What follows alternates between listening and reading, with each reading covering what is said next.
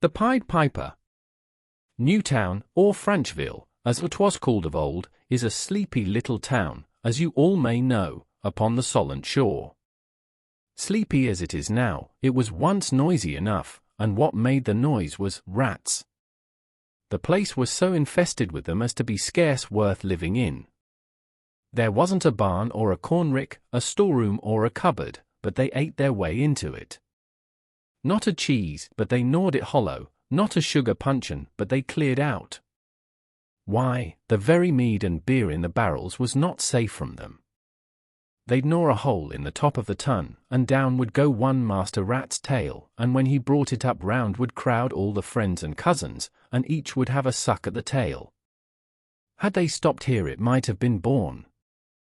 But the squeaking and shrieking, the hurrying and scurrying, so that you could neither hear yourself speak nor get a wink of good honest sleep the livelong night.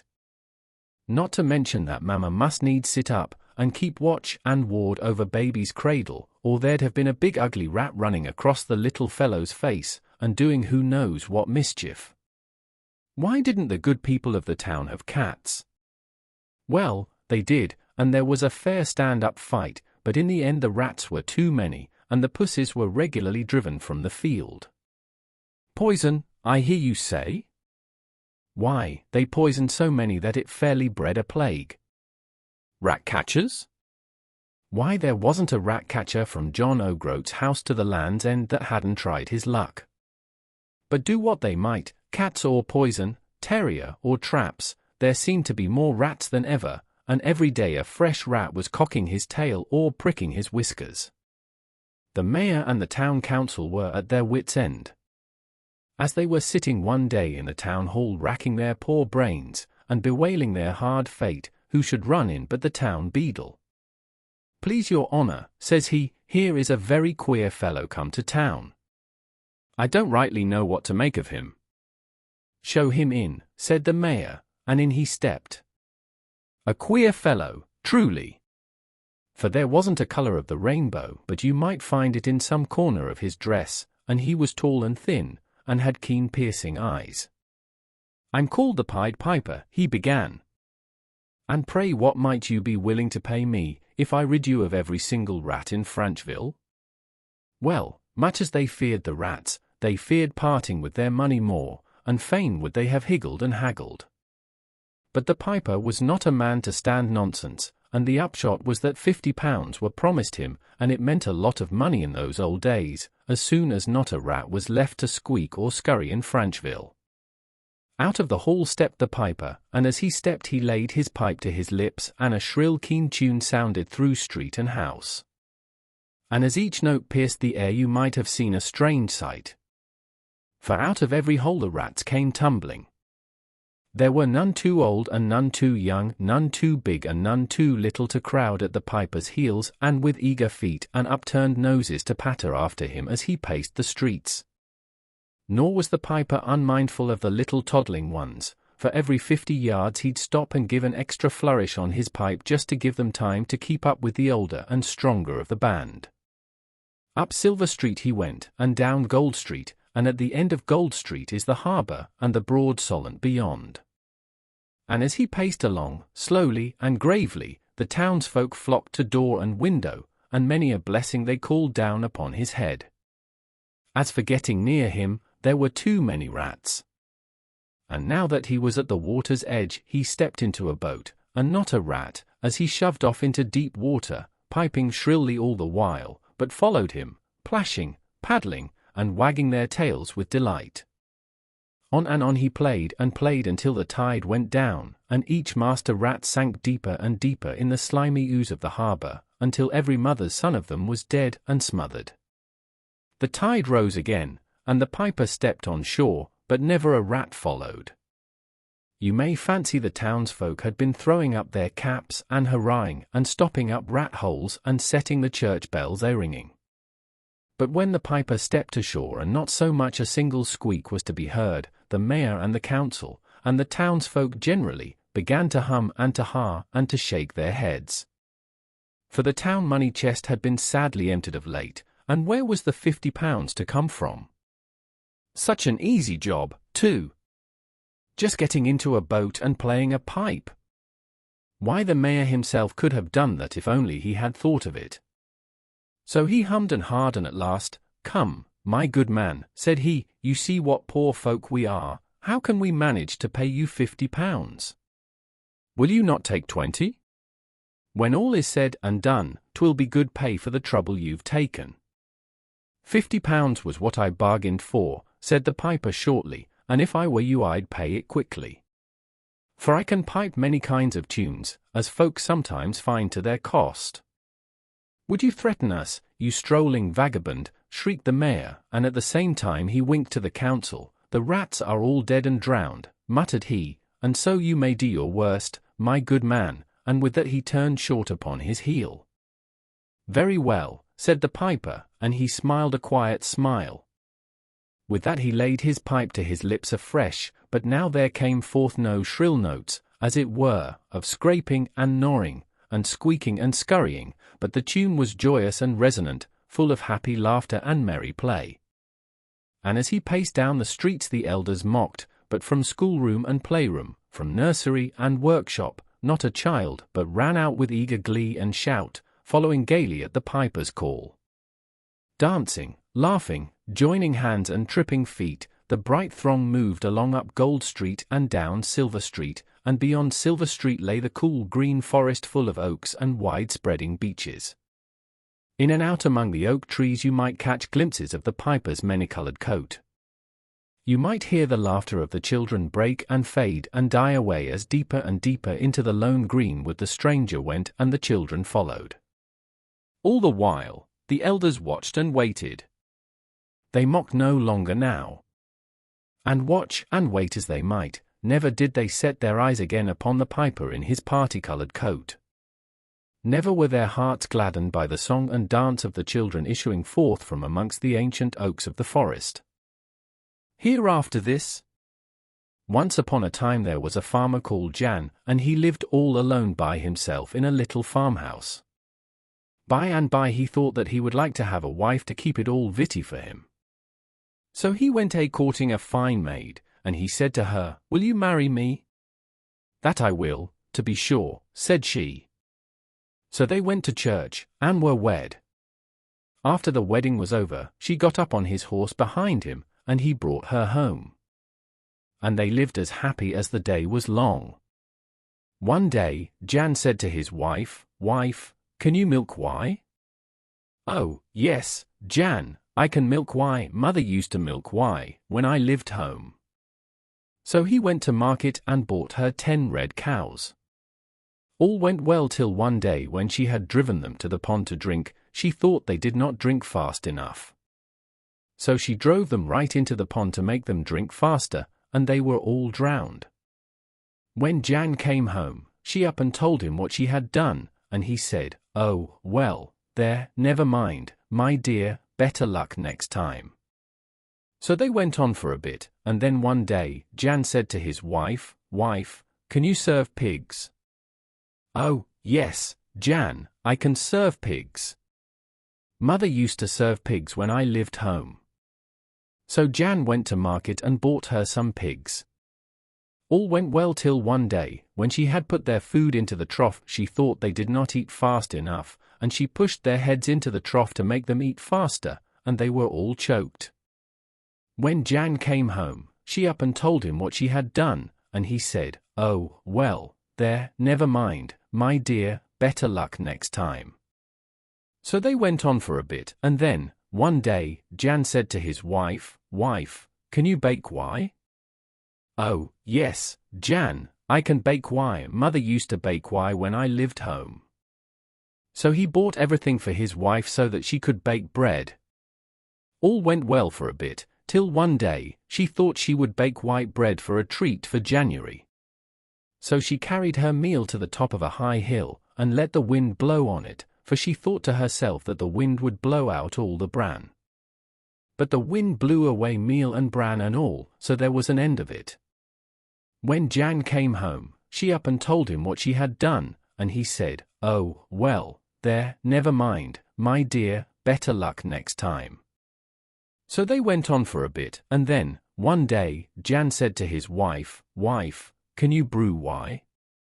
"Oh, yes, Jan, I can brew wine. Mother used to brew wine when I lived home." So he bought everything proper for his wife to brew ale with. All went well for a bit, till one day when she had brewed her ale and put it in the barrel, a big black dog came in and looked up in her face. She drove him out of the house, but he stayed outside the door and still looked up in her face. And she got so angry that she pulled out the plug of the barrel, threw it at the dog, and said, "What dost look at me for? I be Jan's wife." Then the dog ran down the road, and she ran after him to chase him right away. When she came back again, she found that the ale had all run out of the barrel, and so there was an end of it. When Jan came home, she up and told him what she had done, and he said, "Oh well, there, never mind, my dear, better luck next time." So they went on for a bit, and then, one day, she thought to herself, "'Tis time to clean up my house." When she was taking down her big bed, she found a bag of groats on the tester, so when Jan came home, she up and said to him, "Jan, what is that bag of groats on the tester for?" "That is for Hereafterthis, my dear." Now, there was a robber outside the window, and he heard what Jan said. Next day, he waited till Jan had gone to market, and then he came and knocked at the door. "What do you please to want?" said Mally. "I am Hereafterthis," said the robber. "I have come for the bag of groats." Now the robber was dressed like a fine gentleman, so she thought to herself it was very kind of so fine a man to come for the bag of groats, so she ran upstairs and fetched the bag of groats, and gave it to the robber, and he went away with it. When Jan came home, she said to him, "Jan, Hereafterthis has been for the bag of groats." "What do you mean, wife?" said January. So she up and told him, and he said, "Then I'm a ruined man, for that money was to pay our rent with. The only thing we can do is to roam the world over till we find the bag of groats." Then Jan took the house door off its hinges. "That's all we shall have to lie on," he said. So Jan put the door on his back, and they both set out to look for Hereafterthis. Many a long day they went, and in the night Jan used to put the door on the branches of a tree, and they would sleep on it. One night they came to a big hill, and there was a high tree at the foot. So Jan put the door up in it, and they got up in the tree and went to sleep. By and by Jan's wife heard a noise, and she looked to see what it was. It was an opening of a door in the side of the hill. Out came two gentlemen with a long table, and behind them fine ladies and gentlemen, each carrying a bag, and one of them was Hereafterthis with the bag of groats. They sat round the table, and began to drink and talk and count up all the money in the bags. So then Jan's wife woke him up, and asked what they should do. "Now's our time," said Jan, and he pushed the door off the branches, and it fell right in the very middle of the table, and frightened the robbers so that they all ran away. Then Jan and his wife got down from the tree, took as many money bags as they could carry on the door, and went straight home. And Jan bought his wife more cows, and more pigs, and they lived happy ever after. The Golden Ball. There were two lasses, daughters of one mother, and as they came from the fair, they saw a right bonny young man stand at the house door before them. They never saw such a bonny man before. He had gold on his cap, gold on his finger, gold on his neck, a red gold watch chain, but he had brass. He had a golden ball in each hand. He gave a ball to each lass, and she was to keep it, and if she lost it, she was to be hanged.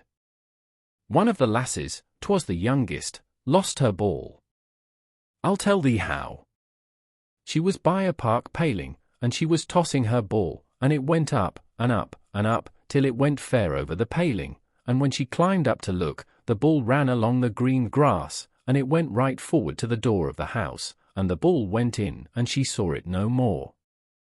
So she was taken away to be hanged by the neck till she was dead, because she'd lost her ball. But she had a sweetheart, and he said he would go and get the ball. So he went to the park gate, but 'twas shut, so he climbed the hedge, and when he got to the top of the hedge, an old woman rose up out of the dyke before him, and said, if he wanted to get the ball, he must sleep 3 nights in the house. He said he would. Then he went into the house, and looked for the ball, but could not find it. Night came on, and he heard bogles move in the courtyard, so he looked out o' the window, and the yard was full of them.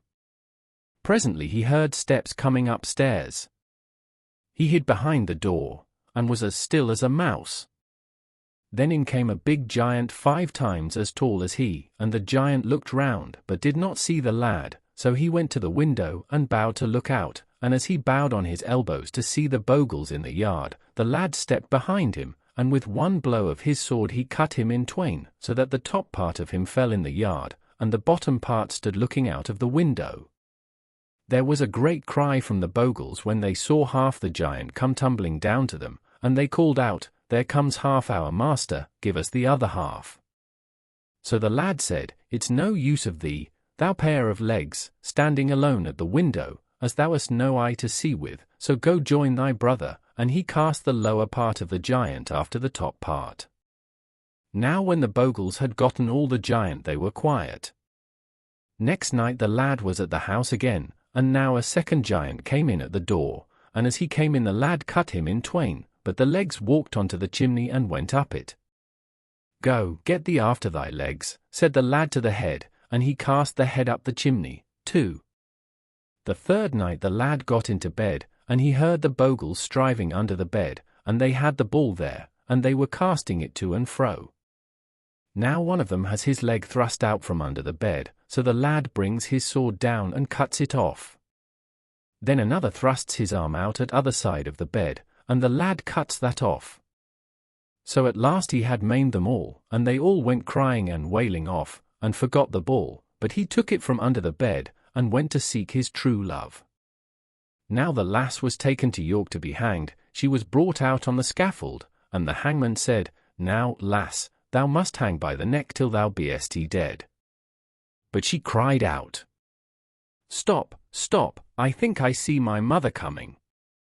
O mother, hast brought my golden ball, and come to set me free? I've neither brought thy golden ball, nor come to set thee free, but I have come to see thee hung upon this gallows tree. Then the hangman said, now, lass, say thy prayers, for thou must die. But she said, stop, stop, I think I see my father coming. O father, hast brought my golden ball, and come to set me free? I've neither brought thy golden ball, nor come to set thee free, but I have come to see thee hung upon this gallows tree. Then the hangman said, hast thee done thy prayers? Now, lass, put thy head into the noose. But she answered, stop, stop, I think I see my brother coming. And again she sang, and then she thought she saw her sister coming, then her uncle, then her aunt, then her cousin, but after this the hangman said, I will stop no longer, thou art making game of me. Thou must be hung at once. But now she saw her sweetheart coming through the crowd, and he held over his head in the air her own golden ball, so she said, stop, stop, I see my sweetheart coming. Sweetheart, hast brought my golden ball, and come to set me free? I have brought thy golden ball, and come to set thee free. I have not come to see thee hung upon this gallows tree. And he took her home, and they lived happy ever after. My own self. I in a tiny house in the north country, far away from any town or village, there lived not long ago a poor widow all alone with her little son, a 6-year-old boy. The house door opened straight onto the hillside, and all round about were moorlands and huge stones, and swampy hollows, never a house nor a sign of life wherever you might look, for their nearest neighbours were the furleys in the glen below, and the will-o'-the-wisps in the long grass along the path-side. And many a tale she could tell of the good folk calling to each other in the oak trees, and the twinkling lights hopping on to the very window-sill, on dark nights, but in spite of the loneliness, she lived on from year to year in the little house, perhaps because she was never asked to pay any rent for it. But she did not care to sit up late when the fire burnt low, and no one knew what might be about, so, when they had their supper, she would make up a good fire and go off to bed, so that if anything terrible did happen, she could always hide her head under the bedclothes. This, however, was far too early to please her little son, so when she called him to bed, he would go on playing beside the fire, as if he did not hear her. He had always been bad to do with since the day he was born, and his mother did not often care to cross him. Indeed, the more she tried to make him obey her, the less heed he paid to anything she said, so it usually ended by his taking his own way. But one night, just at the fore-end of winter, the widow could not make up her mind to go off to bed and leave him playing by the fireside, for the wind was tugging at the door and rattling the window panes, and well she knew that on such a night, fairies and such like were bound to be out and about and bent on mischief. So she tried to coax the boy into going at once to bed. The safest bed to bide in, such a night as this, she said, but no, he wouldn't. Then she threatened to give him the stick, but it was no use. The more she begged and scolded, the more he shook his head, and when at last she lost patience and cried that the fairies would surely come and fetch him away, he only laughed and said he wished they would, for he would like one to play with. At that his mother burst into tears, and went off to bed in despair, certain that after such words something dreadful would happen, while her naughty little son sat on his stool by the fire, not at all put out by her crying. But he had not long been sitting there alone, when he heard a fluttering sound near him in the chimney, and presently down by his side dropped the tiniest wee girl you could think of. She was not a span high, and had hair like spun silver, eyes as green as grass, and cheeks red as June roses. The little boy looked at her with surprise. "Oh," said he, "what do they call ye?" "My own self," she said in a shrill but sweet little voice, and she looked at him, too. "And what do they call ye?" "Just my own self, too," he answered cautiously, and with that they began to play together. She certainly showed him some fine games. She made animals out of the ashes that looked and moved like life, and trees with green leaves waving over tiny houses, with men and women an inch high in them, who, when she breathed on them, fell to walking and talking quite properly. But the fire was getting low, and the light dim, and presently the little boy stirred the coals with a stick to make them blaze, when out jumped a red-hot cinder, and where should it fall but on the fairy child's tiny foot. Thereupon she set up such a squeal that the boy dropped the stick and clapped his hands to his ears, but it grew to so shrill a screech that it was like all the wind in the world whistling through one tiny keyhole. There was a sound in the chimney again, but this time the little boy did not wait to see what it was, but bolted off to bed, where he hid under the blankets and listened in fear and trembling to what went on. A voice came from the chimney speaking sharply. "Who's there, and what's wrong?" it said.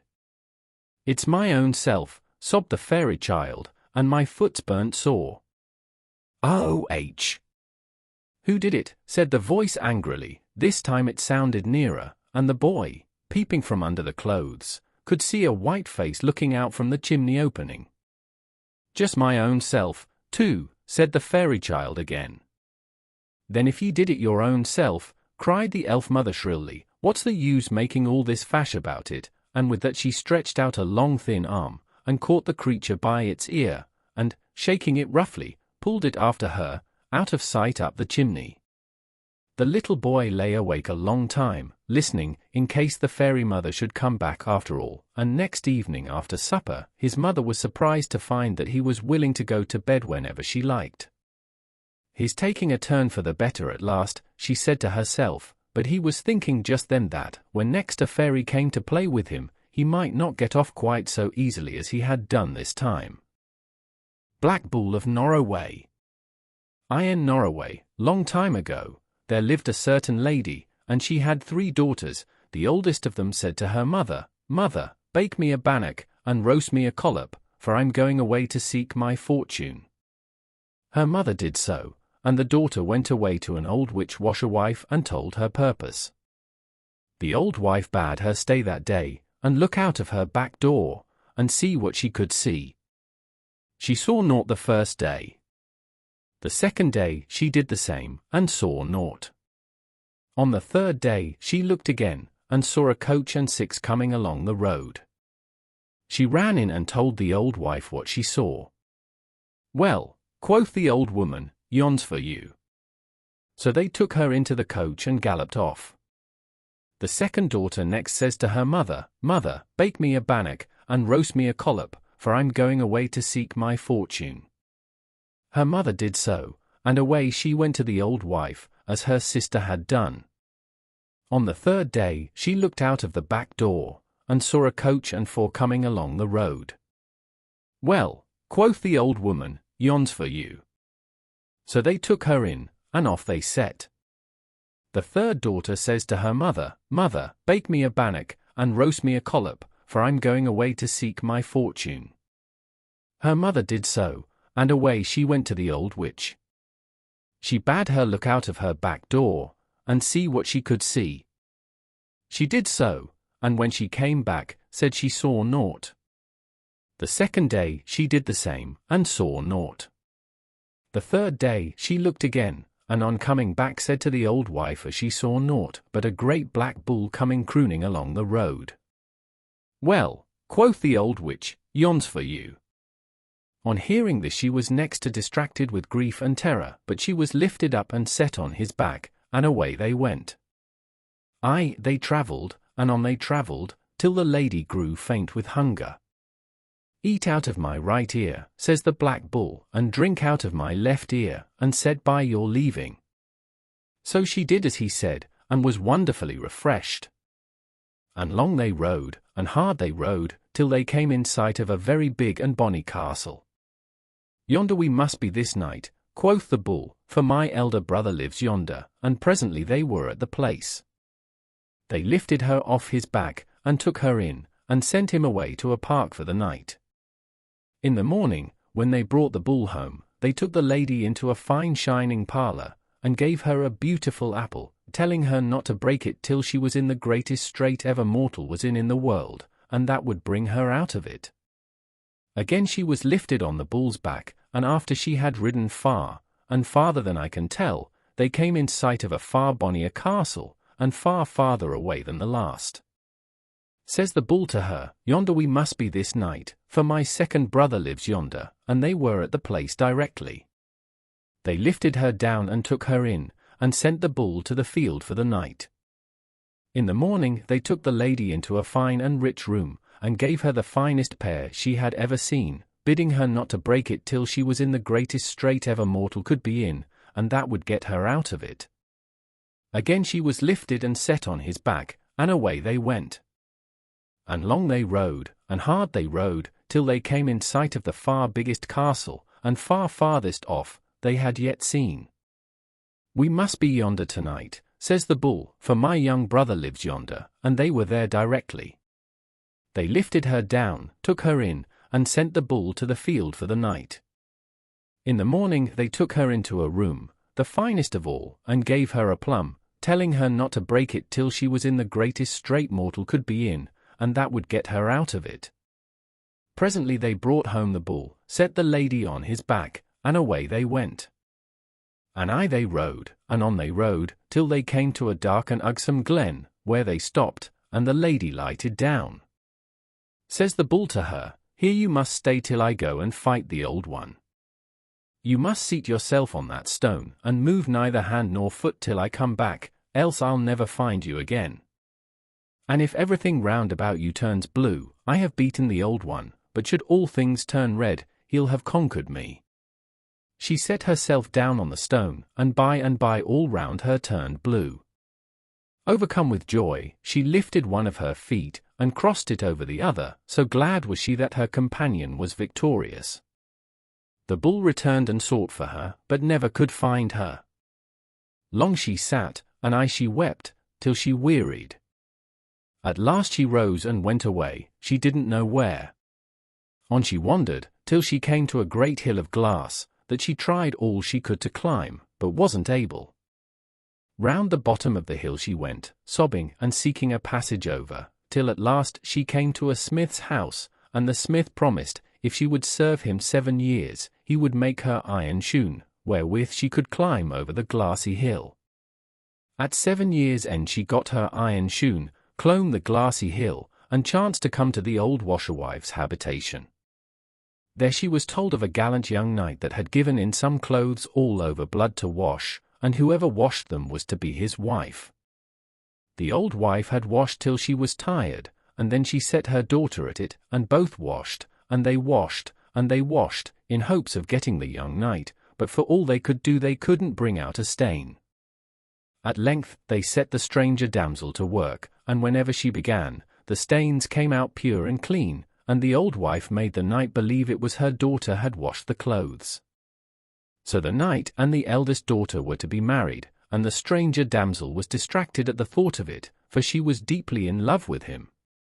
So she bethought her of her apple, and breaking it, found it filled with gold and precious jewelry, the richest she had ever seen. All these, she said to the eldest daughter, I will give you, on condition that you put off your marriage for 1 day, and allow me to go into his room alone at night. The lady consented, but meanwhile the old wife had prepared a sleeping drink, and given it to the knight, who drank it, and never wakened till next morning. The livelong night the damsel sobbed and sang. 7 long years I served for thee. The glassy hill I clomb for thee. Thy bloody clothes I wrang for thee. And wilt thou not waken and turn to me? Next day she knew not what to do for grief. Then she broke the pear, and found it filled with jewelry far richer than the contents of the apple. With these jewels she bargained for permission to be a second night in the young knight's chamber, but the old wife gave him another sleeping drink, and again he slept till morning. All night she kept sighing and singing as before. 7 long years I served for thee. The glassy hill I clomb for thee. Thy bloody clothes I wrang for thee. And wilt thou not waken and turn to me? Still he slept, and she nearly lost hope altogether. But that day, when he was out hunting, somebody asked him what noise and moaning was that they heard all last night in his bedchamber. He said, I have heard no noise. But they assured him there was, and he resolved to keep waking that night to try what he could hear. That being the 3rd night, and the damsel being between hope and despair, she broke her plum, and it held far the richest jewelry of the 3. She bargained as before, and the old wife, as before, took in the sleeping drink to the young knight's chamber, but he told her he couldn't drink it that night without sweetening. And when she went away for some honey to sweeten it with, he poured out the drink, and so made the old wife think he had drunk it. They all went to bed again, and the damsel began, as before, singing. 7 long years I served for thee. The glassy hill I clomb for thee. Thy bloody clothes I wrang for thee. And wilt thou not waken and turn to me? He heard, and turned to her.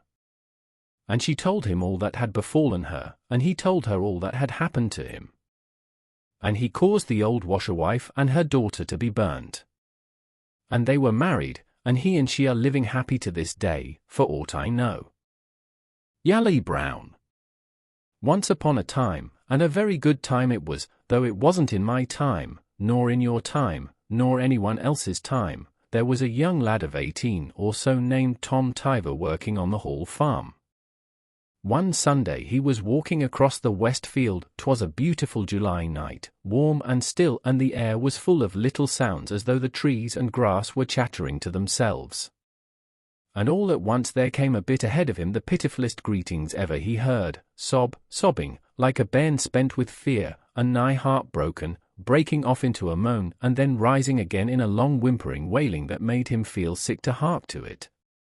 He began to look everywhere for the poor creature. It must be Sally Bratton's child, he thought to himself. She was always a flighty thing, and never looked after it. Like as not, she's flaunting about the lanes, and has clean forgot the babby. But though he looked and looked, he could see naught. And presently the whimpering got louder and stronger in the quietness, and he thought he could make out words of some sort.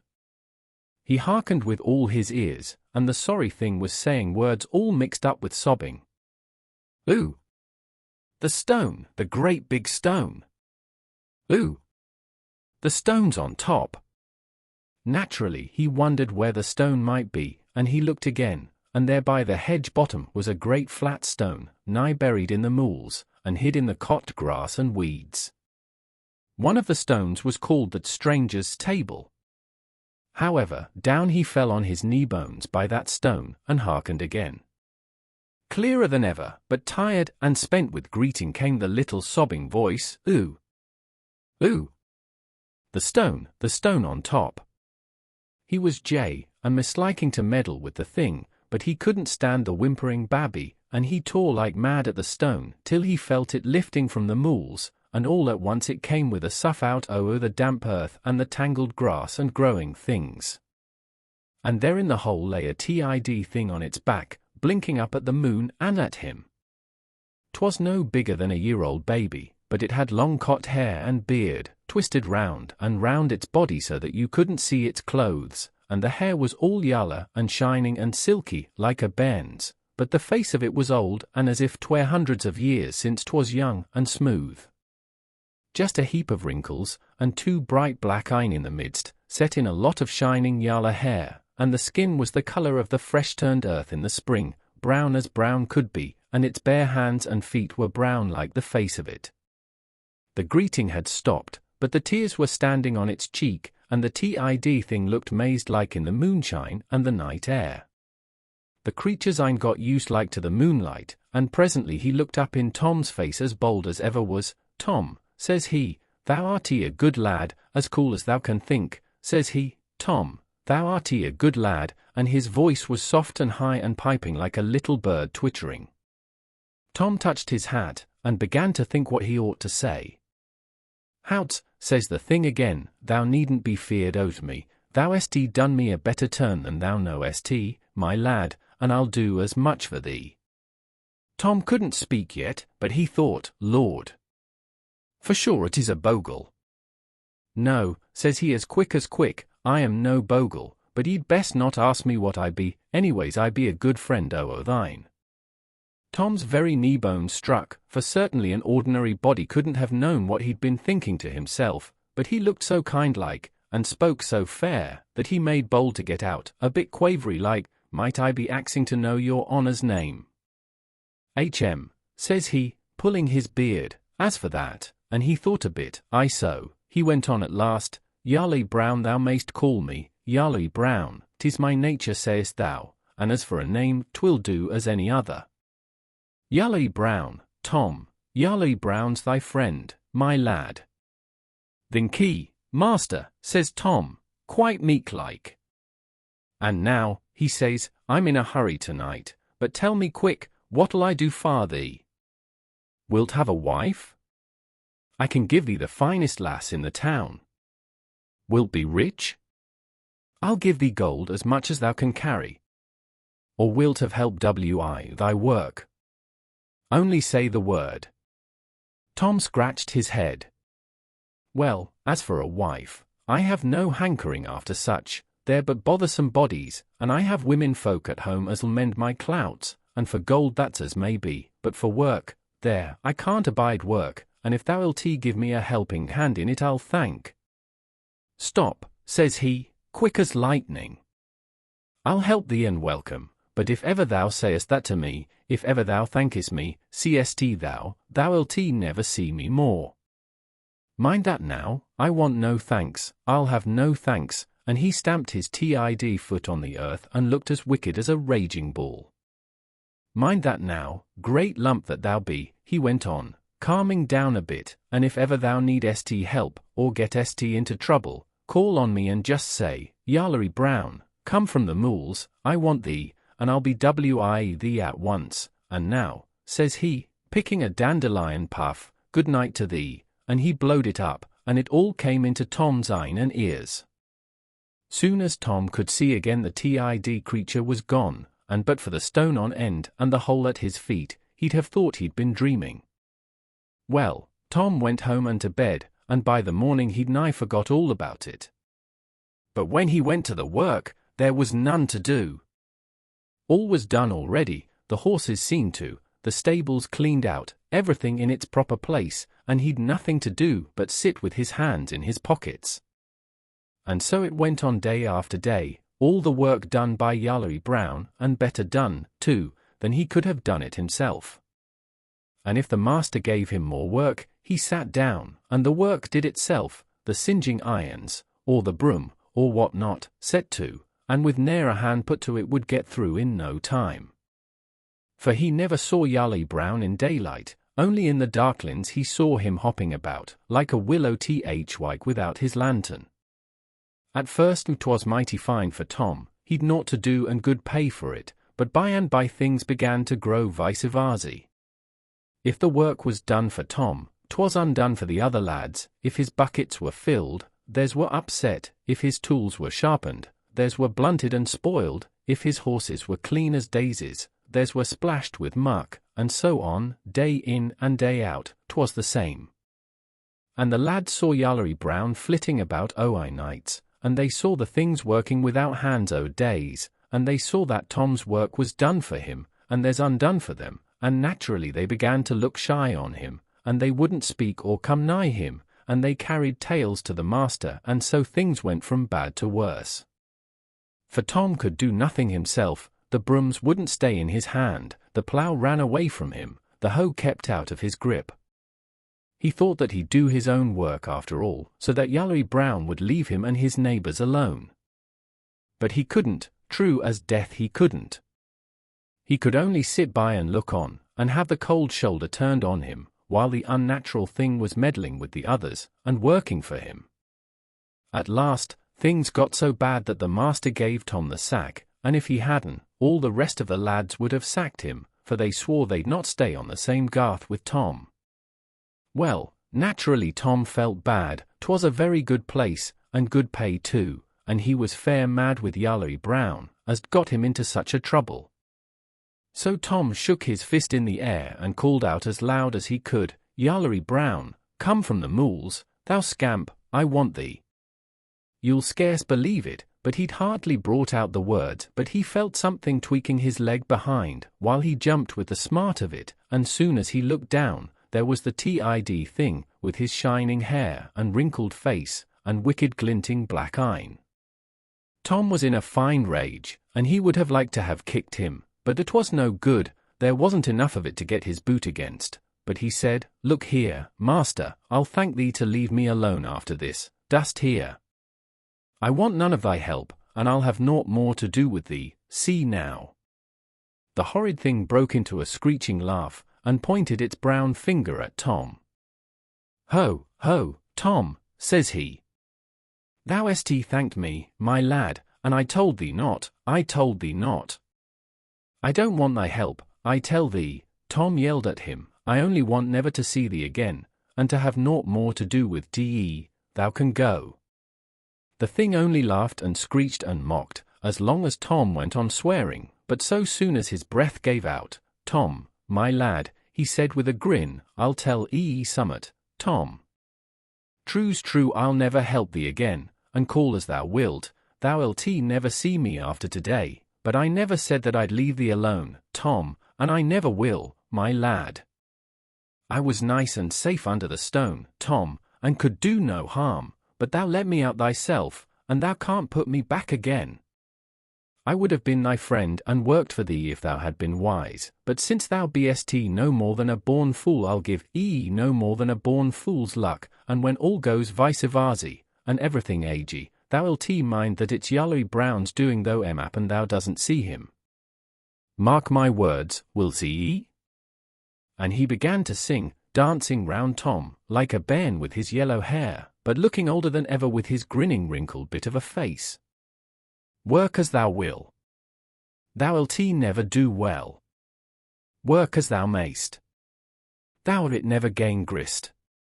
For harm and mischance and Yallery Brown. Thou thest let out thyself from under the stone." Tom could never rightly mind what he said next. 'Twas all cussing and calling down misfortune on him, but he was so mazed in fright that he could only stand there shaking all over, and staring down at the horrid thing, and if he'd gone on long, Tom would have tumbled down in a fit. But by and by, his yaller shining hair rose up in the air, and wrapped itself round him till he looked for all the world like a great dandelion puff, and it floated away on the wind over the wall and out over sight, with a parting skirl of wicked voice and sneering laugh. And did it come true, say'st thou? My word! But it did, sure as death. He worked here and he worked there, and turned his hand to this and to that, but it always went agey, and 'twas all Yallery Brown's doing. And the children died, and the crops rotted, the beasts never fatted, and nothing ever did well with him, until he was dead and buried, and emappen even afterwards, there was no end to Yallery Brown's spite at him. Day in and day out he used to hear him saying, "Work as thou will, thou it never do well. Work as thou mayst, thou it never gain grist. For harm and mischance and Yallery Brown, thou thest let out thyself from under the stone." 3 feathers. Once upon a time there was a girl who was married to a husband that she never saw. And the way this was that he was only at home at night, and would never have any light in the house. The girl thought that was funny, and all her friends told her there must be something wrong with her husband, some great deformity that made him want not to be seen. Well, one night when he came home she suddenly lit a candle and saw him. He was handsome enough to make all the women of the world fall in love with him. But scarcely had she seen him when he began to change into a bird, and then he said, "Now you have seen me, you shall see me no more, unless you are willing to serve 7 years and a day for me, so that I may become a man once more." Then he told her to take 3 feathers from under his side, and whatever she wished through them would come to pass. Then he left her at a great house to be laundrymaid for 7 years and a day. And the girl used to take the feathers and say, "By virtue of my 3 feathers may the copper be lit, and the clothes washed, and mangled, and folded, and put away to the missus's satisfaction." And then she had no more care about it. The feathers did the rest, and the lady set great store by her, for a better laundress she had never had. Well, one day the butler, who had a notion to have the pretty laundrymaid for his wife, said to her, he should have spoken before, but he did not want to vex her. "Why should it when I am but a fellow servant?" the girl said. And then he felt free to go on, and explain he had £70 laid by with the master, and how would she like him for a husband? And the girl told him to fetch her the money, and he asked his master for it, and brought it to her. But as they were going upstairs, she cried, "Oh John, I must go back, sure I've left my shutters undone, and they'll be slashing and banging all night." The butler said, "Never you trouble, I'll put them right," and he ran back, while she took her feathers, and said, "By virtue of my 3 feathers may the shutters slash and bang till morning, and John not be able to fasten them nor yet to get his fingers free from them." And so it was. Try as he might, the butler could not leave hold, nor yet keep the shutters from blowing open as he closed them. And he was angry, but could not help himself, and he did not care to tell of it and get the laugh on him, so no one knew. Then after a bit the coachman began to notice her, and she found he had some £40 with the master, and he said she might have it if she would take him with it. So after the laundrymaid had his money in her apron as they went merrily along, she stopped, exclaiming, "My clothes are left outside, I must run back and bring them in." "Stop for me while I go, it is a cold frosty night," said William, "you'd be catching your death." So the girl waited long enough to take her feathers out and say, "By virtue of my 3 feathers may the clothes slash and blow about till morning, and may William not be able to take his hand from them nor yet to gather them up." And then she was away to bed and to sleep. The coachman did not want to be everyone's jest, and he said nothing. So after a bit, the footman comes to her and said "I have been with my master for years, and have saved up a good bit, and you have been 3 years here, and must have saved up as well. Let us put it together, and make us a home, or else stay on at service as pleases you." Well, she got him to bring the savings to her as the others had, and then she pretended she was faint, and said to him, "James, I feel so queer, run down cellar for me, that's a dear, and fetch me up a drop of brandy." Now no sooner had he started than she said, "By virtue of my 3 feathers may there be slashing and spilling, and James not be able to pour the brandy straight nor yet to take his hand from it until morning. And so it was. Try as he might, James could not get his glass filled, and there was slashing and spilling, and right on it all, down came the master to know what it meant.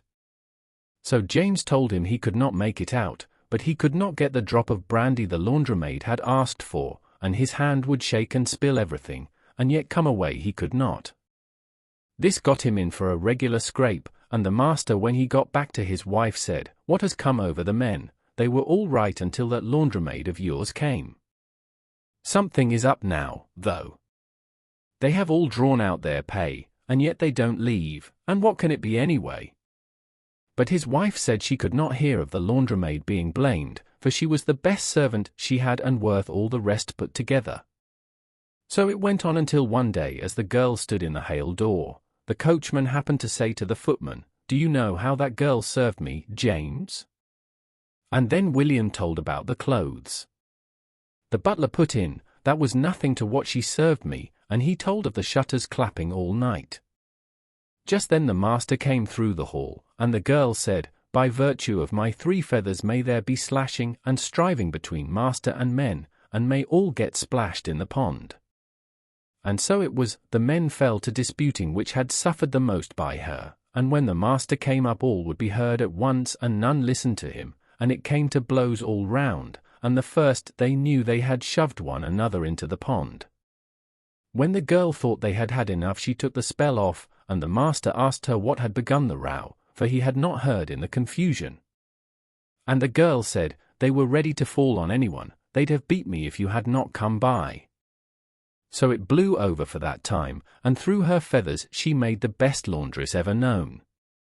But to make a long story short, when the 7 years and a day were up, the bird husband, who had known her doings all along, came after her, restored to his own shape again. And he told her mistress he had come to take her from being a servant, and that she should have servants under her. But he did not tell of the feathers. And then he bade her give the men back their savings. "That was a rare game you had with them," said he, "but now you are going where there is plenty, leave them each their own." So she did, and they drove off to their castle, where they lived happy ever after. Sir Gammer Vans. Last Sunday morning at 6 o'clock in the evening, as I was sailing over the tops of the mountains in my little boat, I met 2 men on horseback riding on one mare, so I asked them, could they tell me whether the little old woman was dead yet who was hanged last Saturday week for drowning herself in a shower of feathers?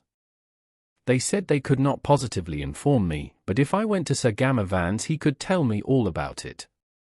"But how am I to know the house?" said I. "Ho, 'tis easy enough," said they, "for that is a brick house, built entirely of flints, standing alone by itself in the middle of 60 or 70 others just like it."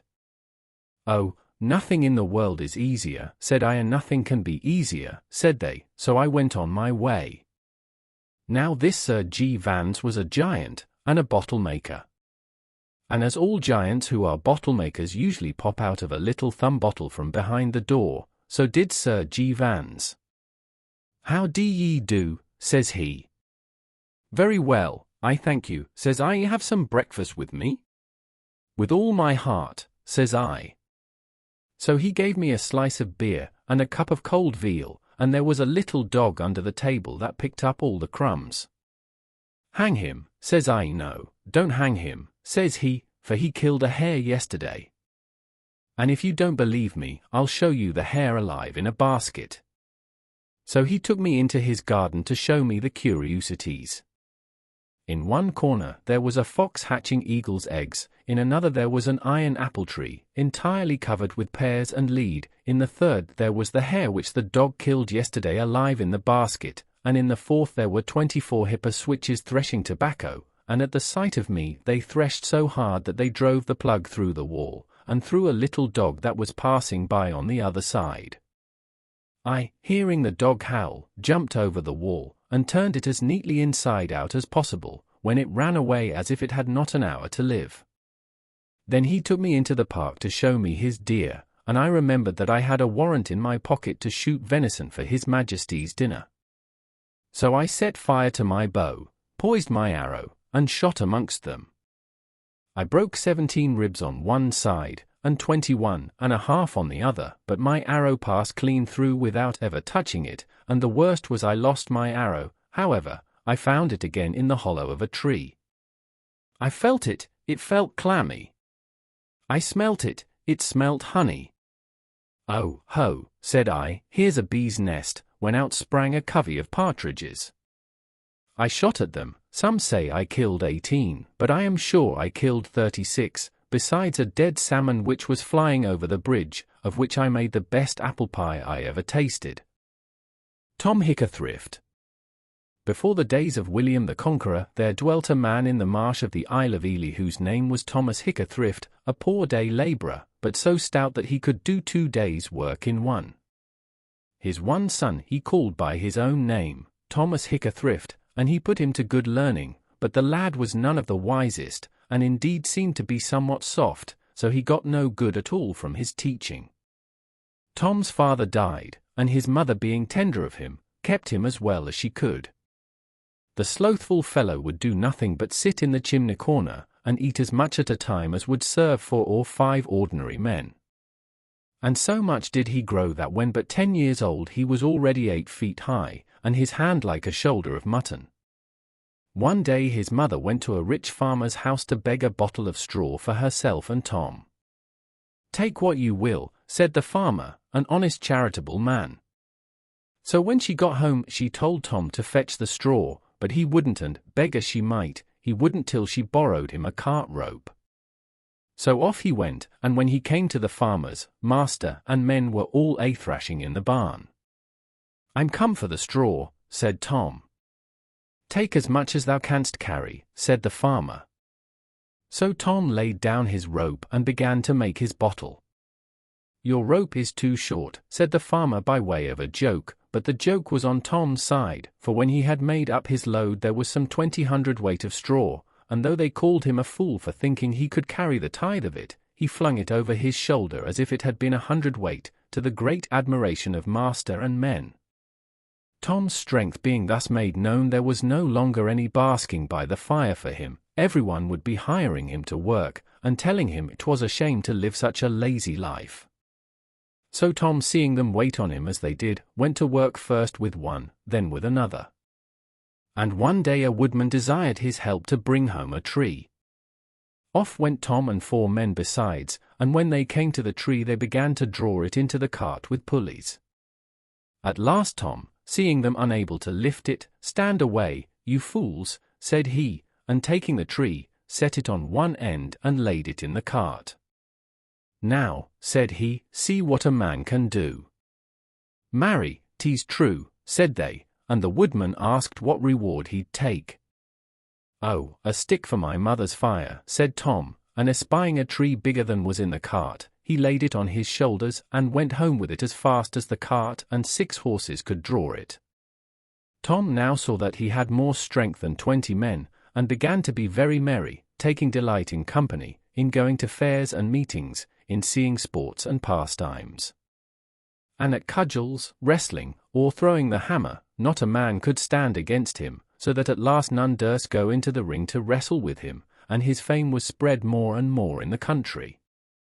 Far and near he would go to any meetings, as football play or the like. And one day in a part of the country where he was a stranger, and none knew him, he stopped to watch the company at football play. Rare sport it was, but Tom spoiled it all, for meeting the ball he took it such a kick that away it flew, none could tell whither. They were angry with Tom, as you may fancy, but got nothing by that, as Tom took hold of a big spar, and laid about with a will, so that though the whole countryside was up in arms against him, he cleared his way wherever he came. It was late in the evening ere he could turn homeward, and on the road there met him 4 lusty rogues that had been robbing passengers all day. They thought they had a good prize in Tom, who was all alone, and made cocksure of his money. "Stand and deliver," said they. "What should I deliver?" said Tom.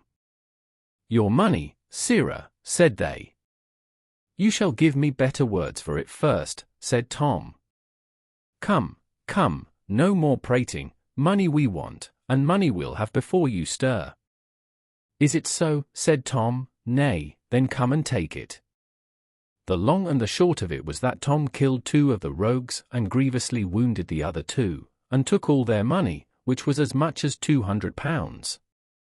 And when he came home he made his old mother laugh with the story of how he served the football players and the 4 thieves. But you shall see that Tom sometimes met his match. In wandering one day in the forest he met a lusty tinker that had a good staff on his shoulder, and a great dog to carry his bag and tools. "Whence come you and whither are you going?" said Tom. "This is no highway." "What's that to you?" said the tinker. "Fools must needs be meddling." "I'll make you know," said Tom, "before you and I part, what it is to me." "Well," said the tinker, "I'm ready for a bout with any man, and I hear there is one Tom Hickathrift in the country of whom great things are told. I'd fain see him to have a turn with him." "Eh," said Tom, "methinks he might be master with you." "Anyhow, I am the man. What have you to say to me?" "Why, verily, I'm glad we are so happily met." "Sure, you do but jest," said Tom. "Marry, I'm in earnest," said the tinker. "A match?" "'Tis done." "Let me first get a twig," said Tom. "Eh," said the tinker, "hang him that would fight a man unarmed." So Tom took a gate rail for his staff, and at it they fell, the tinker at Tom, and Tom at the tinker. Like 2 giants, they laid on at each other. The tinker had a leathern coat on, and at every blow Tom gave the tinker his coat roared again, yet the tinker did not give way 1 inch. At last Tom gave him a blow on the side of his head which felled him. "Now, tinker, where are you?" said Tom.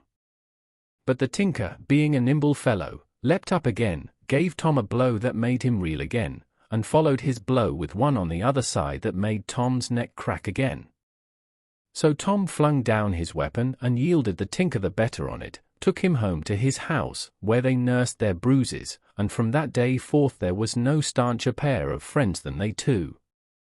Tom's fame was thus spread abroad till at length a brewer at Lynn, wanting a good lusty man to carry his beer to Wisbeach, went to hire Tom, and promised him a new suit of clothes from top to toe, and that he should eat and drink of the best. So Tom yielded to be his man, and his master told him what way he should go, for you must understand there was a monstrous giant who kept part of the marshland, so that none durst go that way. So Tom went every day to Wisbeach, a good 20 miles by the road. 'Twas a wearisome journey, thought Tom, and he soon found that the way kept by the giant was nearer by half. Now Tom had got more strength than ever, being well kept as he was and drinking so much strong ale as he did.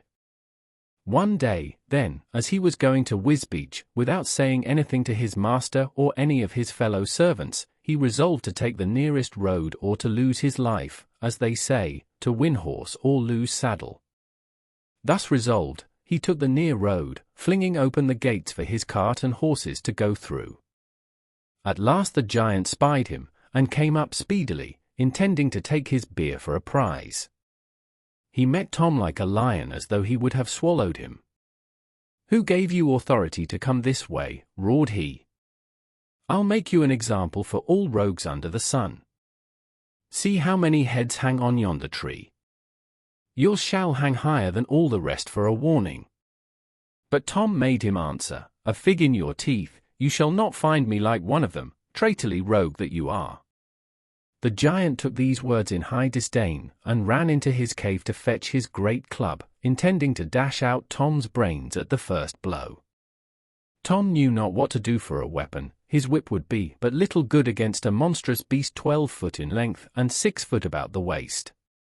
But whilst the giant went for his club, bethinking him of a very good weapon, he made no more ado, but took his cart, turned it upside down, and took axletree and wheel for shield and buckler. And very good weapons they were found. Out came the giant and began to stare at Tom. "You are like to do great service with those weapons," roared he. "I have here a twig that will beat you and your wheel to the ground." Now this twig was as thick as some mileposts are, but Tom was not daunted for all that, though the giant made at him with such force that the wheel cracked again. But Tom gave as good as he got, taking the giant such a weighty blow on the side of the head that he reeled again. "What," said Tom, "are you drunk with my strong beer already?" So at it they went, Tom laying such huge blows at the giant, down whose face sweat and blood ran together, so that, being fat and foggy and tired with the long fighting, he asked Tom would he let him drink a little. "Nay, nay," said Tom, "my mother did not teach me such wit, who'd be a fool then?" And seeing the giant beginning to weary and fail in his blows, Tom thought best to make hay whilst the sun shone, and, laying on as fast as though he had been mad, he brought the giant to the ground. In vain were the giant's roars and prayers and promises to yield himself and be Tom's servant. Tom laid at him till he was dead, and then, cutting off his head, he went into the cave, and found a great store of silver and gold, which made his heart to leap. So he loaded his cart, and after delivering his beer at Wisbeach, he came home and told his master what had befallen him. And on the morrow he and his master and more of the townsfolk of Lin set out for the giant's cave. Tom showed them the head, and what silver and gold there was in the cave, and not a man but leapt for joy, for the giant was a great enemy to all the country. The news was spread all up and down the countryside how Tom Hickathrift had killed the giant. And well was he that could run to see the cave, all the folk made bonfires for joy, and if Tom was respected before, he was much more so now. With common consent he took possession of the cave, and everyone said, had it been twice as much, he would have deserved it. So Tom pulled down the cave, and built himself a brave house. The ground that the giant kept by force for himself, Tom gave part to the poor for their common land, and part he turned into good wheat land to keep himself and his old mother, Jane Hickathrift. And now he was become the chiefest man in the countryside. 'Twas no longer plain Tom, but Mr. Hickathrift, and he was held in due respect, I promise you. He kept men and maids, and lived most bravely, made him a park to keep deer, and time passed with him happily in his great house till the end of his days. The Hedley Kow.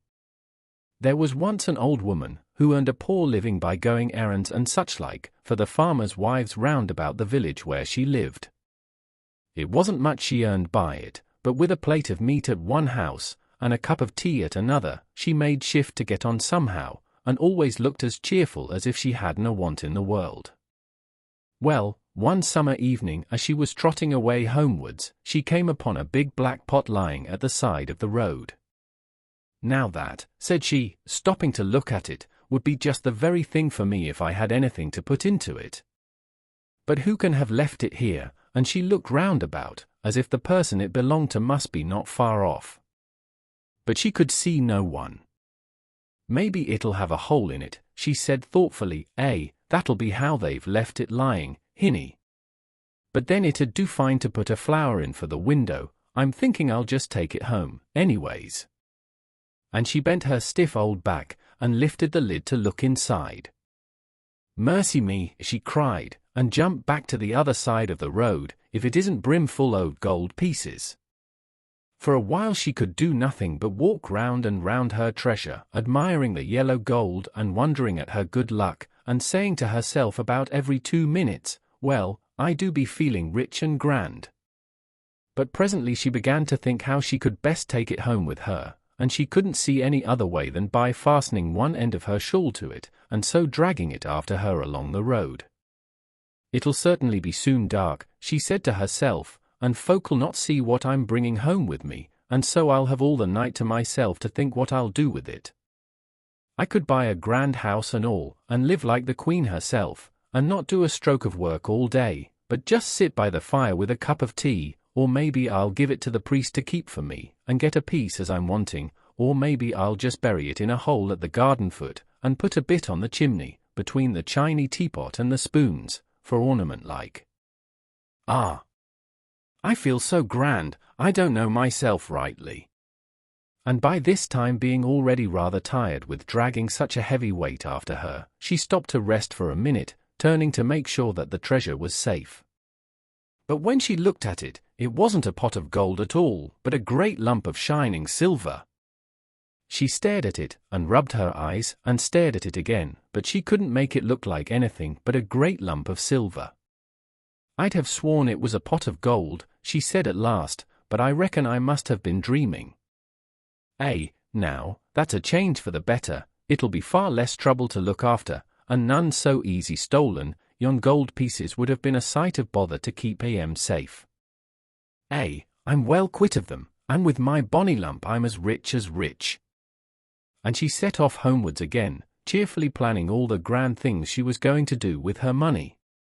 It wasn't very long, however, before she got tired again and stopped once more to rest for a minute or two.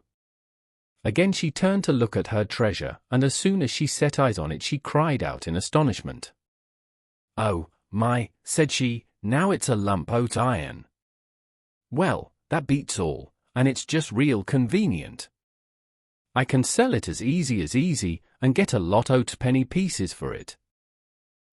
Hinny, and it's much handier than a lot o' your gold and silver as have kept me from sleeping nights thinking the neighbours were robbing me, and it's a real good thing to have by you in a house. Ye never can tell what ye mightn't use it for, and it'll sell, for a real lot.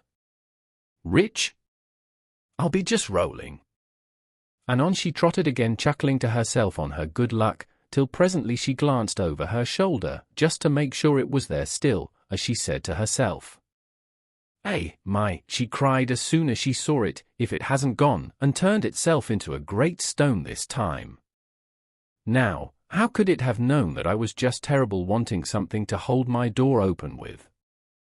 If that isn't a good change.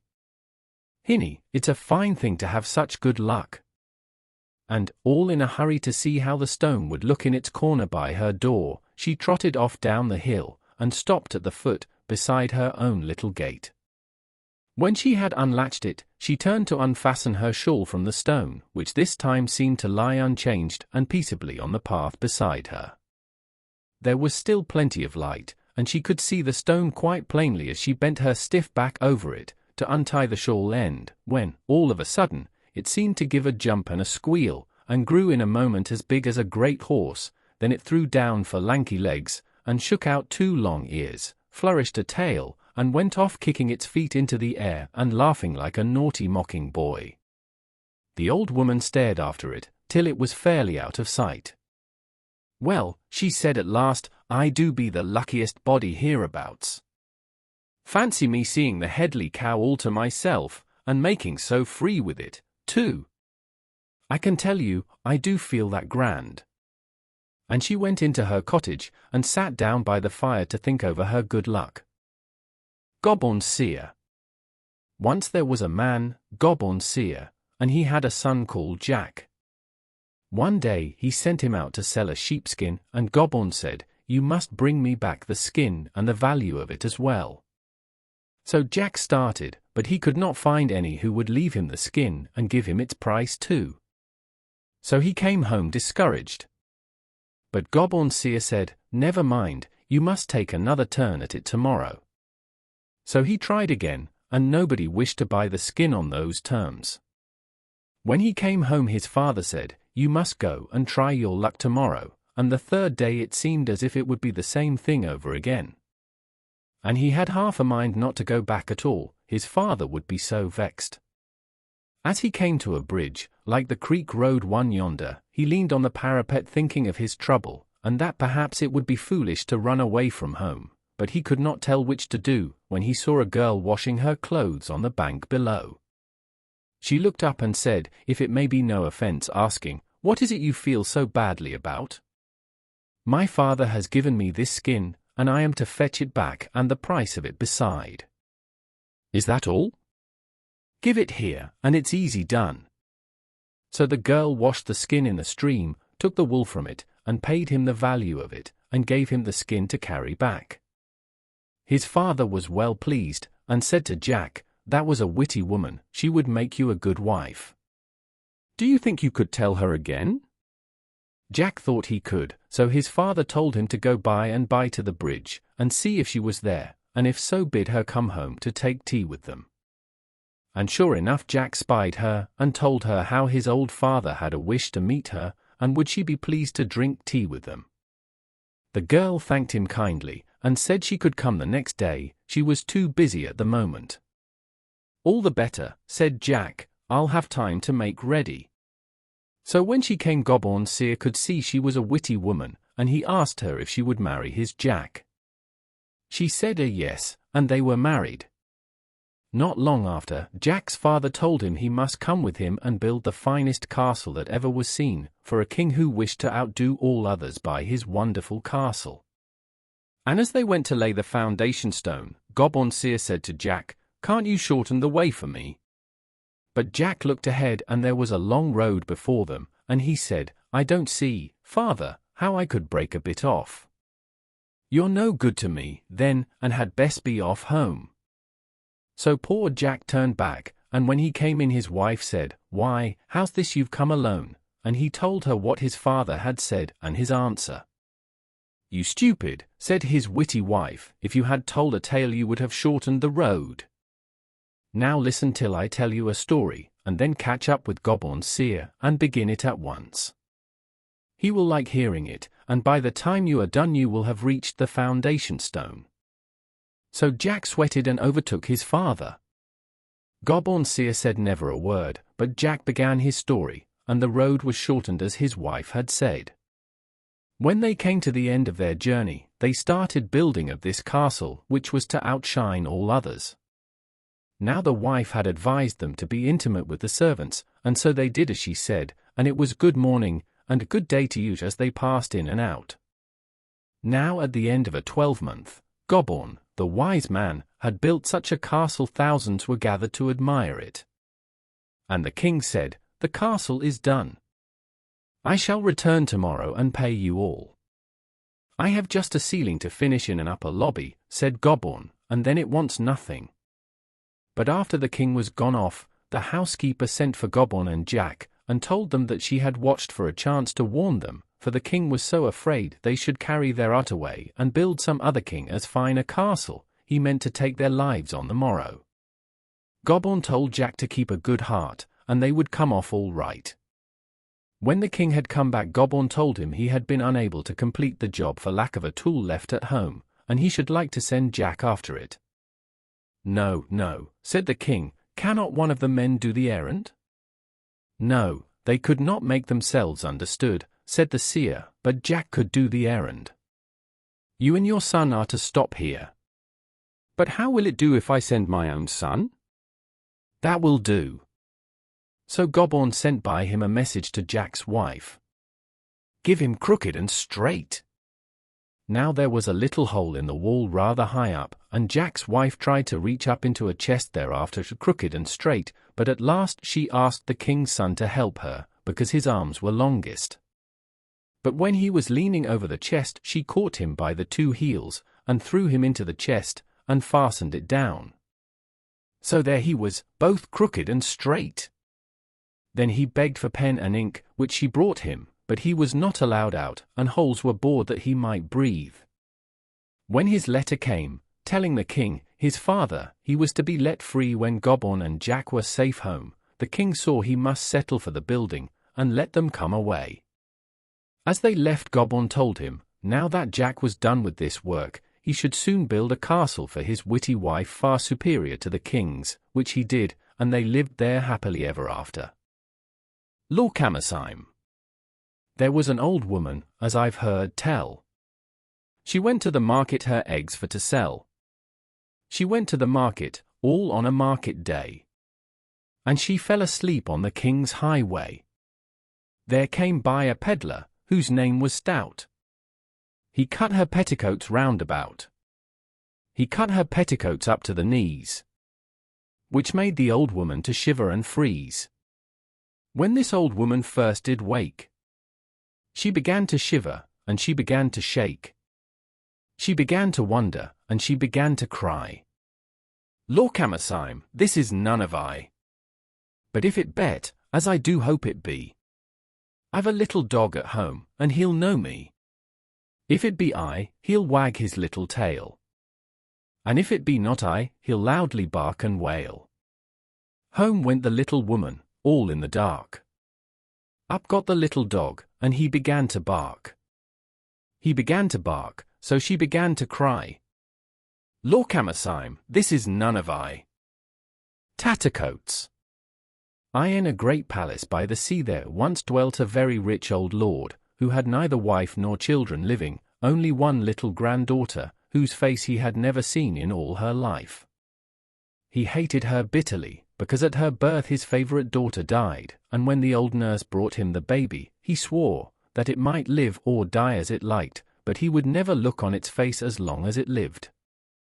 So he turned his back, and sat by his window looking out over the sea, and weeping great tears for his lost daughter, till his white hair and beard grew down over his shoulders and twined round his chair and crept into the chinks of the floor, and his tears, dropping onto the window ledge, wore a channel through the stone, and ran away in a little river to the great sea. And, meanwhile, his granddaughter grew up with no one to care for her, or clothe her. Only the old nurse, when no one was by, would sometimes give her a dish of scraps from the kitchen, or a torn petticoat from the rag bag, while the other servants of the palace would drive her from the house with blows and mocking words, calling her a Tattercoats, and pointing at her bare feet and shoulders, till she ran away crying, to hide among the bushes. And so she grew up, with little to eat or wear, spending her days in the fields and lanes, with only the gooseherd for a companion, who would play to her so merrily on his little pipe, when she was hungry, or cold, or tired, that she forgot all her troubles, and fell to dancing, with his flock of noisy geese for partners. But, one day, people told each other that the king was travelling through the land, and in the town near by was to give a great ball, to all the lords and ladies of the country, when the prince, his only son, was to choose a wife. One of the royal invitations was brought to the palace by the sea, and the servants carried it up to the old lord, who still sat by his window, wrapped in his long white hair and weeping into the little river that was fed by his tears. But when he heard the king's command, he dried his eyes and bade them bring shears to cut him loose, for his hair had bound him a fast prisoner, and he could not move. And then he sent them for rich clothes and jewels, which he put on, and he ordered them to saddle the white horse, with gold and silk, that he might ride to meet the king. Meanwhile Tattercoats had heard of the great doings in the town, and she sat by the kitchen door weeping, because she could not go to see them. And when the old nurse heard her crying, she went to the lord of the palace, and begged him to take his granddaughter with him to the king's ball. But he only frowned and told her to be silent, while the servants laughed and said, "Tattercoats is happy in her rags, playing with the gooseherd, let her be, it is all she is fit for." A second, and then a third time, the old nurse begged him to let the girl go with him, but she was answered only by black looks and fierce words, till she was driven from the room by the jeering servants, with blows and mocking words. Weeping over her ill success, the old nurse went to look for Tattercoats, but the girl had been turned from the door by the cook, and had run away to tell her friend the gooseherd how unhappy she was because she could not go to the king's ball. But when the gooseherd had listened to her story, he bade her cheer up, and proposed that they should go together into the town to see the king, and all the fine things, and when she looked sorrowfully down at her rags and bare feet, he played a note or two upon his pipe, so gay and merry that she forgot all about her tears and her troubles, and before she well knew, the herd boy had taken her by the hand, and she, and he, and the geese before them, were dancing down the road towards the town. Before they had gone very far, a handsome young man, splendidly dressed, rode up and stopped to ask the way to the castle where the king was staying, and when he found that they, too, were going thither, he got off his horse and walked beside them along the road. The herd boy pulled out his pipe and played a low sweet tune, and the stranger looked again and again at Tattercoats' lovely face till he fell deeply in love with her, and begged her to marry him. But she only laughed, and shook her golden head. "You would be finely put to shame if you had a goose girl for your wife," said she. "Go and ask one of the great ladies you will see tonight at the king's ball, and do not flout poor Tattercoats." But the more she refused him, the sweeter the pipe played, and the deeper the young man fell in love, till at last he begged her, as a proof of his sincerity, to come that night at 12 to the king's ball, just as she was, with the herd boy and his geese, and in her torn petticoat and bare feet, and he would dance with her before the king and the lords and ladies, and present her to them all as his dear and honoured bride. So when night came, and the hall in the castle was full of light and music, and the lords and ladies were dancing before the king, just as the clock struck 12, Tattercoats and the herd boy, followed by his flock of noisy geese, entered at the great doors, and walked straight up the ballroom, while on either side the ladies whispered, the lords laughed, and the king seated at the far end stared in amazement. But as they came in front of the throne, Tattercoats' lover rose from beside the king, and came to meet her. Taking her by the hand, he kissed her thrice before them all, and turned to the king. "Father," he said, for it was the prince himself, "I have made my choice, and here is my bride, the loveliest girl in all the land, and the sweetest as well." Before he had finished speaking, the herd boy put his pipe to his lips and played a few low notes that sounded like a bird singing far off in the woods, and as he played, Tattercoats' rags were changed to shining robes sewn with glittering jewels, a golden crown lay upon her golden hair, and the flock of geese behind her became a crowd of dainty pages, bearing her long train. And as the king rose to greet her as his daughter, the trumpets sounded loudly in honor of the new princess, and the people outside in the street said to each other, "Ah! Now the prince has chosen for his wife the loveliest girl in all the land." But the gooseherd was never seen again, and no one knew what became of him, while the old lord went home once more to his palace by the sea, for he could not stay at court, when he had sworn never to look on his granddaughter's face. So there he still sits by his window, if you could only see him, as you some day may, weeping more bitterly than ever, as he looks out over the sea.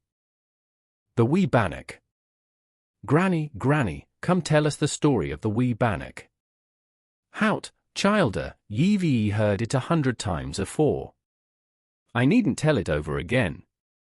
Ah! But, Granny, it's such a fine one. You must tell it. Just once. Well, well, if you'll all promise to be good, I'll tell it ye again. There lived an old man and an old woman at the side of a burn. They had 2 cows, 5 hens, and a cock, a cat and 2 kittens. The old man looked after the cows, and the old wife span on the distaff. The kittens oft gripped at the old wife's spindle, as it tussled over the hearthstone.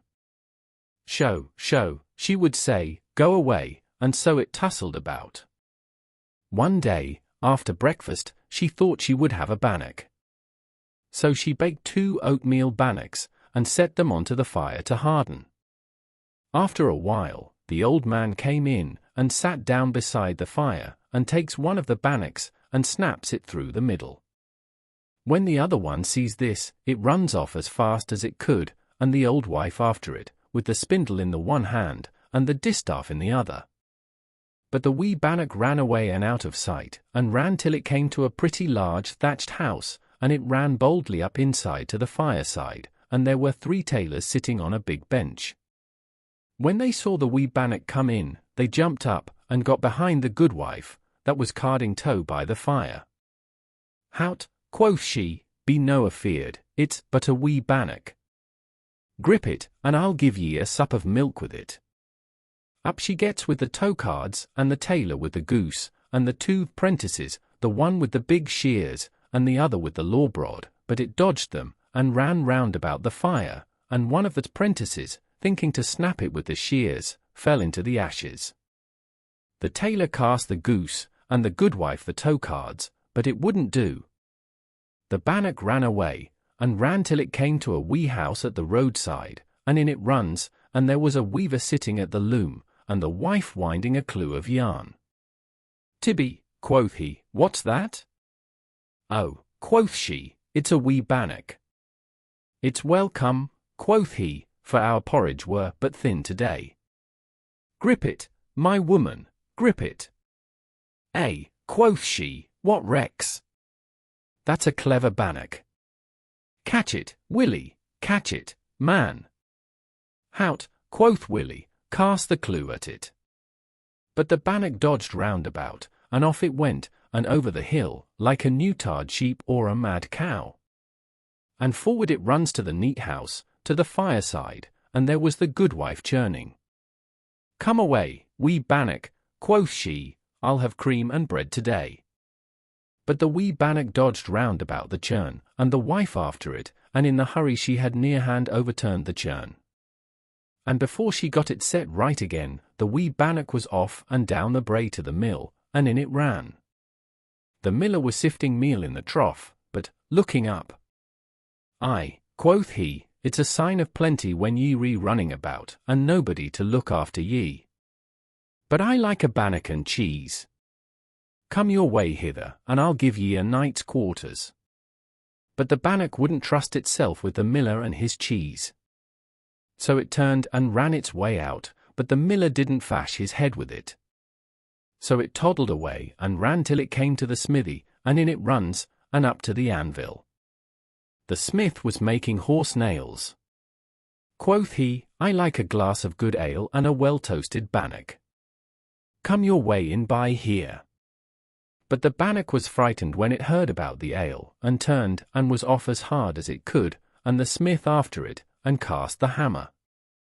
But it missed, and the bannock was out of sight in a crack, and ran till it came to a farmhouse with a good peat stack at the end of it. Inside it runs to the fireside. The goodman was cloving lint, and the goodwife heckling. "Oh, Janet," quoth he, "there's a wee bannock, I'll have the half of it." "Well, John, I'll have the other half." Hit it over the back with the clove. But the bannock played dodgings. "Hout, tout," quoth the wife, and made the heckle flee at it. But it was too clever for her. And off and up the burn it ran to the next house, and rolled its way to the fireside. The goodwife was stirring the soup, and the goodman platting sprit binnings for the cows. "Ho, Jock," quoth the goodwife, "here come. You're always crying about a wee bannock. Here's one. Come in, haste ye, and I'll help ye to grip it." "Eh, mother, where is it?" "See there. Run over on that side." But the bannock ran in behind the goodman's chair. Jock fell among the sprits. The goodman cast a binning, and the goodwife the spurtle. But it was too clever for Jock and her both. It was off and out of sight in a crack, and through among the winds, and down the road to the next house, and in and snug by the fireside. The folk were just sitting down to their soup, and the goodwife scraping the pot. "Look," quoth she, "there's a wee bannock coming to warm itself at our fireside." "Shut the door," quoth the goodman, "and we'll try to get a grip of it." When the bannock heard that, it ran out of the house, and they after it with their spoons, and the goodman shied his hat. But it rolled away and ran, till it came to another house, and when it went in the folk were just going to their beds. The goodman was taking off his breeches, and the goodwife raking the fire. "What's that?" quoth he. "Oh," quoth she, "it's a wee bannock." Quoth he, "I could eat the half of it." "Grip it," quoth the wife, "and I'll have a bit, too." "Cast your breeches at it." The goodman shied his breeches, and had nearly smothered it. But it wriggled out and ran, and the goodman after it without his breeches, and there was a clean chase over the Craft Park, and in among the winds, and the goodman lost it, and had to come away, trotting home half naked. But now it was grown dark, and the wee bannock couldn't see, but it went into the side of a big whin bush, and into a fox's hole. The fox had had no meat for 2 days.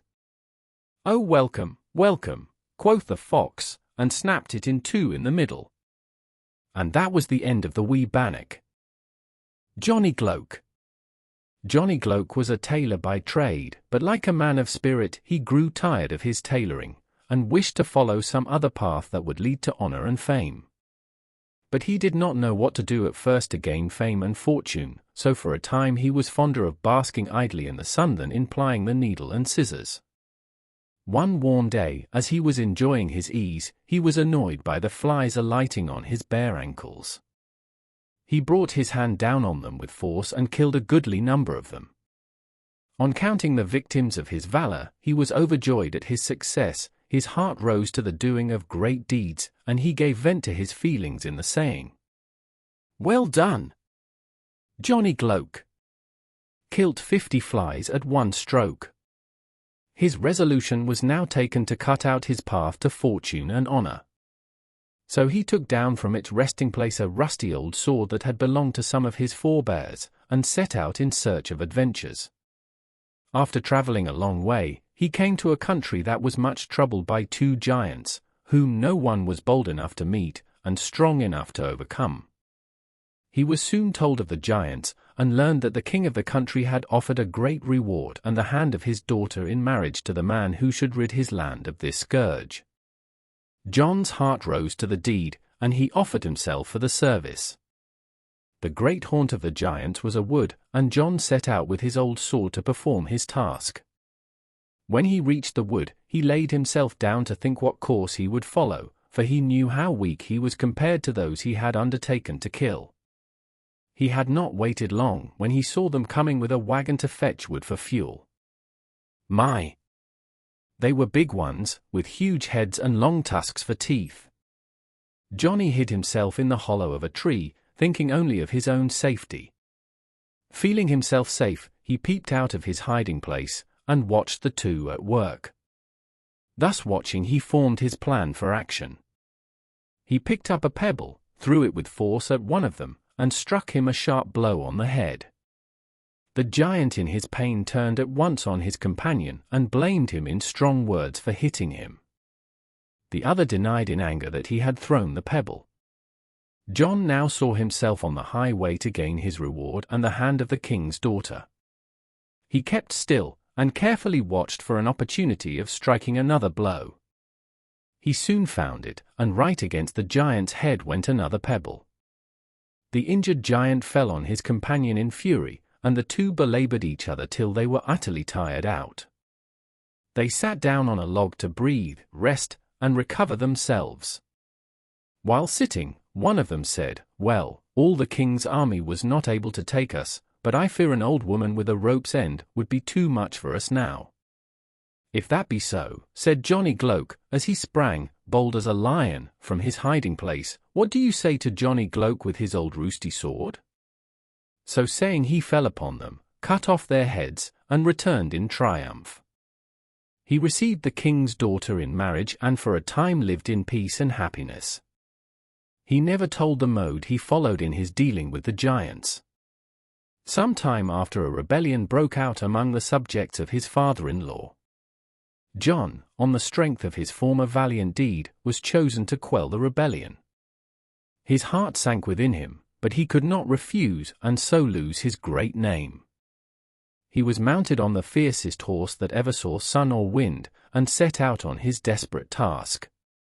He was not accustomed to ride on horseback, and he soon lost all control of his steed. It galloped off at full speed, in the direction of the rebel army. In its wild career it passed under the gallows that stood by the wayside. The gallows was somewhat old and frail, and down it fell on the horse's neck. Still the horse made no stop, but always forward at furious speed towards the rebels. On seeing this strange sight approaching towards them at such a speed, they were seized with terror, and cried out to one another, "There comes Johnny Gloke that killed the two giants with the gallows on his horse's neck to hang us all." They broke their ranks, fled in dismay, and never stopped till they reached their homes. Thus was Johnny Gloke a second time victorious. So in due time he came to the throne and lived a long, happy, and good life as king. Koto Clay. Once on a time, in the parts of Lindsey, there lived a wise woman.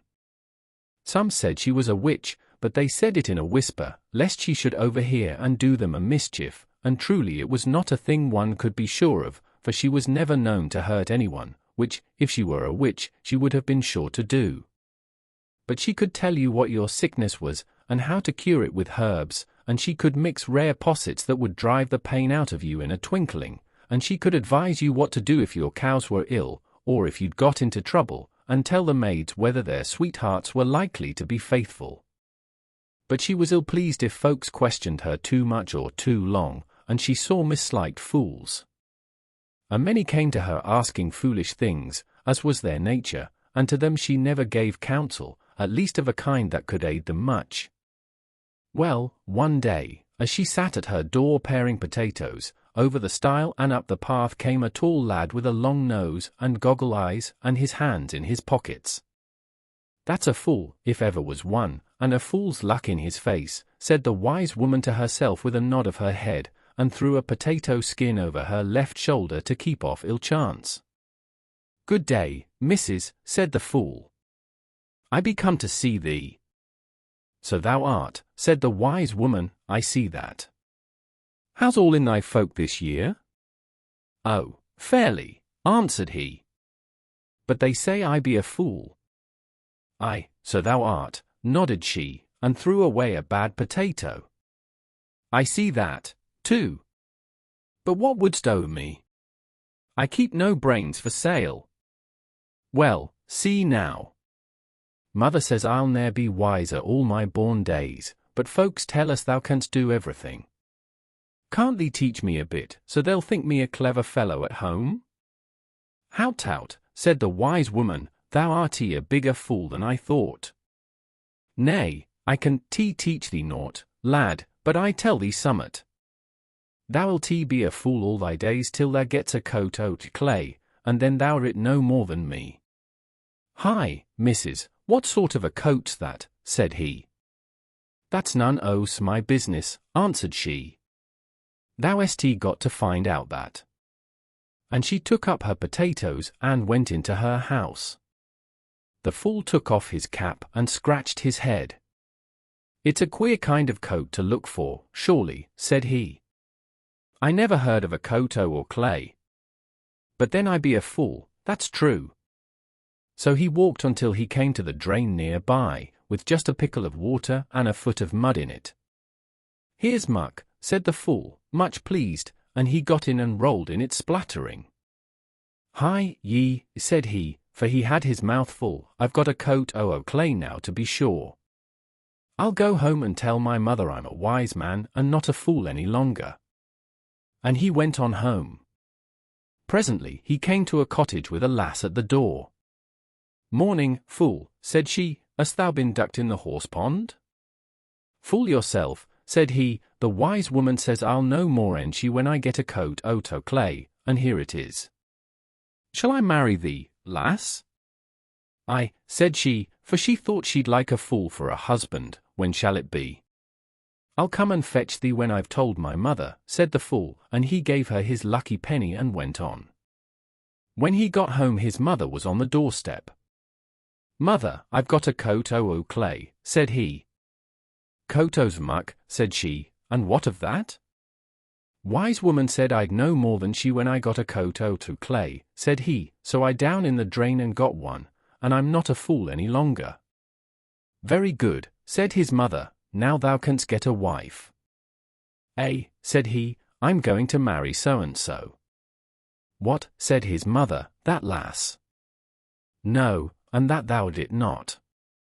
She's naught but a brat, with ne'er a cow or a cabbage o't her own."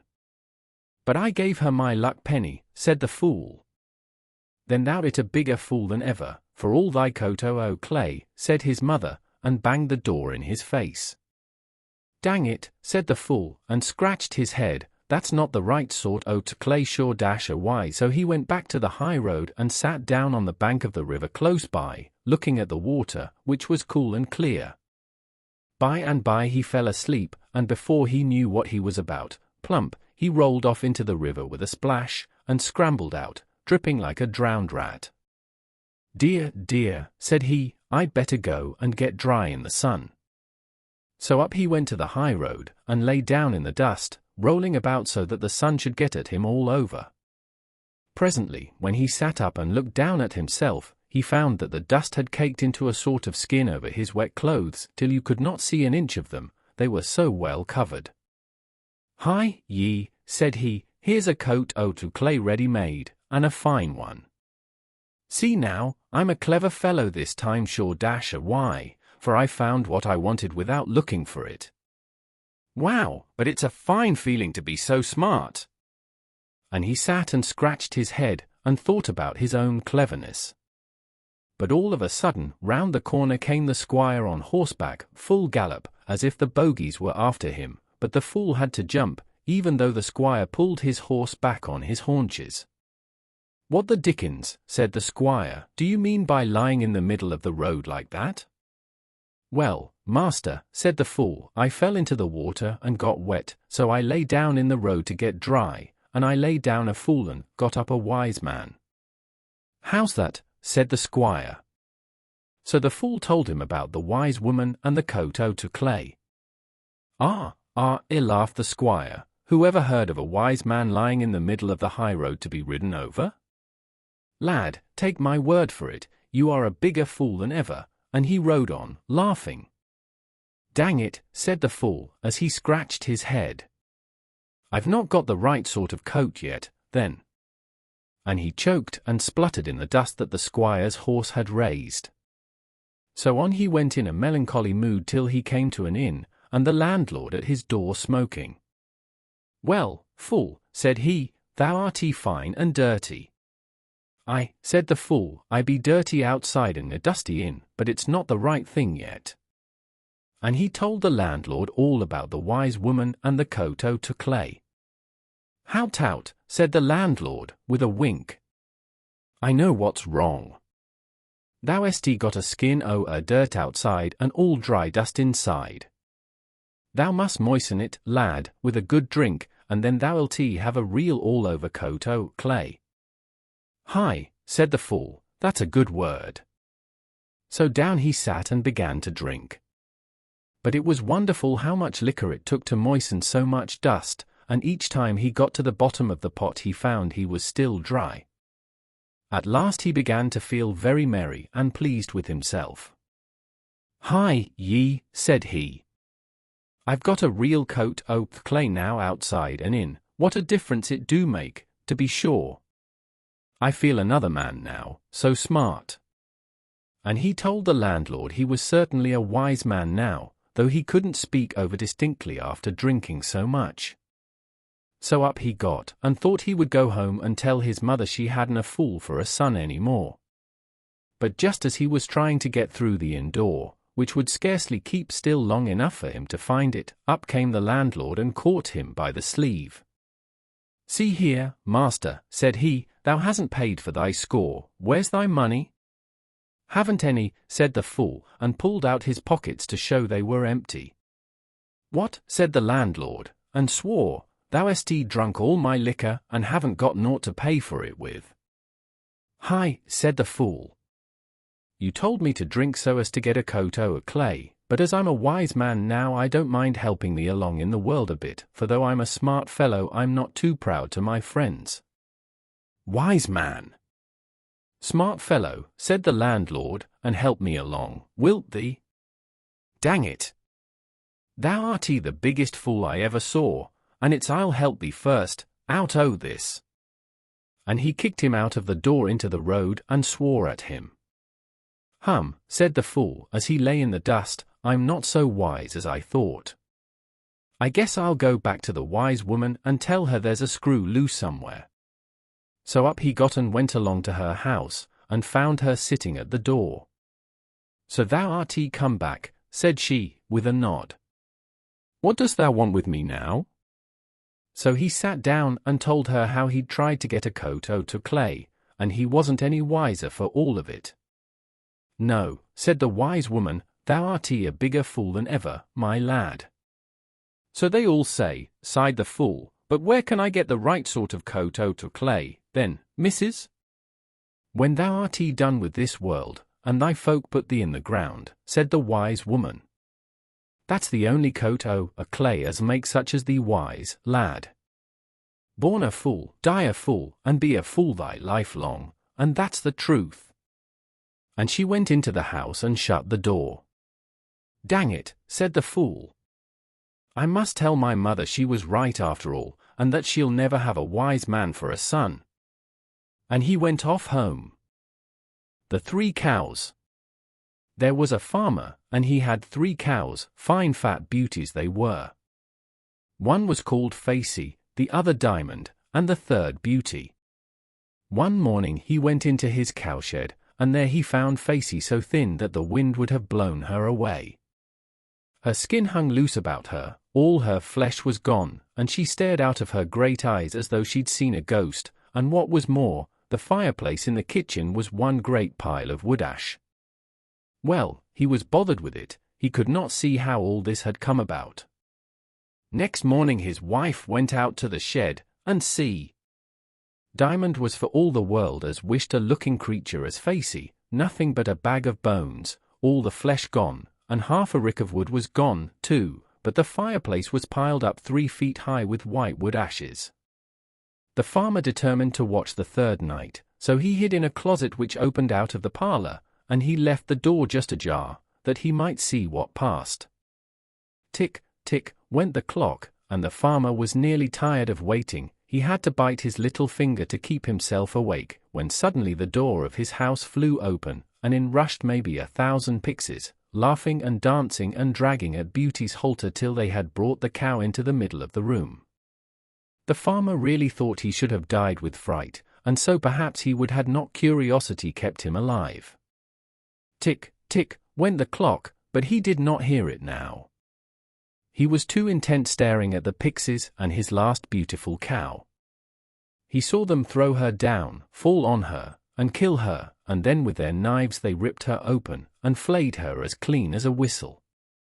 Then out ran some of the little people and brought in firewood and made a roaring blaze on the hearth, and there they cooked the flesh of the cow, they baked and they boiled, they stewed and they fried. "Take care," cried one, who seemed to be the king, "let no bone be broken." Well, when they had all eaten, and had devoured every scrap of beef on the cow, they began playing games with the bones, tossing them one to another. One little leg bone fell close to the closet door, and the farmer was so afraid lest the pixies should come there and find him in their search for the bone, that he put out his hand and drew it into him. Then he saw the king stand on the table and say, "Gather the bones." Round and round flew the imps, picking up the bones. "Arrange them," said the king, and they placed them all in their proper positions in the hide of the cow. Then they folded the skin over them, and the king struck the heap of bone and skin with his rod. Whisht! Up sprang the cow and lowed dismally. It was alive again, but alas! As the pixies dragged it back to its stall, it halted in the off forefoot, for a bone was missing. The cock crew. Away they flew. And the farmer crept trembling to bed. The Blinded Giant. A.T. Dalton, near Thirsk, in Yorkshire, there is a mill. It has quite recently been rebuilt, but when I was at Dalton, 6 years ago, the old building stood. In front of the house was a long mound which went by the name of the Giant's Grave, and in the mill you can see a long blade of iron something like a scythe blade, but not curved, which was called the Giant's Knife, because of a very curious story which is told of this knife. Would you like to hear it? Well, it isn't very long. There once lived a giant at this mill who had only one eye in the middle of his forehead, and he ground men's bones to make his bread. One day he captured on Pilmore a lad named Jack, and instead of grinding him in the mill he kept him grinding as his servant, and never let him get away. Jack served the giant 7 years, and never was allowed a holiday the whole time. At last he could bear it no longer. Topcliffe Fair was coming on, and Jack begged that he might be allowed to go there. "No, no," said the giant, "stop at home and mind your grinding." "I've been grinding and grinding these 7 years," said Jack, "and not a holiday have I had." "I'll have one now, whatever you say." "We'll see about that," said the giant. Well, the day was hot, and after dinner the giant lay down in the mill with his head on a sack and dozed. He had been eating in the mill, and had laid down a great loaf of bone bread by his side, and the knife I told you about was in his hand, but his fingers relaxed their hold of it in sleep. Jack seized the knife, and holding it with both his hands drove the blade into the single eye of the giant, who woke with a howl of agony, and starting up, barred the door. Jack was again in difficulties, for he couldn't get out, but he soon found a way out of them. The giant had a favourite dog, which had also been sleeping when his master was blinded. So Jack killed the dog, skinned it, and threw the hide over his back. "Bow, wow," says Jack. "At him, truncheon," said the giant, "at the little wretch that I've fed these 7 years, and now has blinded me." "Bow, wow," says Jack, and ran between the giant's legs on all fours, barking till he got to the door. He unlatched it and was off, and never more was seen at Dalton Mill. Scrapefoot. Once upon a time, there were 3 bears who lived in a castle in a great wood. One of them was a great big bear, and one was a middling bear, and one was a little bear. And in the same wood there was a fox who lived all alone. His name was Scrapefoot.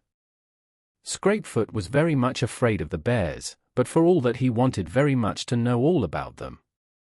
And one day, as he went through the wood, he found himself near the bear's castle, and he wondered whether he could get into the castle.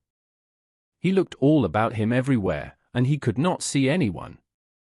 So he came up very quietly, till at last he came up to the door of the castle, and he tried whether he could open it. Yes! The door was not locked, and he opened it just a little way, and put his nose in and looked, and he could not see anyone. So then he opened it a little way farther, and put one paw in, and then another paw, and another, and then he was all in the bear's castle. He found he was in a great hall with 3 chairs in it, one big, one middling, and one little chair, and he thought he would like to sit down and rest and look about him, so he sat down on the big chair. But he found it so hard and uncomfortable that it made his bones ache, and he jumped down at once and got into the middling chair, and he turned round and round in it, but he couldn't make himself comfortable. So then he went to the little chair and sat down in it, and it was so soft and warm and comfortable that Scrapefoot was quite happy, but all at once it broke to pieces under him and he couldn't put it together again. So he got up and began to look about him again, and on one table he saw 3 saucers, of which one was very big, one was middling, one was quite a little saucer.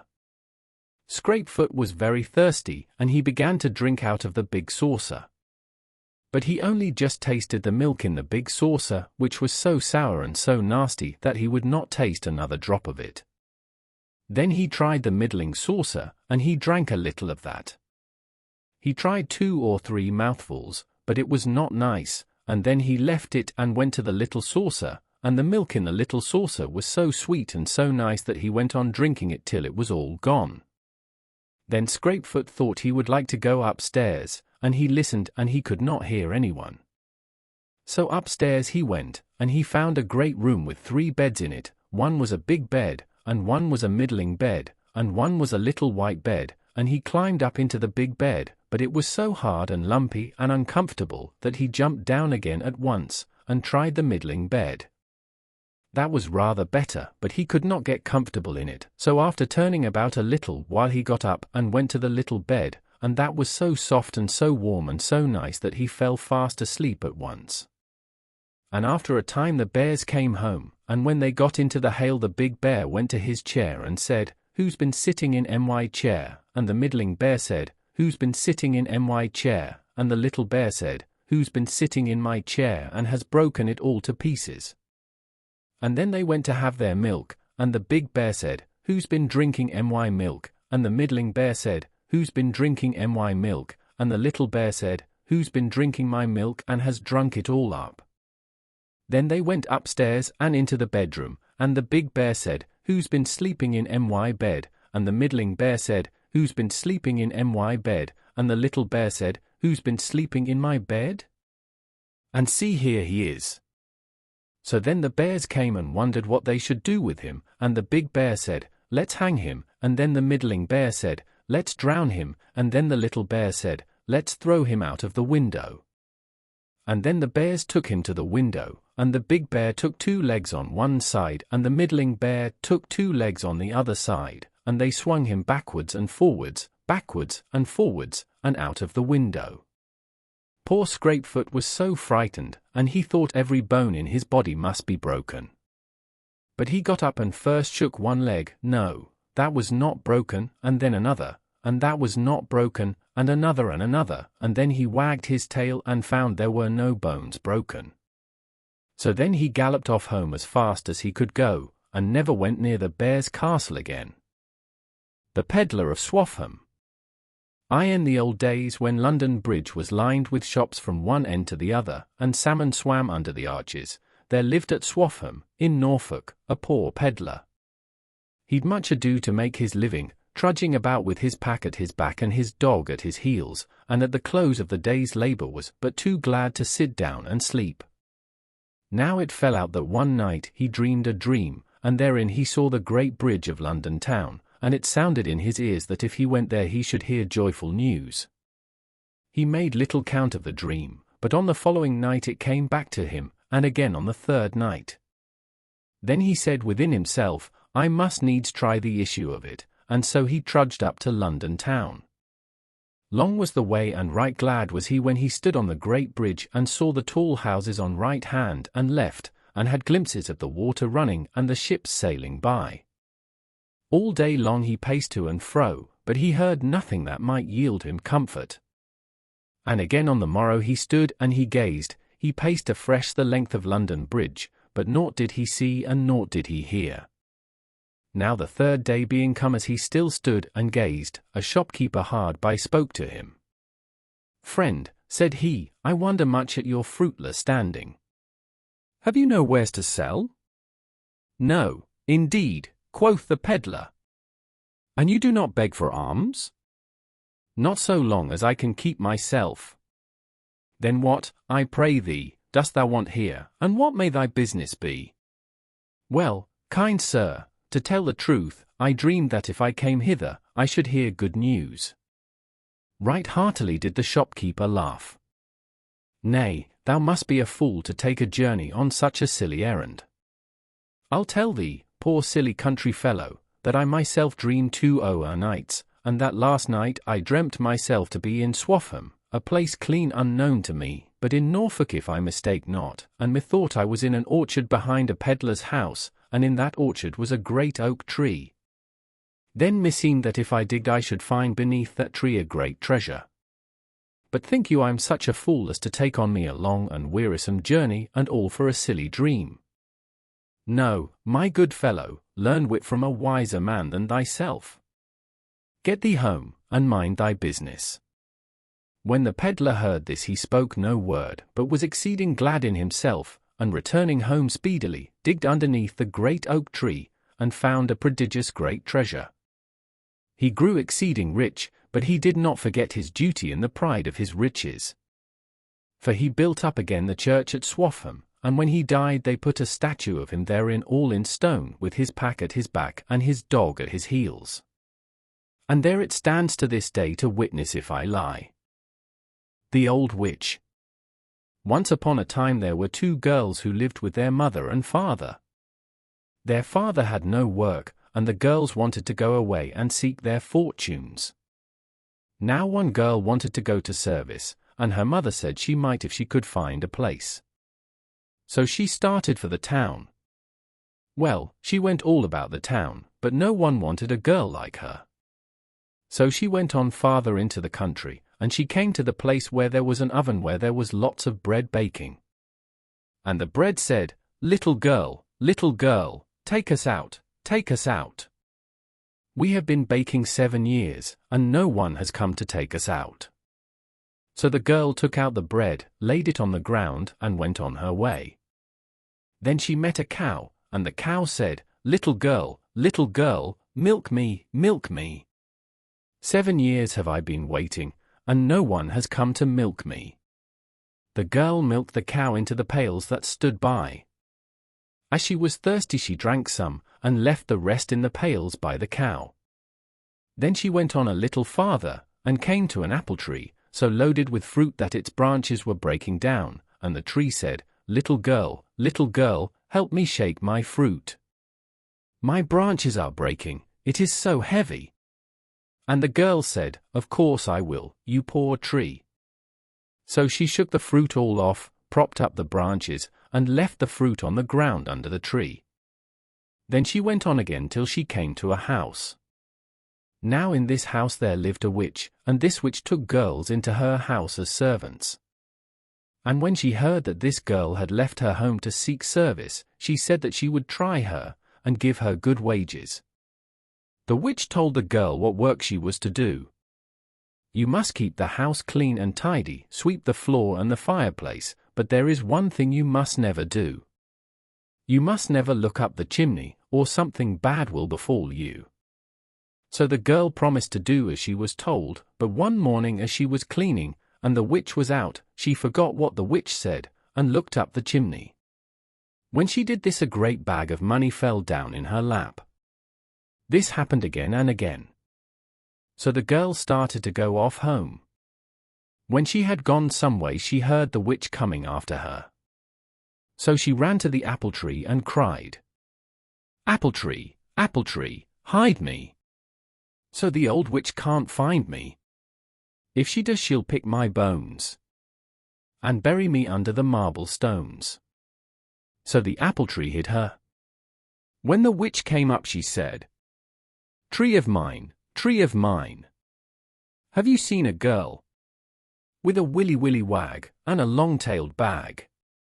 Who stole my money, all I had? And the apple tree said, no, mother, not for 7 years. When the witch had gone down another way, the girl went on again, and just as she got to the cow, heard the witch coming after her again, so she ran to the cow and cried, cow, hide me. So the old witch can't find me. If she does, she'll pick my bones and bury me under the marble stones. So the cow hid her. When the old witch came up, she looked about and said to the cow, cow of mine, have you seen a girl with a willy wag and a long-tailed bag? Who stole my money, all I had? And the cow said, no, mother, not for 7 years. When the witch had gone off another way, the little girl went on again, and when she was near the oven, she heard the witch coming after her again, so she ran to the oven and cried, oven, hide me. So the old witch can't find me. If she does, she'll pick my bones and bury me under the marble stones. And the oven said, I've no room, ask the baker, and the baker hid her behind the oven. When the witch came up, she looked here and there and everywhere, and then said to the baker, man of mine, have you seen a girl with a willy wag and a long-tailed bag? Who stole my money, all I had? So the baker said, look in the oven. The old witch went to look, and the oven said, get in and look in the furthest corner. The witch did so, and when she was inside, the oven shut her door, and the witch was kept there for a very long time. The girl then went off again, and reached her home with her money bags, married a rich man, and lived happy ever afterwards. The other sister then thought she would go and do the same. And she went the same way. But when she reached the oven, and the bread said, little girl, take us out. 7 years have we been baking, and no one has come to take us out. The girl said, no, I don't want to burn my fingers. So she went on till she met the cow, and the cow said, little girl, milk me, do. 7 years have I been waiting, and no one has come to milk me. But the girl said, no, I can't milk you, I'm in a hurry, and went on faster. Then she came to the apple tree, and the apple tree asked her to help shake the fruit. No, I can't, another day perhaps I may, and went on till she came to the witch's house. Well, it happened to her just the same as to the other girl. She forgot what she was told, and, one day when the witch was out, looked up the chimney, and down fell a bag of money. Well, she thought she would be off at once. When she reached the apple tree, she heard the witch coming after her, and she cried, apple tree, hide me. So the old witch can't find me. If she does, she'll pick my bones and bury me under the marble stones. But the tree didn't answer, and she ran on further. Presently the witch came up and said, tree of mine, have you seen a girl with a willy wag and a long-tailed bag? Who stole my money, all I had? The tree said, yes, "Mother, she's gone down that way." So the old witch went after her and caught her. She took all the money away from her, beat her, and sent her off home just as she was. The 3 Wishes. Once upon a time, and be sure it was a long time ago, there lived a poor woodman in a great forest, and every day of his life he went out to fell timber. So one day he started out, and the goodwife filled his wallet and slung his bottle on his back, that he might have meat and drink in the forest. He had marked out a huge old oak, which, thought he, would furnish many and many a good plank. And when he was come to it, he took his axe in his hand and swung it round his head as though he were minded to fell the tree at one stroke. But he hadn't given one blow, when what should he hear but the pitifullest entreating, and there stood before him a fairy who prayed and beseeched him to spare the tree. He was dazed, as you may fancy, with wonderment and affright, and he couldn't open his mouth to utter a word. But he found his tongue at last, and, "Well," said he, "I'll e'en do as thou wishest." "You've done better for yourself than you know," answered the fairy, "and to show I'm not ungrateful, I'll grant you your next 3 wishes, be they what they may." And therewith the fairy was no more to be seen, and the woodman slung his wallet over his shoulder and his bottle at his side, and off he started home.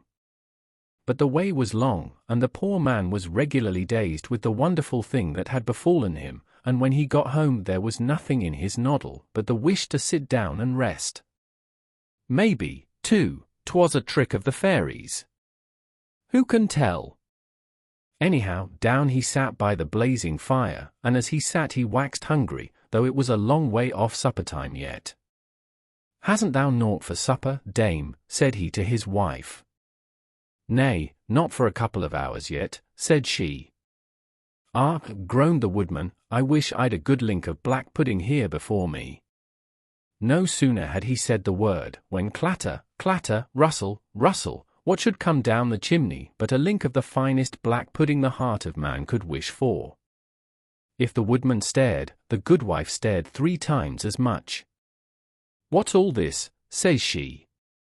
Then all the morning's work came back to the woodman, and he told his tale right out, from beginning to end, and as he told it the goodwife glowered and glowered, and when he had made an end of it she burst out, "Thou be'st but a fool, Jan, thou be'st but a fool, and I wish the pudding were at thy nose, I do indeed." And before you could say Jack Robinson, there the goodman sat, and his nose was the longer for a noble link of black pudding. He gave a pull, but it stuck, and she gave a pull, but it stuck, and they both pulled till they had nigh pulled the nose off, but it stuck and stuck. "What's to be done now?" said he. "'Tisn't he so very unsightly," said she, looking hard at him. Then the woodman saw that if he wished, he must need wish in a hurry, and wish he did, that the black pudding might come off his nose. Well, there it lay in a dish on the table, and if the goodman and goodwife didn't ride in a golden coach, or dress in silk and satin, why, they had at least as fine a black pudding for their supper as the heart of man could desire. The Buried Moon. Long ago, in my grandmother's time, the Carland was all in bogs, great pools of black water, and creeping trickles of green water, and squishy mools which squirted when you stepped on them. Well, Granny used to say how long before her time the moon herself was once dead and buried in the marshes, and as she used to tell me, I'll tell you all about it. The moon up yonder shone and shone, just as she does now, and when she shone she lighted up the bog pools, so that one could walk about almost as safe as in the day. But when she didn't shine, out came the things that dwelt in the darkness and went about seeking to do evil and harm, bogies and crawling horrors, all came out when the moon didn't shine. Well, the moon heard of this, and being kind and good, as she surely is, shining for us in the night instead of taking her natural rest, she was main troubled. "I'll see for myself, I will," said she, "maybe it's not so bad as folks make out." Sure enough, at the month's end down she stepped, wrapped up in a black cloak, and a black hood over her yellow shining hair. Straight she went to the bog edge and looked about her. Water here and water there, waving tussocks and trembling mools, and great black snags all twisted and bent. Before her all was dark, dark, but for the glimmer of the stars in the pools, and the light that came from her own white feet, stealing out of her black cloak. The moon drew her cloak faster about and trembled, but she wouldn't go back without seeing all there was to be seen, so on she went, stepping as light as the wind in summer from tuft to tuft between the greedy gurgling waterholes. Just as she came near a big black pool her foot slipped, and she was nigh tumbling in. She grabbed with both hands at a snag nearby to steady herself with, but as she touched it, it twined itself round her wrists, like a pair of handcuffs, and gripped her so that she couldn't move. She pulled and twisted and fought, but it was no good. She was fast, and must stay fast. Presently, as she stood trembling in the dark, wondering if help would come, she heard something calling in the distance, calling, calling, and then dying away with a sob, till the marshes were full of this pitiful crying sound. Then she heard steps floundering along, squishing in the mud and slipping on the tufts, and through the darkness she saw a white face with great feared eyes. 'Twas a man strayed in the bogs. Mazed with fear, he struggled on towards the flickering light that looked like help and safety. And when the poor moon saw that he was coming nigher and nigher to the deep hole, further and further from the path, she was so mad and so sorry that she struggled and fought and pulled harder than ever. And though she couldn't get loose, she twisted and turned, till her black hood fell back off her shining yellow hair, and the beautiful light that came from it drove away the darkness. Oh, but the man cried with joy to see the light again. And at once all evil things fled back into the dark corners, for they cannot abide the light. So he could see where he was, and where the path was, and how he could get out of the marsh. And he was in such haste to get away from the quicks, and bogles, and things that dwelt there, that he scarce looked at the brave light that came from the beautiful shining yellow hair, streaming out over the black cloak and falling to the water at his feet. And the moon herself was so taken up with saving him, and with rejoicing that he was back on the right path, that she clean forgot that she needed help herself, and that she was held fast by the black snag. So off he went, spent and gasping, and stumbling and sobbing with joy, flying for his life out of the terrible bogs. Then it came over the moon she would main like to go with him. So she pulled and fought as if she were mad, till she fell on her knees, spent with tugging, at the foot of the snag. And as she lay there, gasping for breath, the black hood fell forward over her head. So out went the blessed light, and back came the darkness, with all its evil things, with a screech and a howl. They came crowding round her, mocking and snatching and beating, shrieking with rage and spite, and swearing and snarling, for they knew her for their old enemy, that drove them back into the corners, and kept them from working their wicked wills. Drat thee, yelled the witch bodies, thou st spoiled our spells this year agone. Annas thou sent st to brood in the corners, howled the bogles. And all the things joined in with a great ho, ho, till the very tussock shook and the water gurgled. And they began again.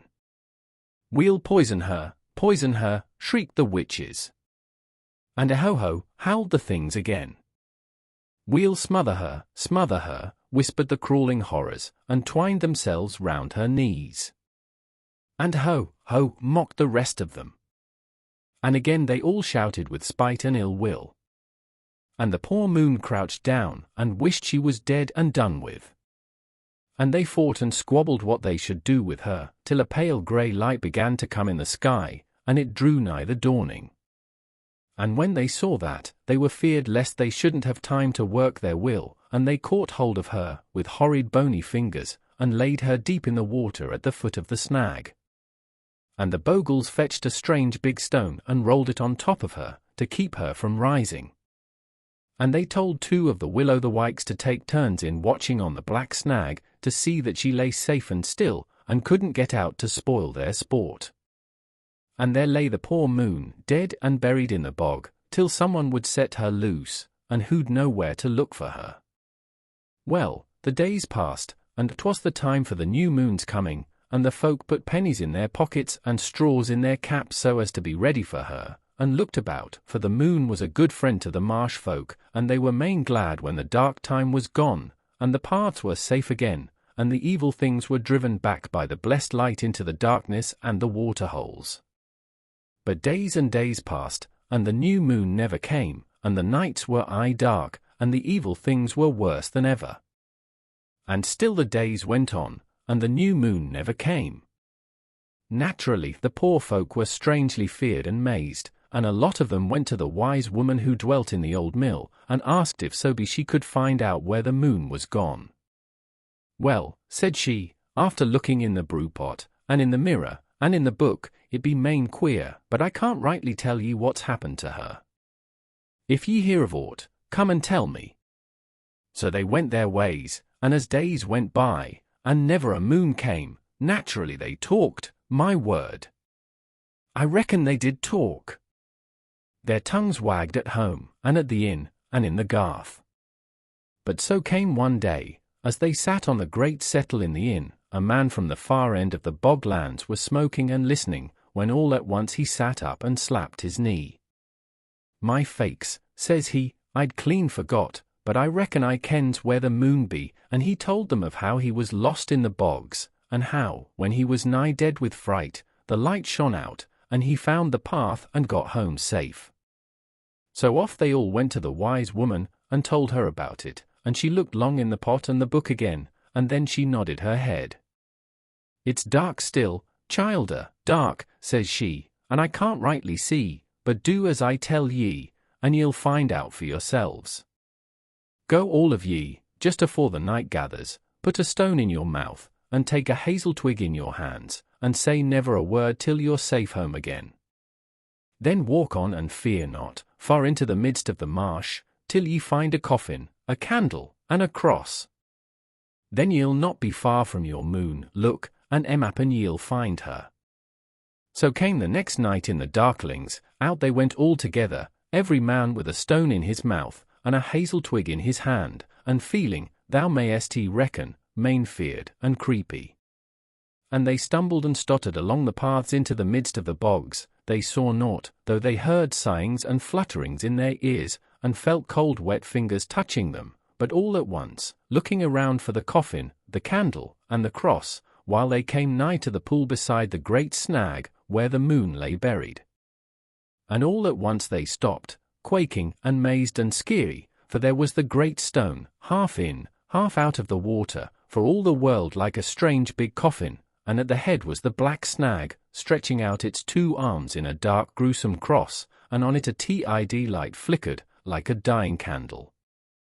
And they all knelt down in the mud, and said, Our Lord, first forward, because of the cross, and then backward, to keep off the bogles, but without speaking out, for they knew that the evil things would catch them if they didn't do as the wise woman told them. Then they went nigher, and took hold of the big stone, and shoved it up, and afterwards they said that for one TID minute they saw a strange and beautiful face looking up at them glad-like out of the black water, but the light came so quick and so white and shining, that they stepped back mazed with it, and the very next minute, when they could see again, there was the full moon in the sky, bright and beautiful and kind as ever, shining and smiling down at them, and making the bogs and the paths as clear as day, and stealing into the very corners, as though she'd have driven the darkness and the bogles clean away if she could. A son of Adam. A man was one day working. It was very hot, and he was digging. By and by he stopped to rest and wipe his face, and he was very angry to think he had to work so hard only because of Adam's sin. So he complained bitterly, and said some very hard words about Adam. It happened that his master heard him, and he asked, Why do you blame Adam? You'd hard done just like Adam, if you'd been in his place. No, I shouldn't, said the man, I should hard knowed better. Well, I'll try you, said his master, come to me at dinner time. So come dinner time, the man came, and his master took him into a room where the table was set with good things of all sorts. And he said, Now, you can eat as much as ever you like from any of the dishes on the table, but don't touch the covered dish in the middle till I come back. And with that the master went out of the room and left the man there all by himself. So the man sat down and helped himself, and ate some o' this dish and some o' that, and enjoyed himself finely. But after a while, as his master didn't come back, he began to look at the covered dish, and to wonder whatever was in it. And he wondered more and more, and he says to himself, it must be something very nice. Why shouldn't I just look at it?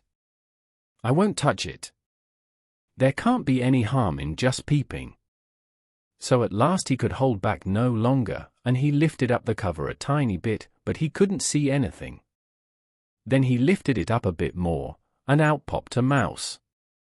The man tried to catch it, but it ran away and jumped off the table, and he ran after it. It ran first into one corner, and then, just as he thought he'd got it, into another, and under the table, and all about the room. And the man made such a clatter, jumping and banging and running round after the mouse, trying to catch it, that at last his master came in. "Ah," he said, "never you blame Adam again, my man." The children in the wood. Now ponder well, you parents dear, these words which I shall write. A doleful story you shall hear, in time brought forth to light. A gentleman of good account in Norfolk dwelt of late, who did in honour far surmount most men of his estate. Sore sick he was and like to die, no help his life could save. His wife by him as sick did lie, and both possiest one grave. No love between these two was lost, each was to other kind. In love they lived, in love they died, and left two babes behind. The one a fine and pretty boy, not passing 3 years old. The other a girl more young than he, and framed in beauty's mould. The father left his little son, as plainly did appear, when he to perfect age should come, £300 a year, and to his little daughter Jane, £500 in gold, to be paid down on marriage day, which might not be controlled. But if the children chance to die, ere they to age should come, their uncle should possess their wealth. For so the will did run.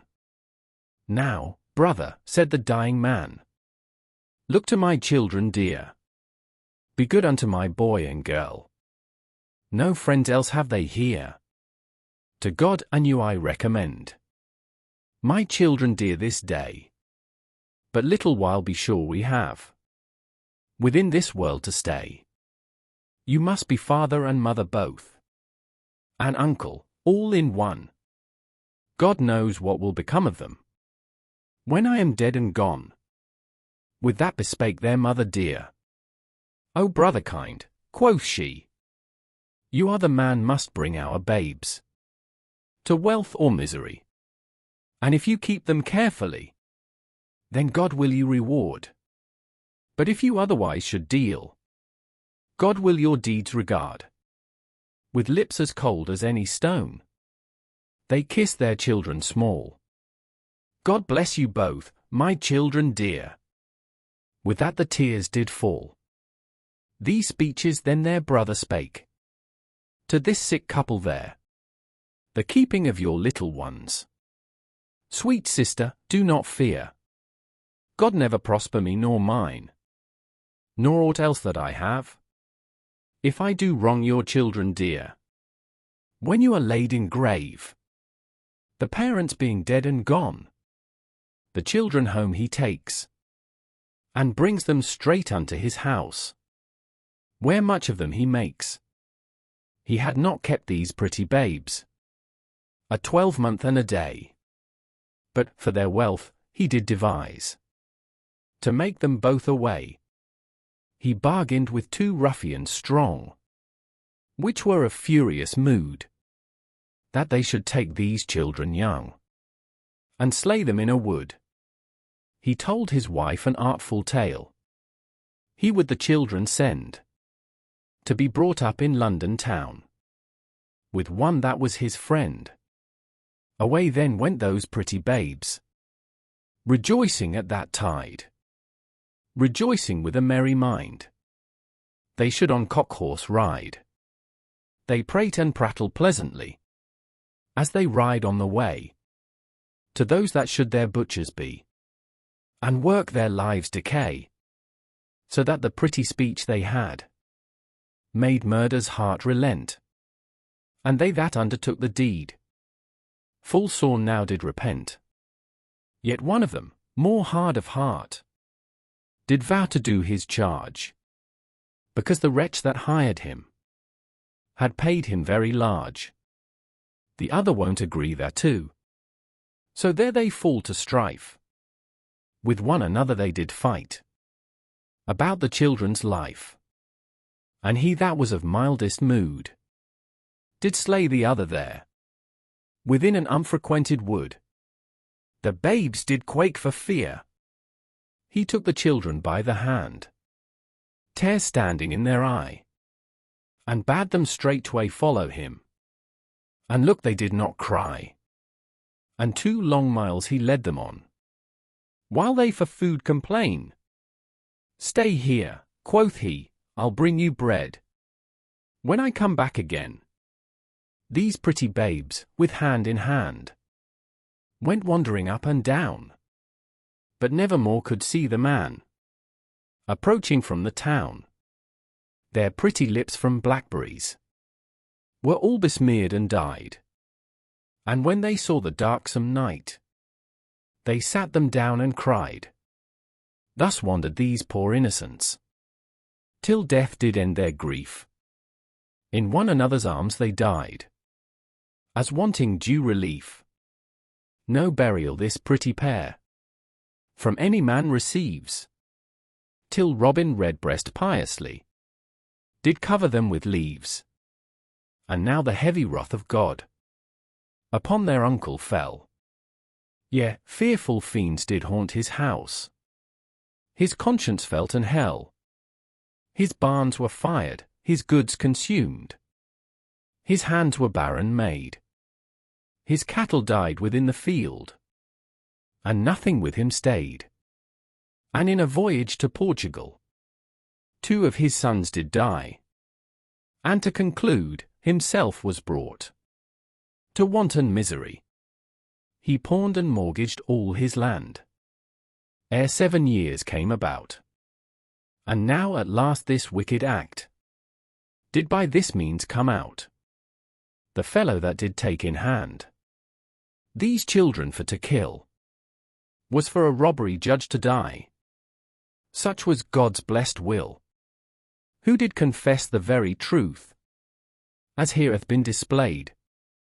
The uncle having died in jail, where he for debt was laid, you that executors be made, and overseers eke, of children that be fatherless, and infants mild and meek. Take you example by this thing, and yield to each his right, lest God with such like misery your wicked minds requite. The Hobyers. Once there was an old man and woman and a little girl, and they all lived in a house made of hemp stalks. Now the old man had a little dog named Turpie, and one night the Hobyers came and said, Hobyer, Hobyer, Hobyer, tear down the hemp stalks, eat up the old man and woman, and carry off the little girl. But little dog Turpie barked so that the Hobyers ran off, and the old man said, Little dog Turpie barked so that I cannot sleep nor slumber, and if I live till morning I will cut off his tail. So in the morning the old man cut off little dog Turpie's tail. The next night the Hobyers came again, and said, Hobyer, Hobyer, Hobyer, tear down the hemp stalks, eat up the old man and woman, and carry off the little girl. But little dog Turpie barked so that the Hobyers ran off, and the old man said, Little dog Turpie barked so that I cannot sleep nor slumber, and if I live till morning I will cut off one of his legs. So in the morning the old man cut off one of little dog Turpie's legs. The next night the Hobyers came again, and said, Hobyer, Hobyer, Hobyer, tear down the hemp stalks, eat up the old man and woman, and carry off the little girl. But little dog Turpie barked so that the Hobyers ran off, and the old man said, little dog Turpy barks so that I cannot sleep nor slumber, and if I live till morning I will cut off another of his legs. So in the morning the old man cut off another of little dog Turpy's legs. The next night the Hobyahs came again, and said a Hobyah, Hobyah, Hobyah, tear down the hemp stalks, eat up the old man and woman, and carry off the little girl. But little dog Turpy barked so that the Hobyahs ran off, and the old man said, little dog Turpy barks so that I cannot sleep nor slumber, and if I live till morning I will cut off another of his legs. So in the morning the old man cut off another of little dog Turpy's legs. The next night the Hobyahs came again, and said a Hobyah, Hobyah, Hobyah, tear down the hemp stalks, eat up the old man and woman, and carry off the little girl. But little dog Turpy barked so that the Hobyahs ran off, and the old man said, little dog Turpy barks so that I cannot sleep nor slumber, and if I live till morning I will cut off another of his legs. So in the morning the old man cut off another of little dog Turpy's legs. The next night the Hobyahs came again, and said a Hobyah, Hobyah, Hobyah, tear down the hemp stalks, eat up the old man and woman, and carry off the little girl. But little dog Turpy barked so that the Hobyahs ran off, and the old man said, little dog Turpy barks so that I cannot sleep nor slumber, and if I live till morning I will cut off little dog Turpy's head. So in the morning the old man cut off little dog Turpy's head. The next night the Hobyahs came again, and said a Hobyah, Hobyah, Hobyah, tear down the hemp stalks, eat up the old man and woman, and carry off the little girl. And when the Hobyahs found that little do Turpy's head was off, they tore down hemp stalks, ate up the woman, and carried the bag. And when the Hobyahs came to their home they hung up the bag with the little girl in it, and every Hobyah knocked on the top of the bag and said, look me, look me. And then they went to sleep until the next night, for the Hobyahs slept in the daytime. The little girl cried a great deal, and a man with a big dog came that way and heard her crying. When he asked her how she came there and she told him, he put the dog in the bag and took the little girl to his home. The next night the Hobyahs took down the bag and knocked at the top of it, and said look me, and when they opened the bag the big dog jumped out and ate them all up, so there are no Hobyahs now. A pottle o' the brains. Once in these parts, and not so long gone neither, there was a fool that wanted to buy a pottle o'er brains, for he was ever getting into scrapes through his foolishness, and being laughed at by everyone. Folk told him that he could get everything he liked from the wise woman that lived on the top o' the hill, and dealt in potions and herbs and spells and things, and could tell thee all as't come to thee or thy folk. So he told his mother, and asked her if he could seek the wise woman and buy a pottle o' our brains. That ye should, says she, thou est sore need o' them, my son, and if I should die, who'd take care o' so poor fool such thou, no more fit to look after thyself than an unborn baby.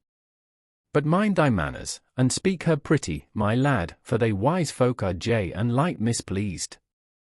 So off he went after his tea, and there she was, sitting by the fire, and stirring a big pot. Good e'en, missus, says he, it's a fine night. Aye, says she, and went on stirring. It'll maybe rain, says he, and fidgeted from one foot to t'other. Maybe, says she. And happen it won't, says he, and looked out o'er the window. Happen, says she. And he scratched his head and twisted his hat.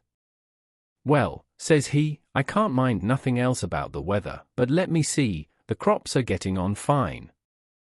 Fine, says she. And the beasts is fattening, says he. They are, says she. And, says he, and comes to a stop, I reckon we'll tackle business now, having done the polite like.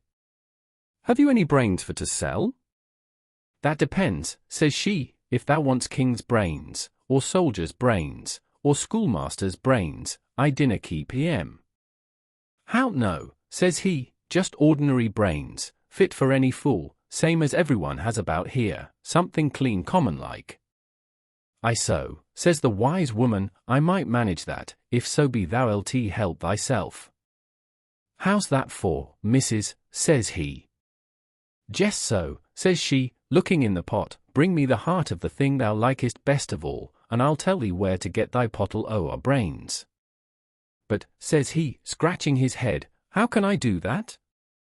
That's no for me to say, says she, find out for thyself, my lad. If thou doesn't want to be a fool all thy days. But thou'll have to read me a riddle so as I can see thou hast brought the right thing, and if thy brains is about thee. And I've something else to see to, says she, so go de to thee, and she carried the pot away with her into the back place. So off went the fool to his mother, and told her what the wise woman said. And I reckon I'll have to kill that pig, says he, for I like fat bacon better than anything. Then do it, my lad, said his mother, for certain 'twill be a strange and good thing for thee, if thou canst buy a pottle o'er brains, and be able to took after thy own self. So he killed his pig, and next day off he went to the wise woman's cottage, and there she sat, reading in a great book.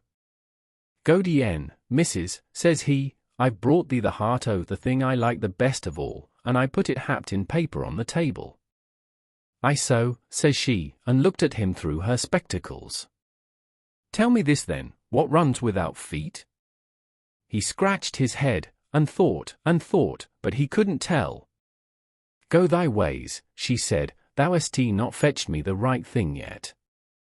I've no brains for thee today. And she clapped the book together, and turned her back. So off the fool went to tell his mother.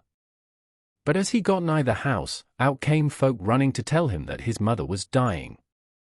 And when he got in, his mother only looked at him and smiled as if to say she could leave him with a quiet mind, since he had got brains enough now to look after himself, and then she died. So down he sat, and the more he thought about it the badder he felt. He minded how she'd nursed him when he was a tid brat, and helped him with his lessons, and cooked his dinners, and mended his clouts, and bore with his foolishness, and he felt sorrier and sorrier, while he began to sob and greet. Oh, mother, mother, says he, who'll take care of me now? Thou shouldn't have left me alone, for I like thee better than everything. And as he said that he thought of the words of the wise woman. Hi, ye, says he, must I take mother's heart to her? No. I can't do that, says he. What'll I do? What'll I do to get that pottle over brains, now I'm alone in the world? So he thought, and next day he went and borrowed a sack, and bundled his mother in, and carried it on his shoulder up to the wise woman's cottage.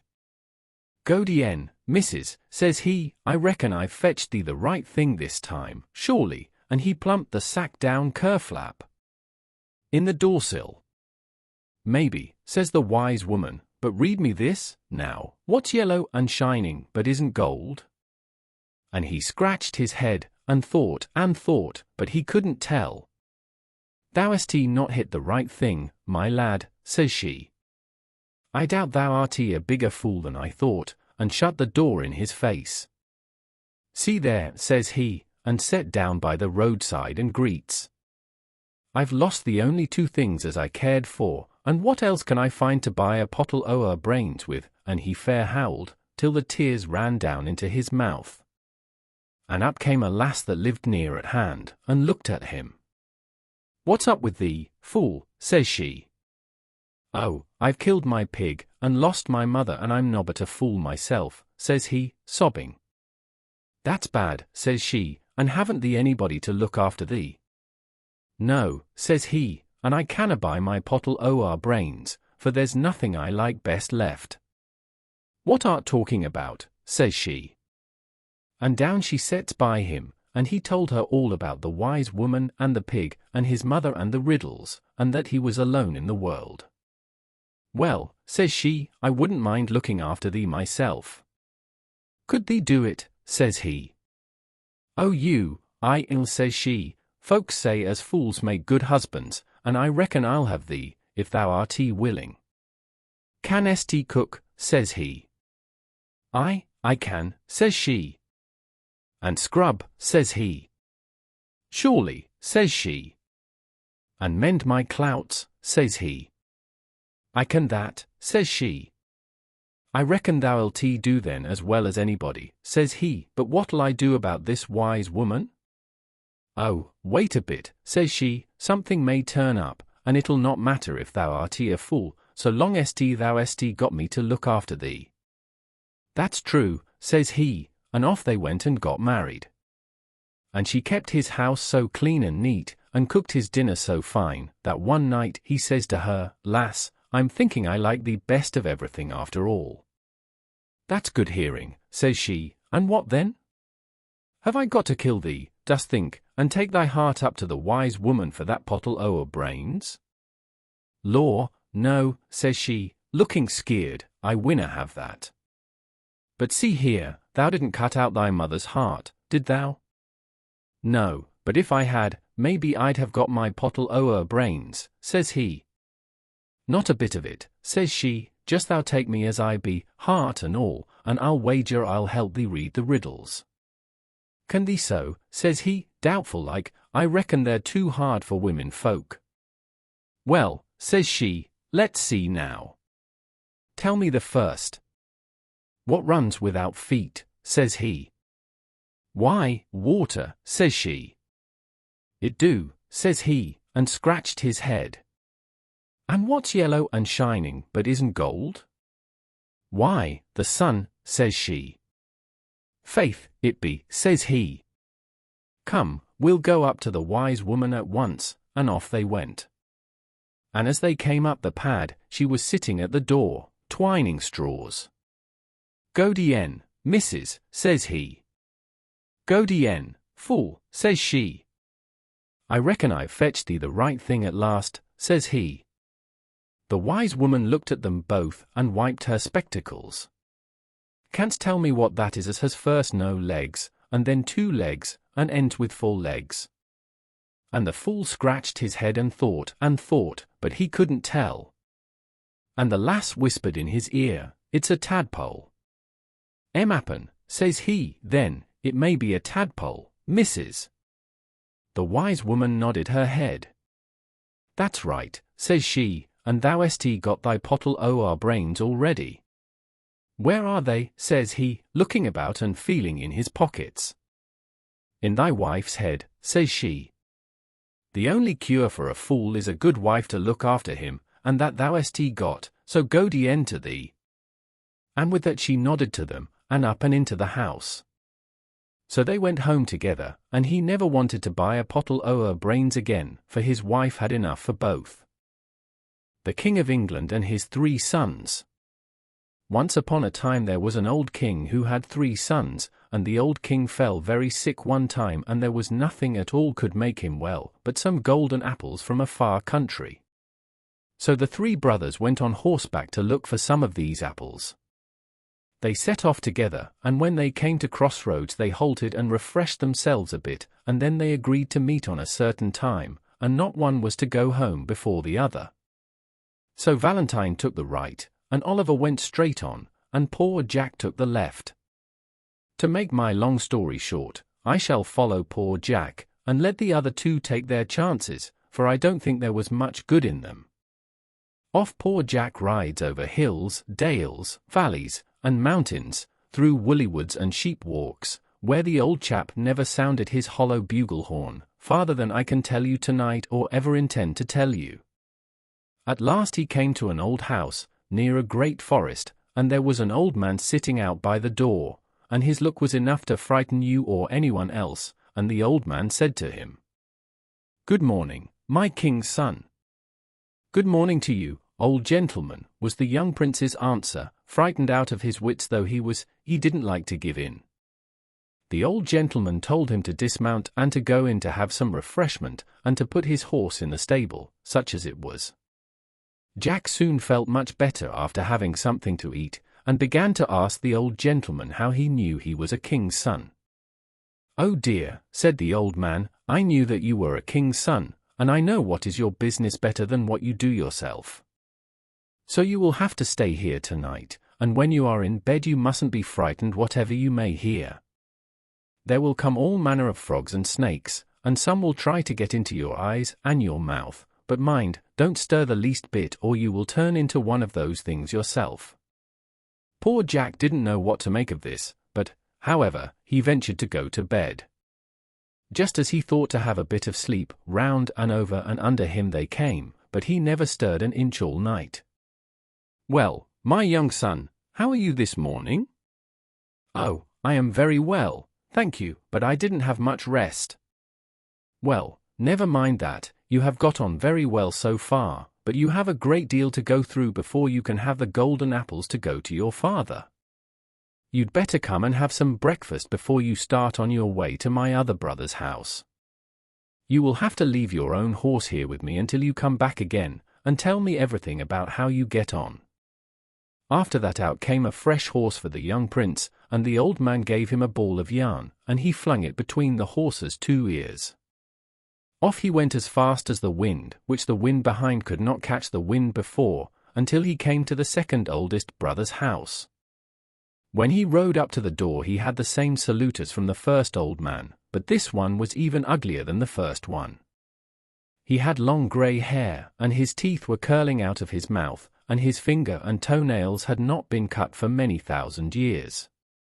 He put the horse into a much better stable, and called Jack in, and gave him plenty to eat and drink, and they had a bit of a chat before they went to bed. "Well, my young son," said the old man, "I suppose you are one of the king's children come to look for the golden apples to bring him back to health." "Yes, I am the youngest of the 3 brothers, and I should like to get them to go back with." "Well, don't mind, my young son. Before you go to bed tonight I will send to my eldest brother, and will tell him what you want, and he won't have much trouble in sending you on to the place where you must get the apples. But mind not to stir tonight no matter how you get bitten and stung, or else you will work great mischief to yourself." The young man went to bed and bore all, as he did the first night, and got up the next morning well and hearty. After a good breakfast out comes a fresh horse, and a ball of yarn to throw between his ears. The old man told him to jump up quick, and said that he had made it all right with his eldest brother, not to delay for anything whatever, for, said he, you have a good deal to go through within a very short and quick time. He flung the ball, and off he goes as quick as lightning, and comes to the eldest brother's house. The old man received him very kindly, and told him he long wished to see him, and that he would go through his work like a man, and come back safe and sound. "Tonight," said he, "I will give you rest, there shall nothing come to disturb you, so that you may not feel sleepy for tomorrow. And you must mind to get up middling early, for you've got to go and come all in the same day. There will be no place for you to rest within thousands of miles of that place, and if there was, you would stand in great danger never to come from there in your own form. Now, my young prince, mind what I tell you. Tomorrow, when you come in sight of a very large castle, which will be surrounded with black water, the first thing you will do, you will tie your horse to a tree, and you will see 3 beautiful swans in sight, and you will say, 'Swan, swan, carry me over in the name of the Griffin of the Greenwood,' and the swans will swim you over to the earth. There will be 3 great entrances, the first guarded by 4 giants with drawn swords in their hands, the second by lions, the other by fiery serpents and dragons. You will have to be there exactly at 1 o'clock, and mind and leave there precisely at 2, and not a moment later. When the swans carry you over to the castle, you will pass all these things, all fast asleep, but you must not notice any of them. When you go in, you will turn up to the right, you will see some grand rooms, then you will go downstairs through the cooking kitchen, and through a door on your left you go into a garden, where you will find the apples you want for your father to get well. After you fill your wallet, you make all speed you possibly can, and call out for the swans to carry you over the same as before. After you get on your horse, should you hear anything shouting or making any noise after you, be sure not to look back, as they will follow you for thousands of miles, but when the time is up and you get near my place, it will all be over. Well now, my young man, I have told you all you have to do tomorrow, and mind, whatever you do, don't look about you when you see all those frightful things asleep. Keep a good heart, and make haste from there, and come back to me with all the speed you can. I should like to know how my 2 brothers were when you left them, and what they said to you about me. Well, to tell the truth, before I left London my father was sick, and said I was to come here to look for the golden apples, for they were the only things that would do him good, and when I came to your youngest brother, he told me many things I had to do before I came here. And I thought once that your youngest brother put me in the wrong bed, when he put all those snakes to bite me all night long, until your second brother told me so it was to be, and said, it is the same here, but said you had none in your beds. Well, let's go to bed. You need not fear. There are no snakes here. The young man went to bed, and had a good night's rest, and got up the next morning as fresh as newly caught trout. Breakfast being over, out comes the other horse, and, while saddling and fettling, the old man began to laugh, and told the young gentleman that if he saw a pretty young lady, not to stay with her too long, because she might waken, and then he would have to stay with her or to be turned into one of those unearthly monsters, like those he would have to pass by going into the castle. Ha! Ha! Ha! You make me laugh so that I can scarcely buckle the saddle straps. I think I shall make it all right, my uncle, if I see a young lady there, you may depend. Well, my boy, I shall see how you will get on. So he mounts his Arab steed, and off he goes like a shot out of a gun. At last he comes in sight of the castle. He ties his horse safe to a tree, and pulls out his watch. It was then 1:45, when he called out, Swan, Swan, carry me over, in the name of the old griffin of the greenwood. No sooner said than done. A swan under each side, and one in front, took him over in a crack. He got on his legs, and walked quietly by all those giants, lions, fiery serpents, and all manner of other frightful things too numerous to mention, while they were fast asleep, and that only for the space of 1 hour, when into the castle he goes neck or nothing. Turning to the right, upstairs he runs, and enters into a very grand bedroom, and sees a beautiful princess lying full stretch on a gold bedstead, fast asleep. He gazed on her beautiful form with admiration, and he takes her garter off, and buckles it on his own leg, and he buckles his on hers. He also takes her gold watch and pocket handkerchief, and exchanges his for hers. After that he ventures to give her a kiss, when she very nearly opens her eyes. Seeing the time short, off he runs downstairs, and passing through the kitchen to go into the garden for the apples, he could see the cook all fours on her back on the middle of the floor, with the knife in one hand and the fork in the other. He found the apples, and filled the wallet, and on passing through the kitchen the cook near wakened, but he was obliged to make all the speed he possibly could, as the time was nearly up. He called out for the swans, and they managed to take him over, but they found that he was a little heavier than before. No sooner than he had mounted his horse he could hear a tremendous noise. The enchantment was broke, and they tried to follow him, but all to no purpose. He was not long before he came to the oldest brother's house, and glad enough he was to see it, for the sight and the noise of all those things that were after him nearly frightened him to death.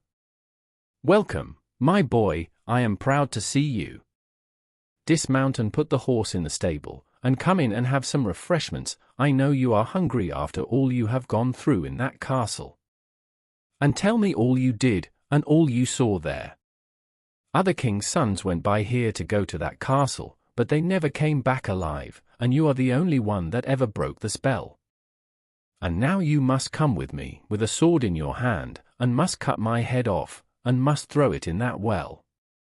The young prince dismounts, and puts his horse in the stable, and they go in to have some refreshments, for I can assure you he wanted some, and after telling everything that passed, which the old gentleman was very pleased to hear, they both went for a walk together, the young prince looking around and seeing the place looking dreadful, as did the old man.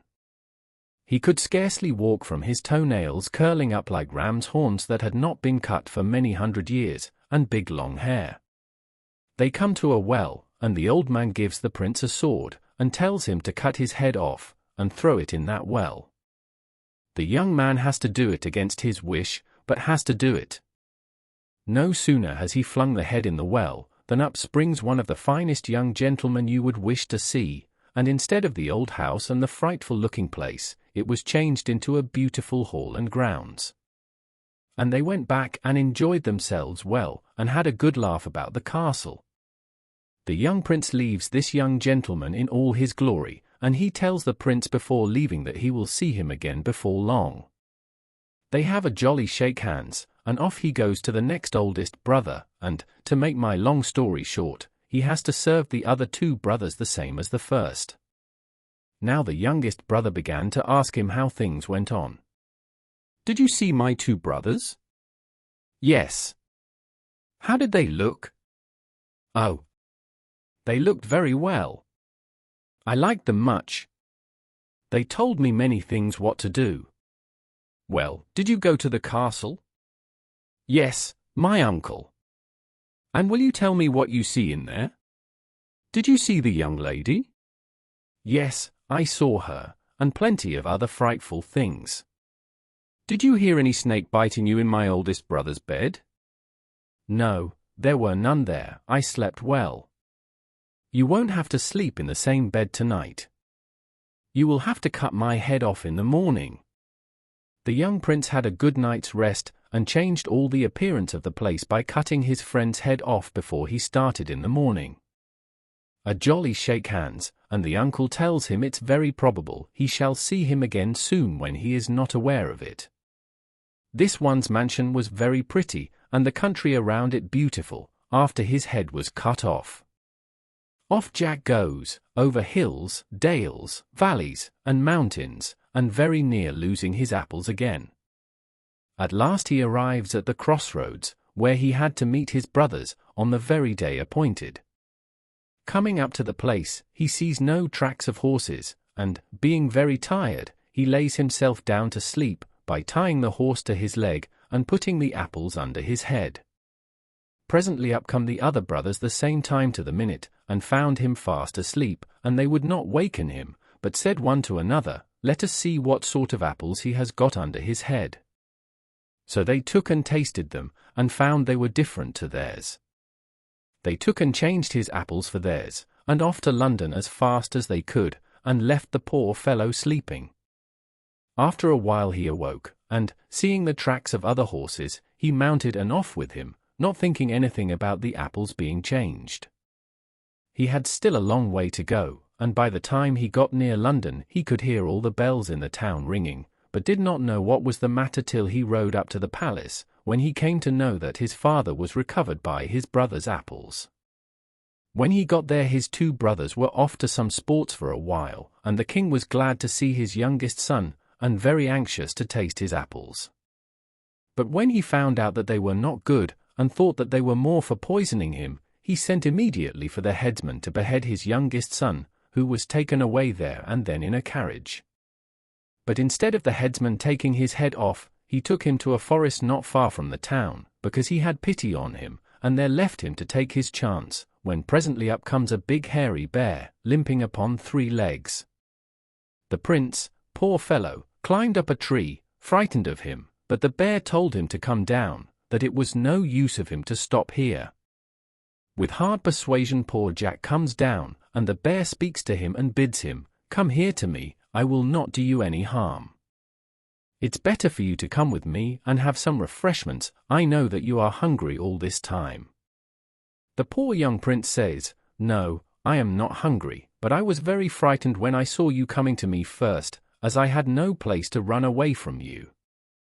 The bear said, "I was also afraid of you when I saw that gentleman setting you down from the carriage. I thought you would have guns with you, and that you would not mind killing me if you saw me. But when I saw the gentleman going away with the carriage, and leaving you behind by yourself, I made bold to come to you, to see who you were, and now I know who you are very well. Are you not the king's youngest son? I have seen you and your brothers and lots of other gentlemen in this wood many times. Now before we go from here, I must tell you that I am in disguise, and I shall take you where we are stopping." The young prince tells him everything from first to last, how he started in search of the apples, and about the 3 old men, and about the castle, and how he was served at last by his father after he came home, and instead of the headsman taking his head off, he was kind enough to leave him his life, and here I am now, under your protection. The bear tells him, "Come on, my brother, there shall no harm come to you as long as you are with me." So he takes him up to the tents, and when they see him coming, the girls begin to laugh, and say, "Here is our Jubal coming with a young gentleman." When he advanced nearer the tents, they all knew that he was the young prince that had passed by that way many times before, and when Jubal went to change himself, he called most of them together into one tent, and told them all about him, and to be kind to him. And so they were, for there was nothing that he desired but what he had, the same as if he was in the palace with his father and mother. Jubal, after he pulled off his hairy coat, was one of the finest young men amongst them, and he was the young prince's closest companion. The young prince was always very sociable and merry, only when he thought of the gold watch he had from the young princess in the castle, and which he had lost he knew not where. He passed off many happy days in the forest, but one day he and poor Jubal were strolling through the trees, when they came to the very spot where they first met, and, accidentally looking up, he could see his watch hanging in the tree which he had to climb when he first saw poor Jubal coming to him in the form of a bear, and he cries out, "Jubal, Jubal, I can see my watch up in that tree." "Well, I am sure, how lucky," exclaimed poor Jubal. "Shall I go and get it down?" "No, I'd rather go myself," said the young prince. Now whilst all this was going on, the young princess in that castle, seeing that one of the King of England's sons had been there by the changing of the watch and other things, got herself ready with a large army, and sailed off for England. She left her army a little out of the town, and she went with her guard straight up to the palace to see the king, and also demanded to see his sons. They had a long conversation together about different things. At last she demands one of the sons to come before her, and the oldest comes, when she asks him, "Have you ever been at the castle of Melvales?" And he answers, "Yes." She throws down a pocket handkerchief and bids him to walk over it without stumbling. He goes to walk over it, and no sooner did he put his foot on it, than he fell down and broke his leg. He was taken off immediately and made a prisoner of by her own guards. The other was called upon, and was asked the same questions, and had to go through the same performance, and he also was made a prisoner of. Now she says, "Have you not another son?" When the king began to shiver and shake and knock his two knees together that he could scarcely stand upon his legs, and did not know what to say to her, he was so much frightened. At last a thought came to him to send for his headsman, and inquire of him particularly, did he behead his son, or was he alive? "He is saved, O king." "Then bring him here immediately, or else I shall be done for." Two of the fastest horses they had were put in the carriage, to go and look for the poor prince, and when they got to the very spot where they left him, it was the time when the prince was up the tree, getting his watch down, and poor Jubal standing a distance off. They cried out to him, had he seen another young man in this wood? Jubal, seeing such a nice carriage, thought something, and did not like to say no, and said yes, and pointed up the tree, and they told him to come down immediately, as there was a young lady in search of him. "Ha! Ha! Ha! Jubal, did you ever hear such a thing in all your life, my brother? Do you call him your brother? Well, he has been better to me than my brothers. Well, for his kindness he shall accompany you to the palace, and see how things turn out." After they go to the palace, the prince has a good wash, and appears before the princess, when she asks him, had he ever been at the castle of Melvales? With a smile upon his face, he gives a graceful bow, and says, "My lady, walk over that handkerchief without stumbling." He walks over it many times, and dances upon it, and nothing happened to him. She said, with a proud and smiling air, "That is the young man," and out come the objects exchanged by both of them. Presently she orders a very large box to be brought in and to be opened, and out come some of the most costly uniforms that were ever worn on an emperor's back, and when he dressed himself up, the king could scarcely look upon him from the dazzling of the gold and diamonds on his coat. he orders his 2 brothers to be in confinement for a period of time, and before the princess asks him to go with her to her own country, she pays a visit to the bears' camp, and she makes some very handsome presents for their kindness to the young prince. And she gives Jubal an invitation to go with them, which he accepts, wishes them a hearty farewell for a while, promising to see them all again in some little time. They go back to the king and bid farewell, and tell him not to be so hasty another time to order people to be beheaded before having a proper cause for it. Off they go with all their army with them, but while the soldiers were striking their tents, the prince bethought himself of his Welsh harp, and had it sent for immediately to take with him in a beautiful wooden case. They called to see each of those 3 brothers whom the prince had to stay with when he was on his way to the castle of Melvales, and I can assure you, when they all got together, they had a very merry time of it. And there we will leave them. King John and the Abbot of Canterbury. In the reign of King John there lived an abbot of Canterbury who kept up grand state in his abbey. 100 of the abbot's men dined each day with him in his refectory, and 50 knights in velvet coats and gold chains waited upon him daily. Well, King John, as you know, was a very bad king, and he couldn't brook the idea of anyone in his kingdom, however holy he might be, being honoured more than he. So he summoned the Abbot of Canterbury to his presence. The abbot came with a goodly retinue, with his 50 knights at arms in velvet cloaks and gold chains. The king went to meet him, and said to him, "How now, Father Abbot?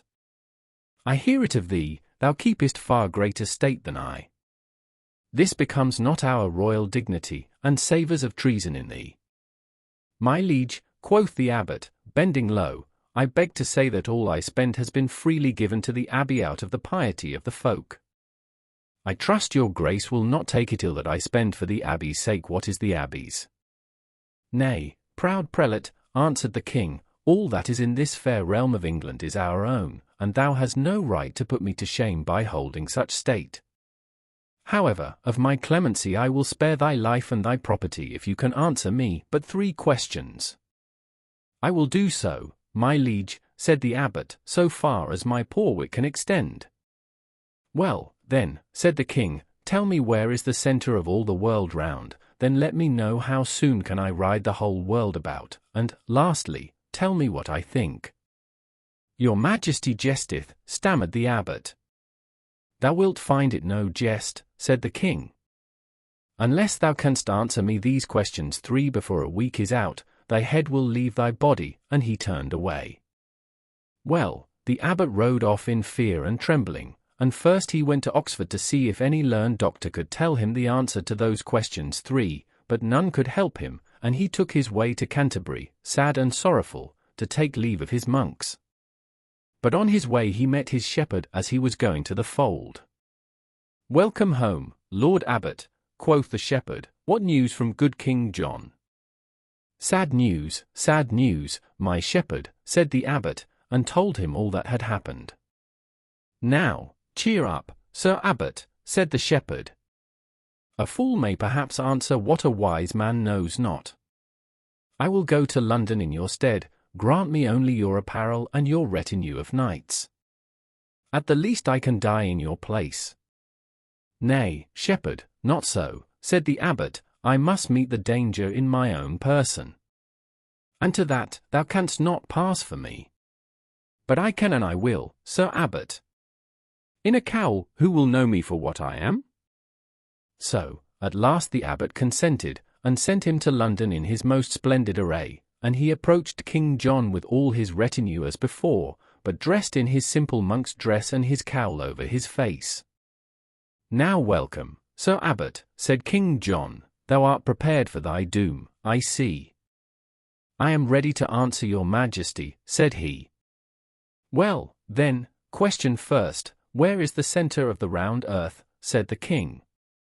"Here," said the shepherd abbot, planting his crozier in the ground, "and your Majesty believe me not, go measure it and see." "By Street Botolph," said the king, a merry answer and a shrewd, so to question the second. "How soon may I ride this round world about?"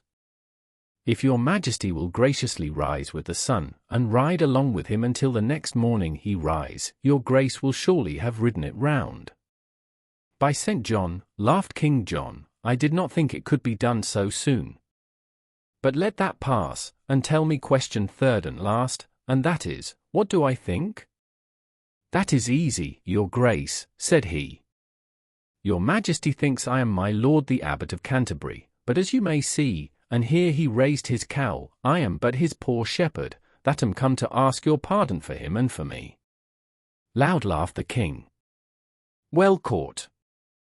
Thou hast more wit than thy lord, and thou shalt be abbot in his place. Nay, that cannot be, quoth the shepherd, I know not to write nor to read. Well, then, for nobles a week thou shalt have for the ready wit.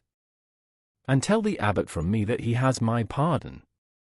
And with that King John sent away the shepherd with a right royal present, besides his pension. Russian Coatie. There was once a king and a queen, as many a one has been, few have we seen, and as few may we see.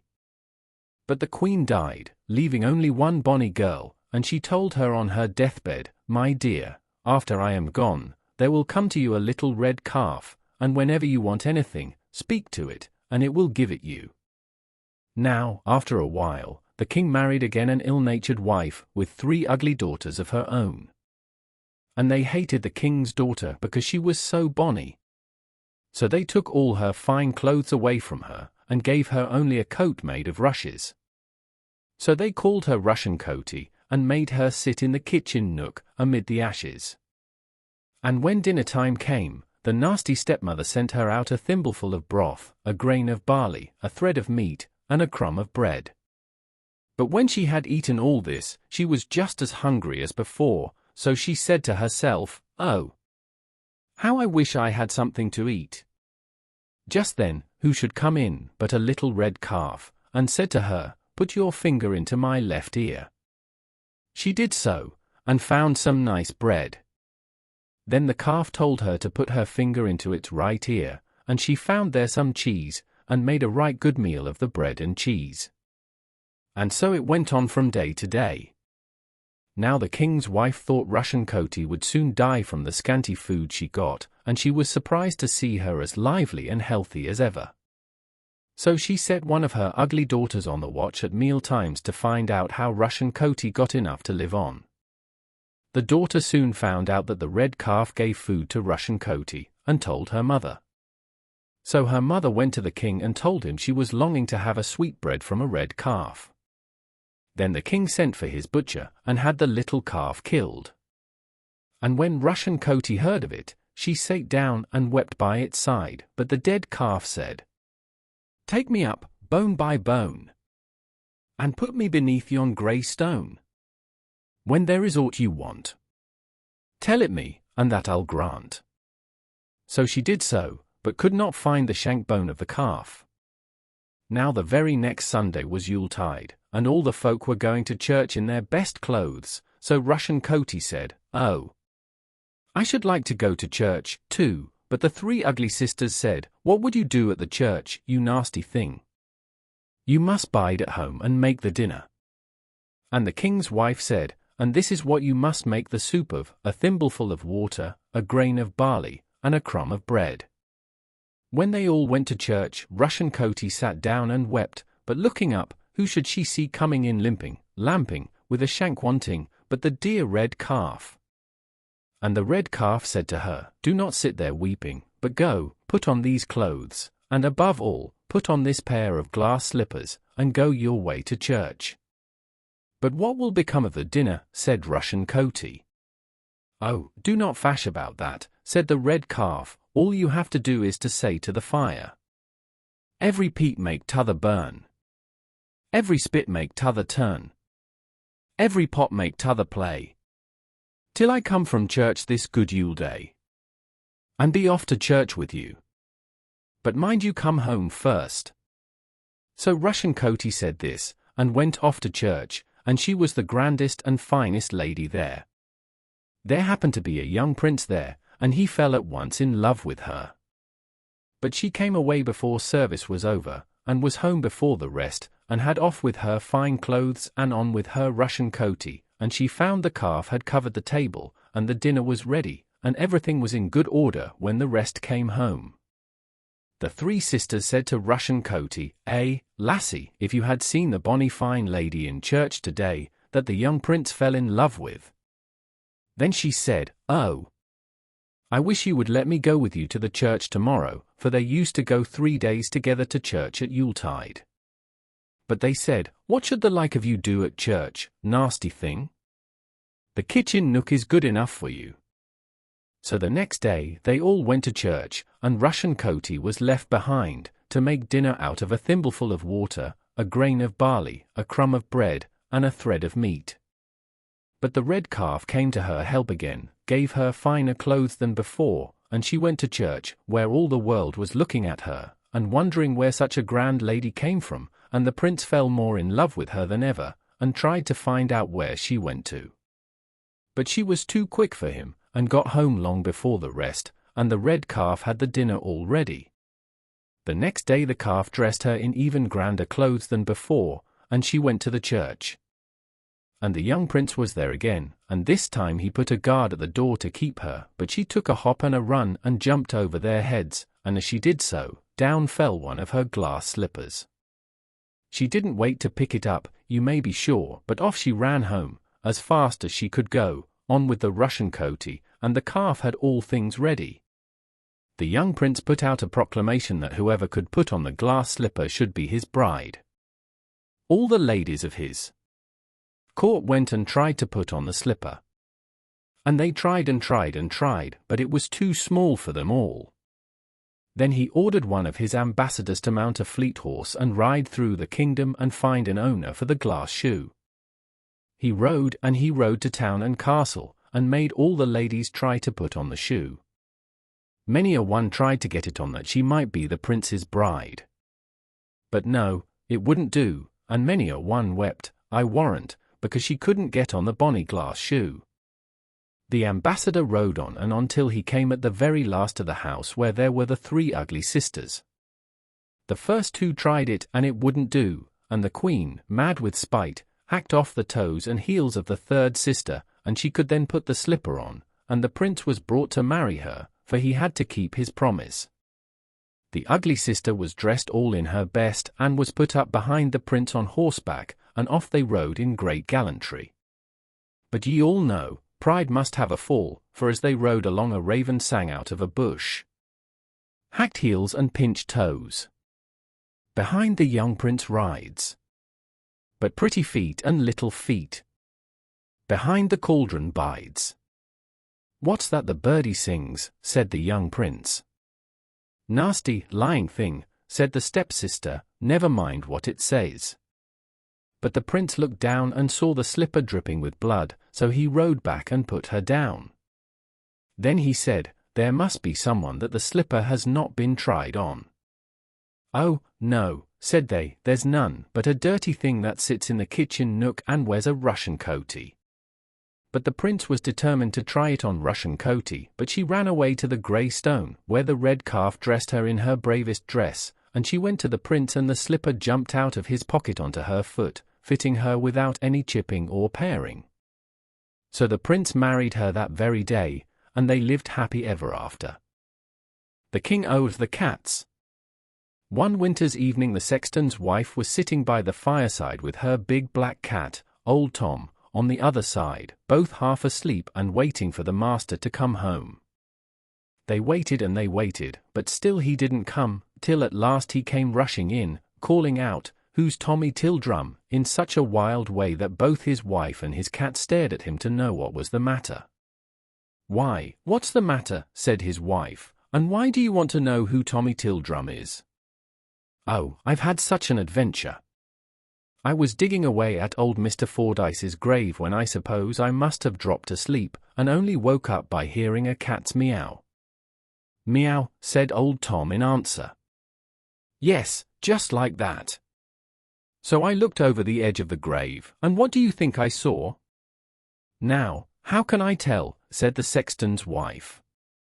"Why, 9 black cats all like our friend Tom here, all with a white spot on their chestesses." And what do you think they were carrying? Why, a small coffin covered with a black velvet pall, and on the pall was a small coronet all of gold, and at every third step they took they cried all together, "Meow." "Meow," said old Tom again. "Yes, just like that," said the sexton, and as they came nearer and nearer to me I could see them more distinctly, because their eyes shone out with a sort of green light. Well, they all came towards me, 8 of them carrying the coffin, and the biggest cat of all walking in front for all the world like, but look at our Tom, how he's looking at me.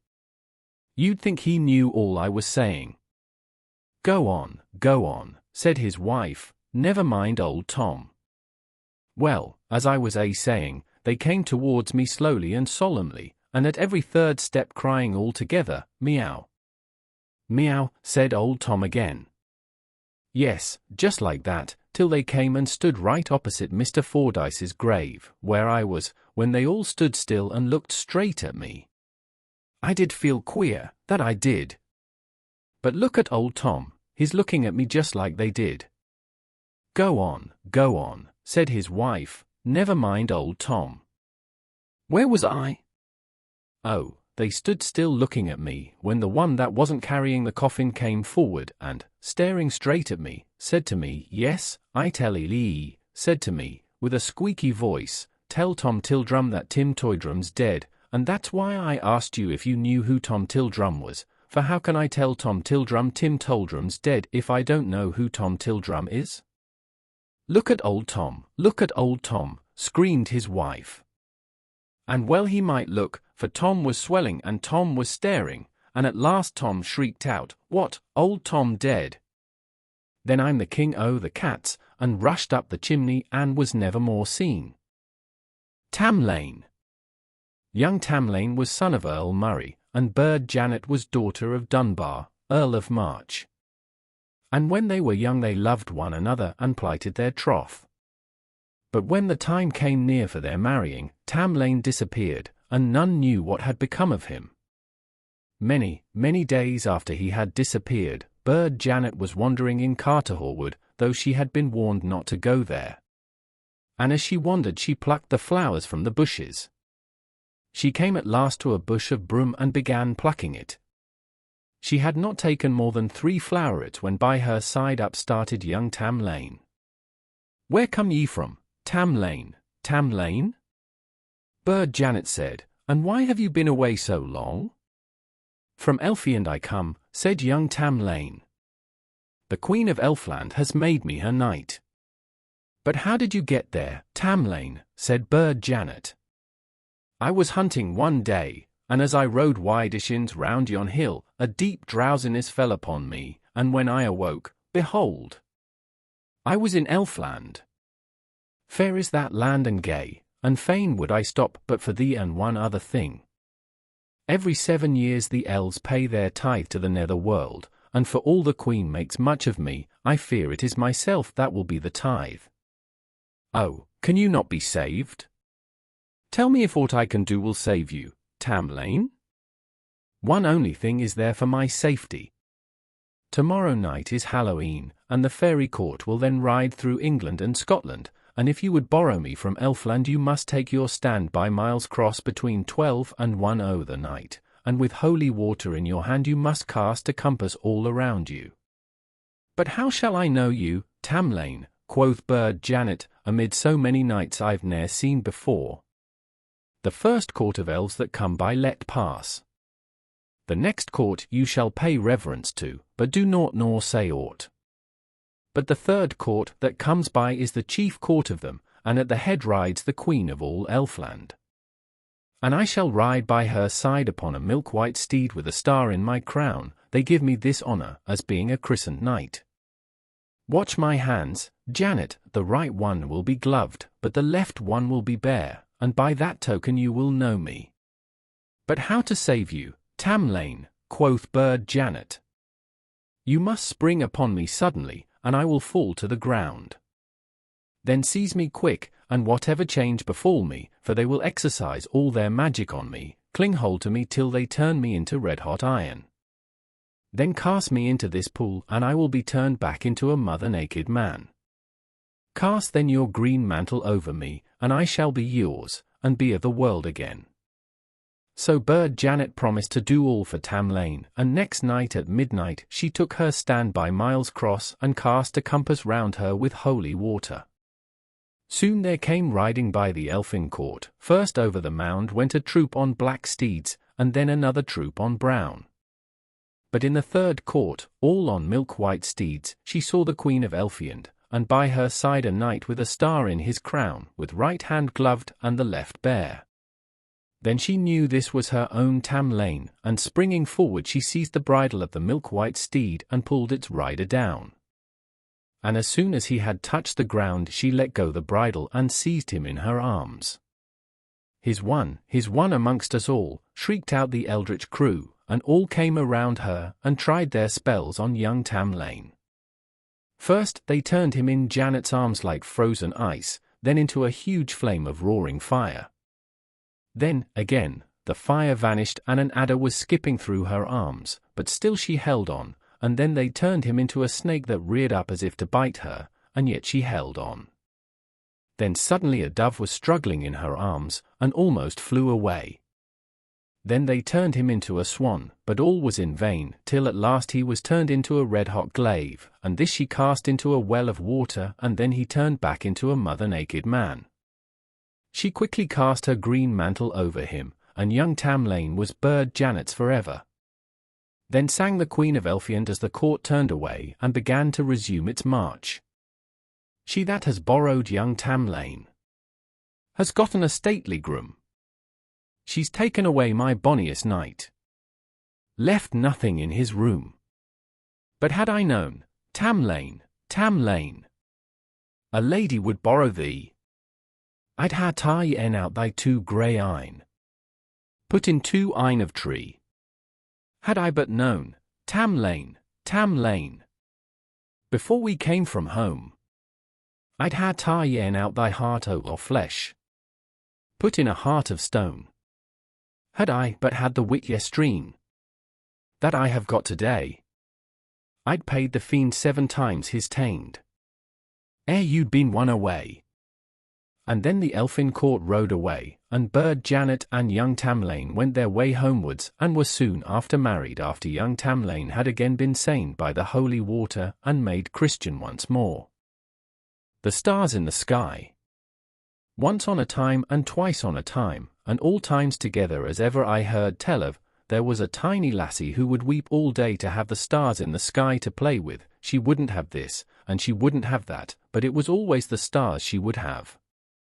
So one fine day off she went to find them. And she walked, and she walked, and she walked, till by and by she came to a mill dam.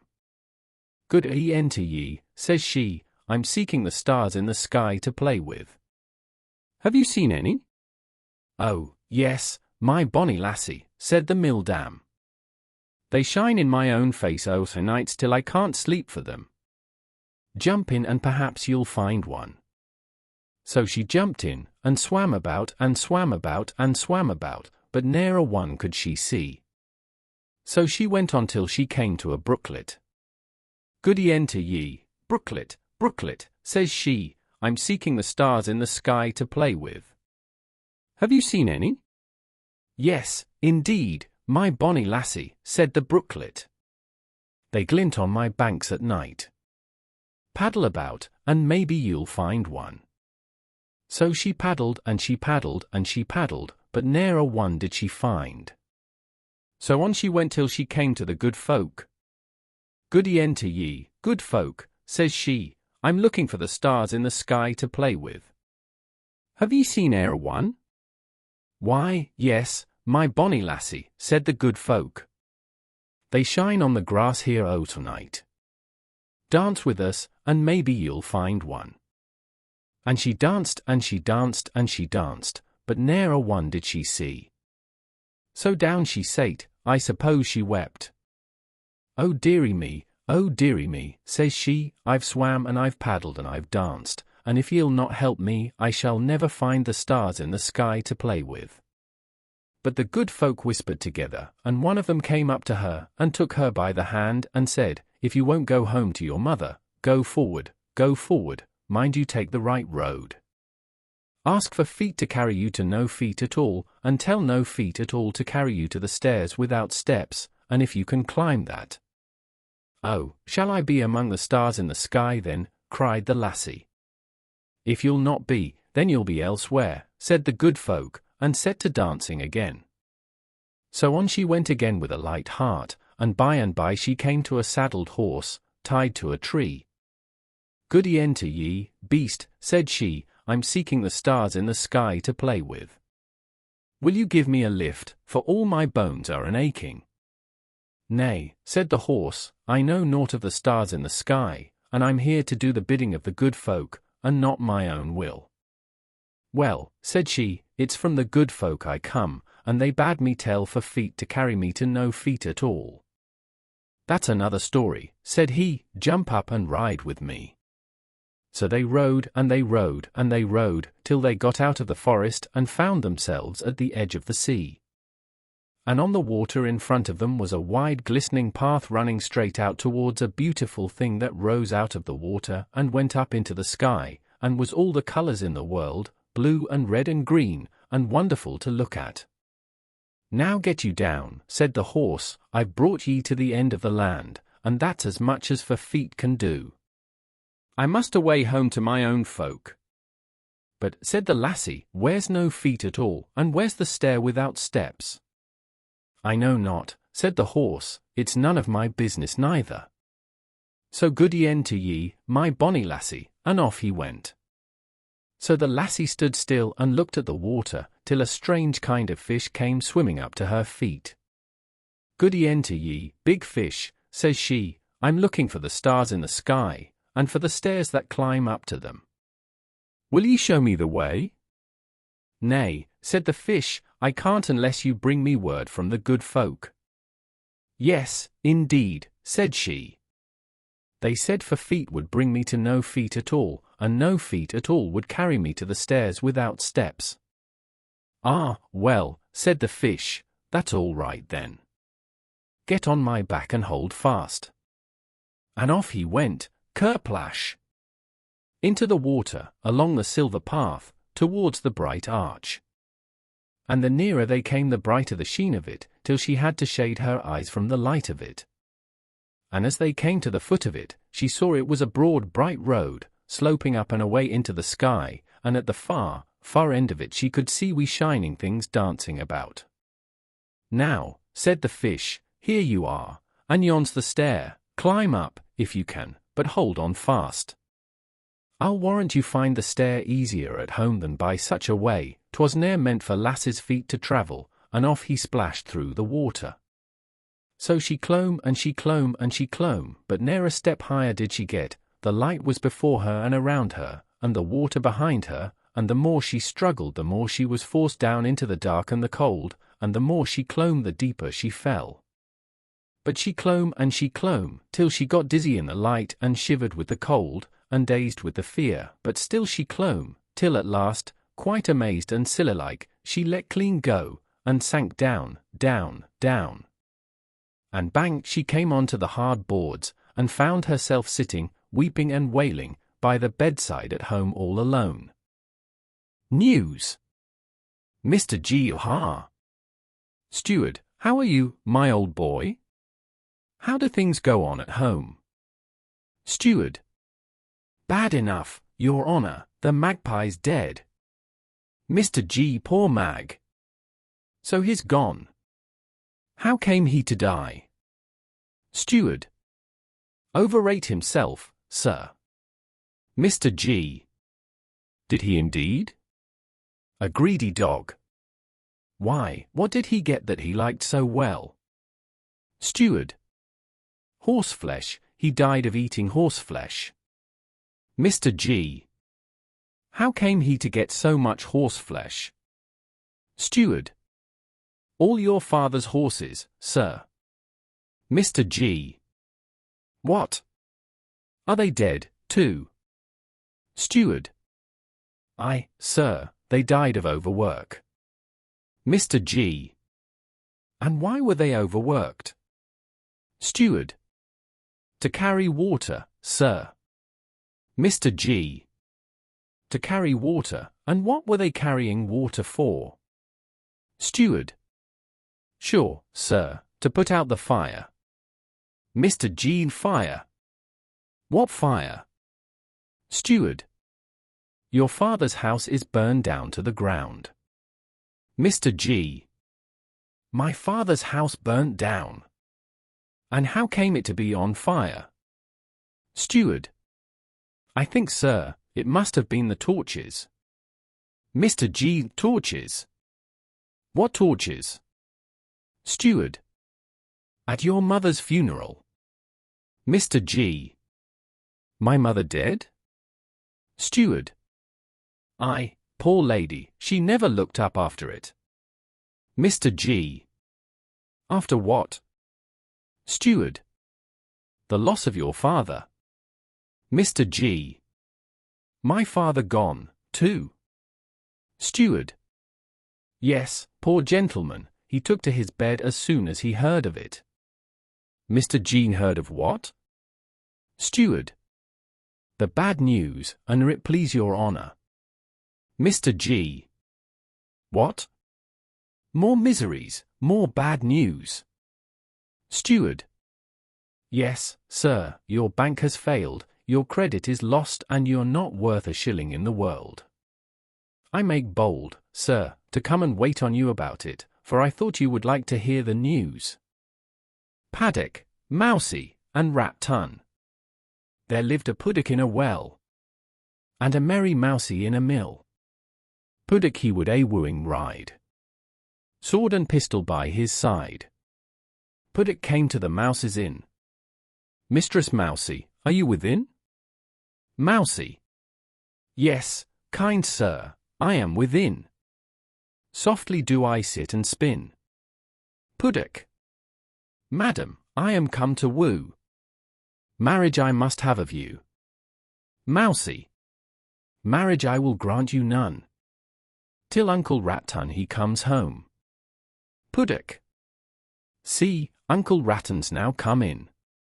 Then go and bask the bride within. Who is it that sits next the wall? But Lady Mousey both slim and small? Who is it that sits next the bride? But Lord Puddock with yellow side? But soon came Ducky and with her Sir Drake. Ducky takes Puddock and makes him speak. Then came in the old Carl Cat, with a fiddle on his back. Do you any music lack? Puddock he swam down the brook. Sir Drake he catched him in his fluke. The cat he pulled Lord Rat Tun down. The kittens they did claw his crown. But Lady Mousey, so slim and small, crept into a hole beneath the wall. Squeak, quoth she, I'm out of it all. The Little Bull Calf. Centuries of years ago, when almost all this part of the country was wilderness, there was a little boy who lived in a poor bit of property, and his father gave him a little bull calf, and with it he gave him everything he wanted for it. But soon after his father died, and his mother got married again to a man that turned out to be a very vicious stepfather, who couldn't abide the little boy. So at last the stepfather said, If you bring that bull calf into this house, I'll kill it. What a villain he was, wasn't he? Now this little boy used to go out and feed his bull calf every day with barley bread, and when he did so this time, an old man came up to him, we can guess who that was, eh? And said to him, You and your bull calf had better go away and seek your fortune. So he went on and he went on and he went on, as far as I could tell you till tomorrow night, and he went up to a farmhouse and begged a crust of bread, and when he got back he broke it in two and gave half of it to the bull calf. And he went to another house and begged a bit of cheese crud, and when he got back he wanted to give half of it to the bull calf. No, says the bull calf, I'm going across the field, into the wildwood wilderness country, where there'll be tigers, leopards, wolves, monkeys, and a fiery dragon, and I'll kill them all except the fiery dragon, and he'll kill me. The little boy did cry, and said, Oh, no, my little bull calf, I hope he won't kill you. Yes, he will, said the little bull calf, so you climb up that tree, so that no one can come nigh you but the monkeys, and if they come the cheese crud will save you. And when I'm killed, the dragon will go away for a bit, then you must come down the tree and skin me, and take out my bladder and blow it out, and it will kill everything you hit with it. So when the fiery dragon comes back, you hit it with my bladder and cut its tongue out. We know there were fiery dragons in those days, like George and his dragon in the legend, but it's not the same world nowadays. The world is turned topsy-turvy since then, like as if you'd turn it over with a spade. Of course, he did all the little bull calf told him. He climbed up the tree, and the monkeys climbed up the tree after him. But he held the cheese crud in his hand, and said, "I'll squeeze your heart like the flint stone." So the monkey cocked his eye as much as to say, "If you can squeeze a flint stone to make the juice come out of it, you can squeeze me." But he didn't say anything for a monkey's cunning, but down he went. And all the while the little bull calf was fighting all the wild beasts on the ground, and the little lad was clapping his hands up the tree, and calling out, "Go in, my little bull calf. Well fought, little bull calf." And he mastered everything except the fiery dragon, but the fiery dragon killed the little bull calf. But the lad waited and waited till he saw the dragon go away, then he came down and skinned the little bull calf, and took out its bladder and went after the dragon. And as he went on, what should he see but a king's daughter, staked down by the hair of her head, for she had been put there for the dragon to destroy her. So he went up and untied her hair, but she said, "My time has come for the dragon to destroy me, go away, you can do no good." But he said, "No. I can master it, and I won't go," nor for all her begging and praying he would stop.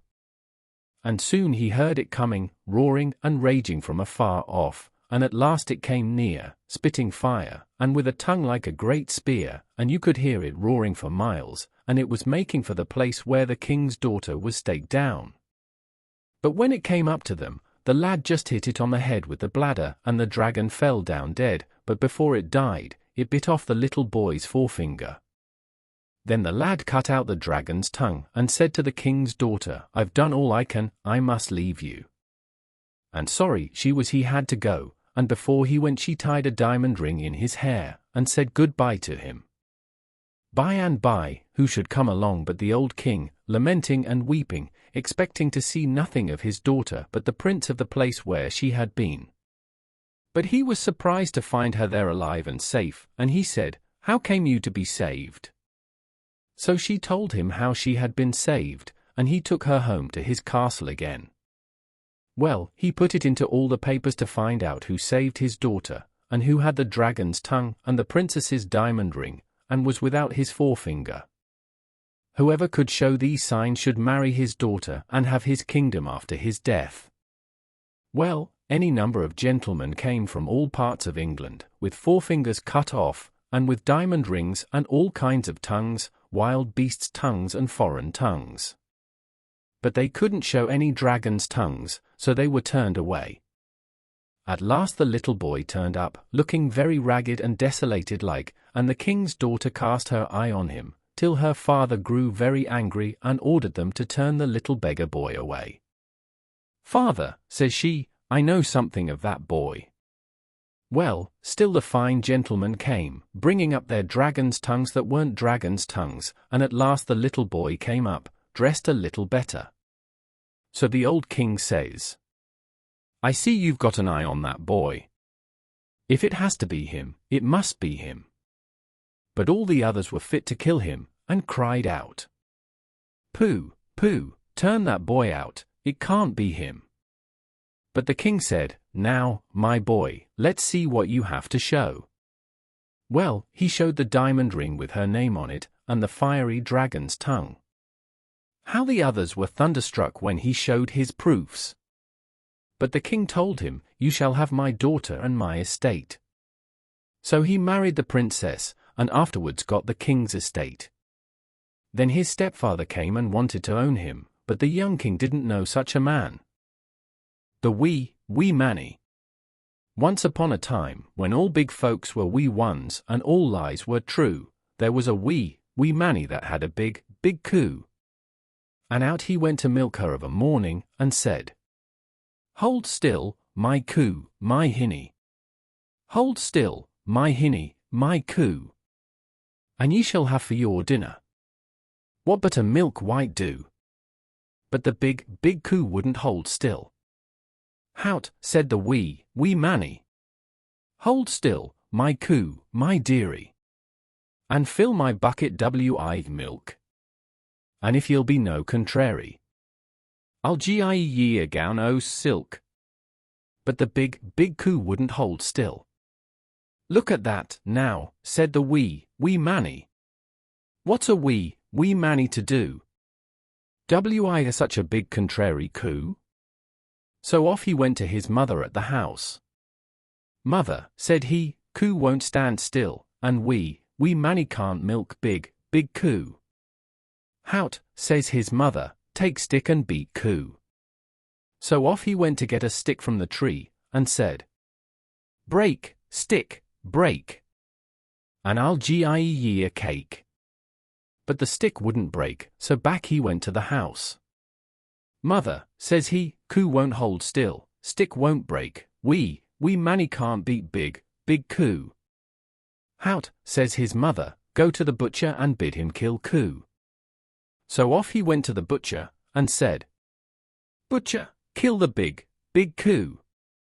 She'll gie us no more milk noo." But the butcher wouldn't kill the coo without a silver penny, so back the manny went to the house. "Mother," says he, "coo won't hold still, stick won't break, butcher won't kill without a silver penny, and wee manny can't milk big coo." "Well," said his mother, "go to the coo and tell her there's a weary lady with long yellow hair weeping for a sup o's milk." So off he went and told the coo, but she wouldn't hold still, so back he went and told his mother. "Well," said she, "tell the coo there's a fine laddie from the wars sitting by the weary lady with golden hair, and she weeping for a sup o's milk." So off he went and told the coo, but she wouldn't hold still, so back he went and told his mother. "Well," said his mother, "tell the big coo there's a sharp sword at the belt of the fine laddie from the wars who sits beside the weary lady with the golden hair, and she weeping for a sup o's milk." And he told the big coo, but she wouldn't hold still.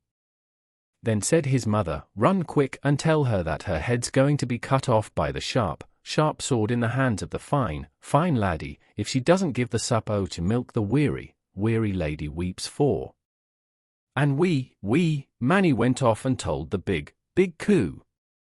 And when coo saw the glint of the sharp sword in the hand of the fine laddie come from the wars, and the weary lady weeping for a sup o't milk, she reckoned she'd better hold still, so wee manny milked big coo, and the weary lady with the golden hair hushed her weeping and got her sup o's milk, and the fine laddie new come from the wars put by his sharp sword, and all went well that didn't go ill. Habitrot and Scantlie Mab.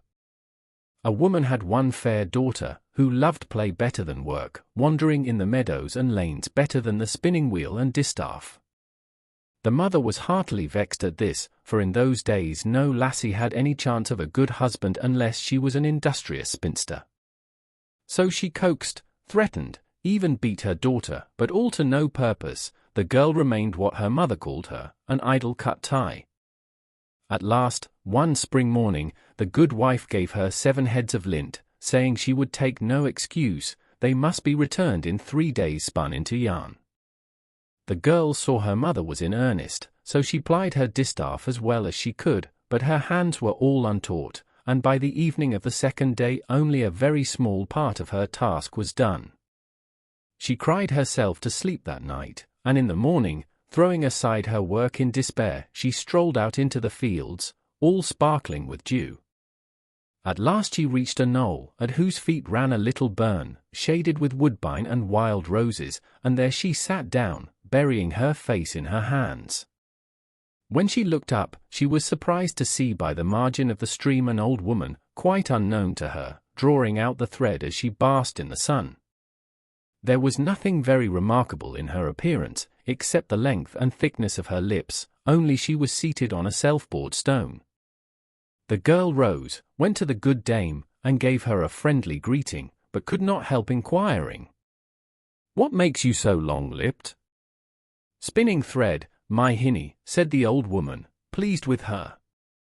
"I wet my fingers with my lips, as I draw the thread from the distaff." "Ah," said the girl, "I should be spinning too, but it's all to no purpose. I shall ne'er do my task," on which the old woman proposed to do it for her. Overjoyed, the maiden ran to fetch her lint, and placed it in her new friend's hand, asking where she should call for the yarn in the evening, but she received no reply. The old woman passed away from her among the trees and bushes.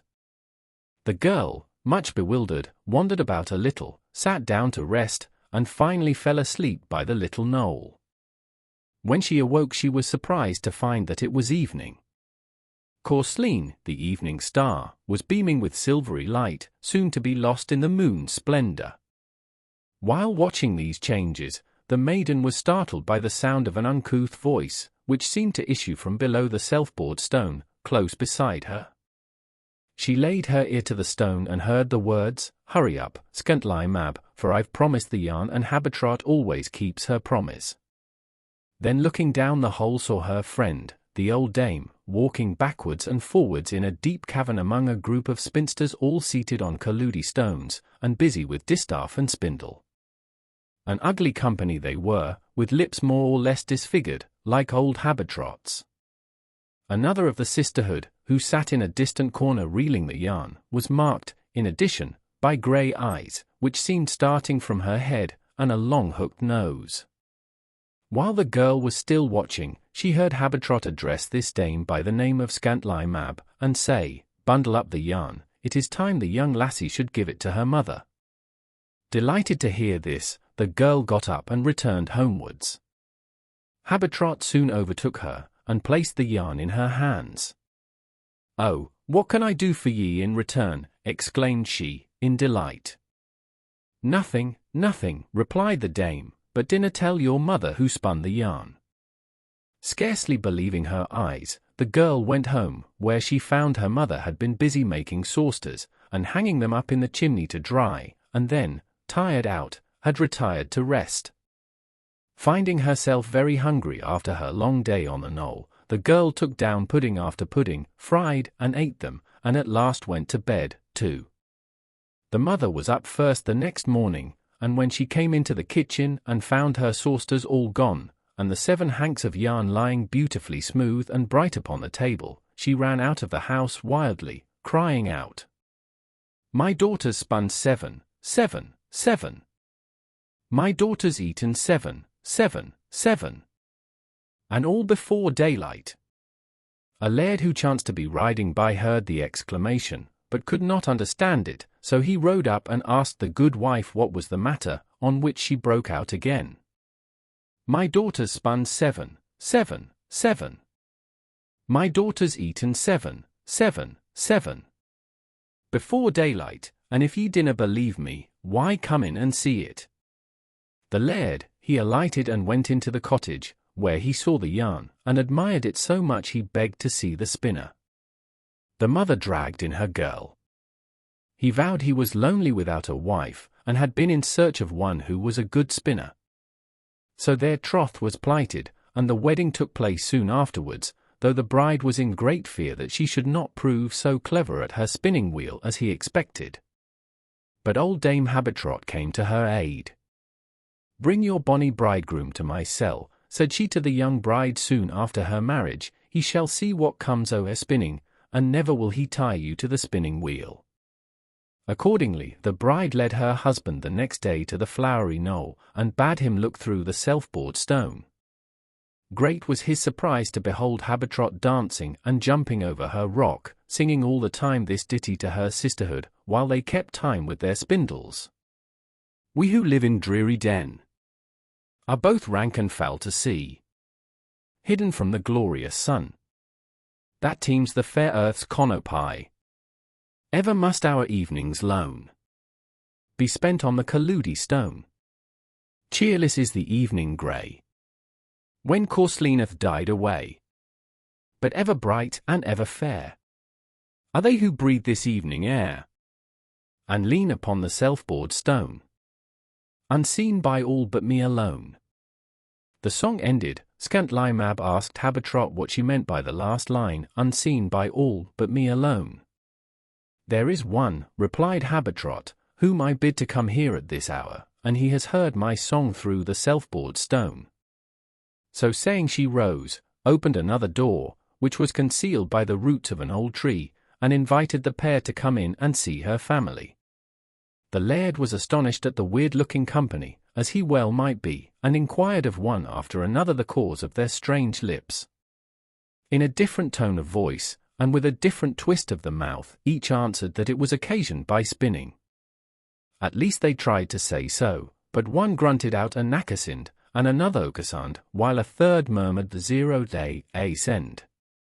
All, however, made the bridegroom understand what was the cause of their ugliness, while Habetrot slyly hinted that if his wife were allowed to spin, her pretty lips would grow out of shape, too, and her pretty face get an ugsome look. So before he left the cave he vowed that his little wife should never touch a spinning wheel, and he kept his word. She used to wander in the meadows by his side, or ride behind him over the hills, but all the flax grown on his land was sent to old Habetrot to be converted into yarn. Old Mother Wiggle Waggle. The fox and his wife they had a great strife. They never ate mustard in all their whole life. They ate their meat without fork or knife, and loved to be picking a bone, ee-ho. The fox went out, one still, clear night, and he prayed the moon to give him light, for he'd a long way to travel that night, before he got back to his den-o. The fox when he came to yonder stile, he lifted his lugs and he listened a while. "Oh, ho," said the fox, "it's but a short mile from this unto yonder wee town, ee-ho." And first he arrived at a farmer's yard, where the ducks and geese declared it was hard, that their nerves should be shaken and their rest should be marred by the visits of Mr. Foxo. The fox when he came to the farmer's gate, who should he see but the farmer's drake? "I love you well for your master's sake, and long to be picking your bones, ee-ho." The grey goose she ran round the haystack. "Oh, ho," said the fox, "you are very fat. You'll grease my beard and ride on my back from this into yonder wee town, ee-ho." Then he took the grey goose by her sleeve, and said, "Madam Grey Goose, by your leave, I'll take you away without reprieve, and carry you back to my den-o." And he seized the black duck by the neck, and slung him all across his back. The black duck cried out quack, quack, quack, with his legs all dangling down-o. Old Mother Wiggle Waggle hopped out of bed. Out of the window she popped her old head. "Oh, husband, oh, husband, the grey goose is gone, and the fox is off to his den, oh." Then the old man got up in his red cap, and swore he would catch the fox in a trap. But the fox was too cunning, and gave him the slip, and ran through the town, oh. When he got to the top of the hill, he blew his trumpet both loud and shrill, for joy that he was safe and sound through the town, oh. But at last he arrived at his home again, to his dear little foxes, 8, 9, 10. Says he, "You're in luck, here's a fine fat duck, with his legs all dangling down-o." So he sat down together with his hungry wife, and they did very well without fork or knife. They never ate a better duck in all their life, and the little ones picked the bones-o. Catskin. Well, there was once a gentleman who had fine lands and houses, and he very much wanted to have a son to be heir to them. So when his wife brought him a daughter, bonny as bonny could be, he cared nothing for her, and said, "Let me never see her face." So she grew up a bonny girl, though her father never set eyes on her till she was 15 years old and was ready to be married. But her father said, "Let her marry the first that comes for her." And when this was known, who should be first but a nasty rough old man? So she didn't know what to do, and went to the henwife and asked her advice. The henwife said, "Say you will not take him unless they give you a coat of silver cloth." Well, they gave her a coat of silver cloth, but she wouldn't take him for all that, but went again to the henwife, who said, "Say you will not take him unless they give you a coat of beaten gold."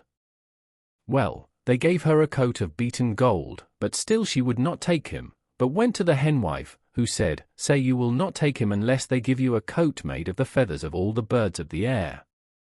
So they sent a man with a great heap of peas, and the man cried to all the birds of the air, "Each bird take a pea, and put down a feather." So each bird took a pea and put down one of its feathers, and they took all the feathers and made a coat of them and gave it to her, but still she would not, but asked the henwife once again, who said, "Say they must first make you a coat of catskin." So they made her a coat of catskin, and she put it on, and tied up her other coats, and ran away into the woods. So she went along, and went along, and went along, till she came to the end of the wood, and saw a fine castle. So there she hid her fine dresses, and went up to the castle gates, and asked for work. The lady of the castle saw her, and told her, "I'm sorry I have no better place, but if you like you may be our scullion." So down she went into the kitchen, and they called her Catskin, because of her dress. But the cook was very cruel to her, and led her a sad life. Well, it happened soon after that the young lord of the castle was coming home, and there was to be a grand ball in honor of the occasion. And when they were speaking about it among the servants, "Dear me, Mrs. Cook," said Catskin, "how much I should like to go." "What? You dirty impudent slut," said the cook, "you go among all the fine lords and ladies with your filthy catskin? A fine figure you'd cut," and with that she took a basin of water and dashed it into Catskin's face. But she only briskly shook her ears, and said nothing. When the day of the ball arrived, Catskin slipped out of the house and went to the edge of the forest, where she had hidden her dresses. So she bathed herself in a crystal waterfall, and then put on her coat of silver cloth, and hastened away to the ball. As soon as she entered, all were overcome by her beauty and grace, while the young lord at once lost his heart to her. He asked her to be his partner for the first dance, and he would dance with none other the livelong night. When it came to parting time, the young lord said, "Pray tell me, fair maid, where you live." But Catskin curtsied and said, "Kind sir, if the truth I must tell, at the sign of the basin of water I dwell." Then she flew from the castle and donned her catskin robe again, and slipped into the scullery again, unbeknown to the cook. The young lord went the very next day to his mother, the lady of the castle, and declared he would wed none other but the lady of the silver dress, and would never rest till he had found her. So another ball was soon arranged for, in hope that the beautiful maid would appear again. So Catskin said to the cook, "Oh, how I should like to go." Whereupon the cook screamed out in a rage, "What, you dirty impudent slut! You would cut a fine figure among all the fine lords and ladies." And with that she up with a ladle and broke it across Catskin's back. But she only shook her ears, and ran off to the forest, where she first of all bathed, and then put on her coat of beaten gold, and off she went to the ballroom. As soon as she entered, all eyes were upon her, and the young lord soon recognized her as the lady of the basin of water, and claimed her hand for the first dance, and did not leave her till the last. When that came, he again asked her where she lived. But all that she would say was, "Kind sir, if the truth I must tell, at the sign of the broken ladle I dwell." And with that she curtsied, and flew from the ball, off with her golden robe, on with her catskin, and into the scullery without the cook's knowing.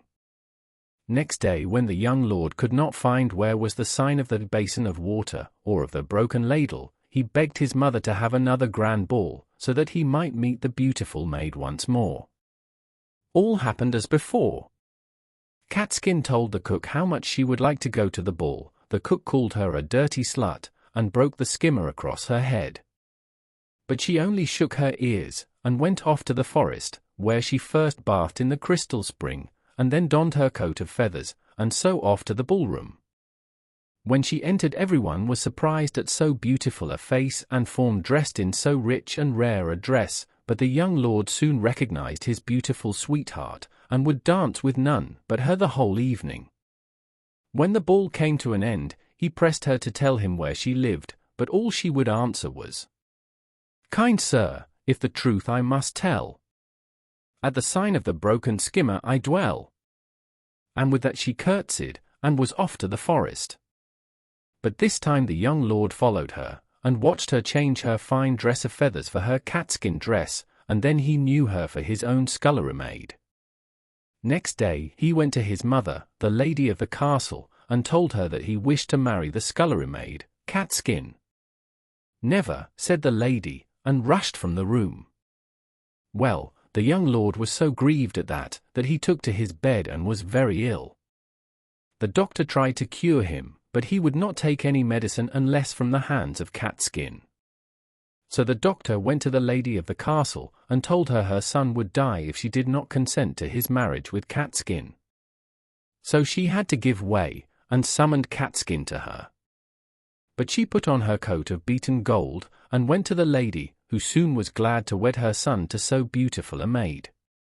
Well, so they were married, and after a time a dear little son came to them, and grew up a bonny lad, and one day, when he was 4 years old, a beggar woman came to the door, so Lady Catskin gave some money to the little lord and told him to go and give it to the beggar woman. So he went and gave it, but put it into the hand of the woman's child, who leant forward and kissed the little lord. Now the wicked old cook, why hadn't she been sent away? Was looking on, so she said, "Only see how beggars' brats take to one another."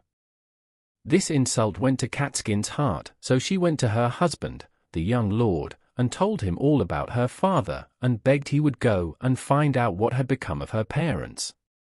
So they set out in the lord's grand coach, and travelled through the forest till they came to Catskin's father's house, and put up at an inn near, where Catskin stopped, while her husband went to see if her father would own her.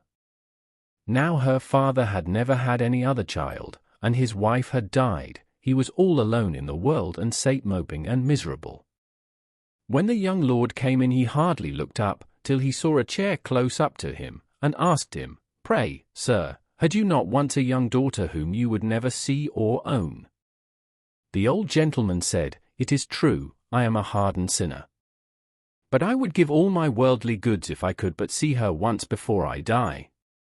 Then the young lord told him what had happened to Catskin, and took him to the inn, and brought his father-in-law to his own castle, where they lived happy ever afterwards. Stupid's cries. There was once a little boy, and his mother sent him to buy a sheep's head and pluck, afraid he should forget it. The lad kept saying all the way along, "Sheep's head and pluck. Sheep's head and pluck."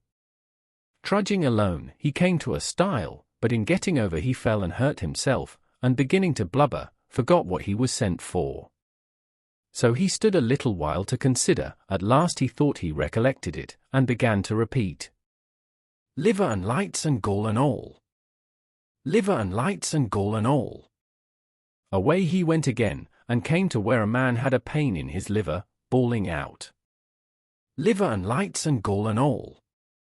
Liver and lights and gall and all." Whereon the man laid hold of him and beat him, bidding him say, "Pray God send no more. Pray God send no more." The youngster strode along, uttering these words, till he reached a field where a hind was sowing wheat. "Pray God send no more. Pray God send no more." This was all his cry. So the sower began to thrash him, and charged him to repeat, "Pray God send plenty more. Pray God send plenty more." Off the child scampered with these words in his mouth till he reached a churchyard and met a funeral, but he went on with his, "Pray God send plenty more. Pray God send plenty more." The chief mourner seized and punished him, and bade him repeat, "Pray God send the soul to heaven. Pray God send the soul to heaven." Away went the boy, and met a dog and a cat going to be hung, but his cry rang out. "Pray God send the soul to heaven! Pray God send the soul to heaven!"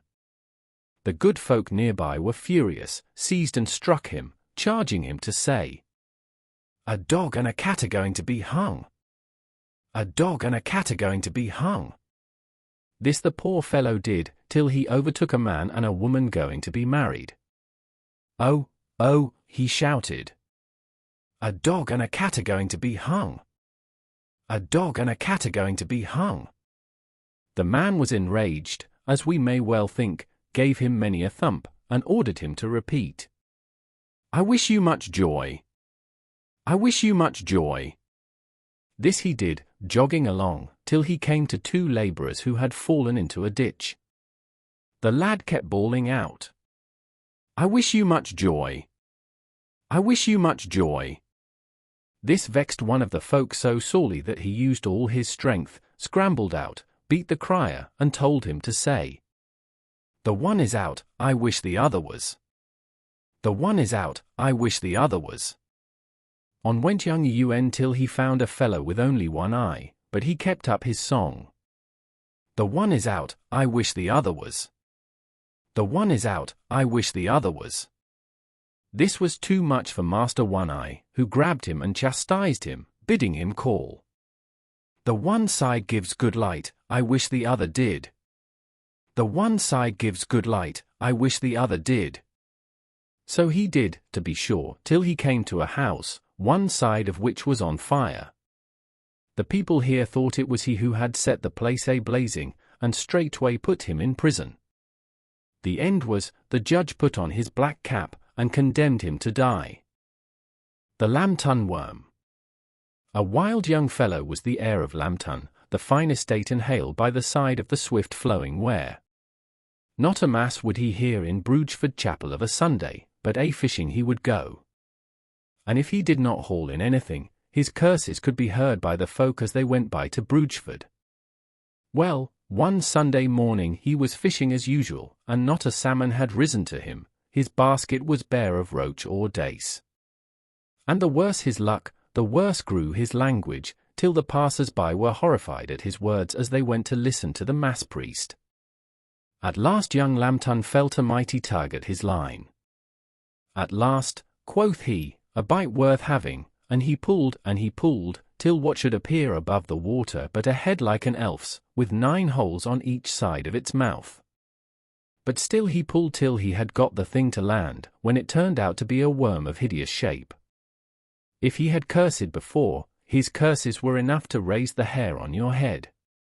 "What ails thee, my son?" said a voice by his side, "and what hast thou caught, that thou shouldst stain the Lord's day with such foul language?" Looking round, young Lambton saw a strange old man standing by him. "Why, truly," he said, "I think I have caught the devil himself. Look you and see if you know him." But the stranger shook his head, and said, "It bodes no good to thee or thine to bring such a monster to shore. Yet cast him not back into the Wear, thou hast caught him, and thou must keep him," and with that away he turned, and was seen no more.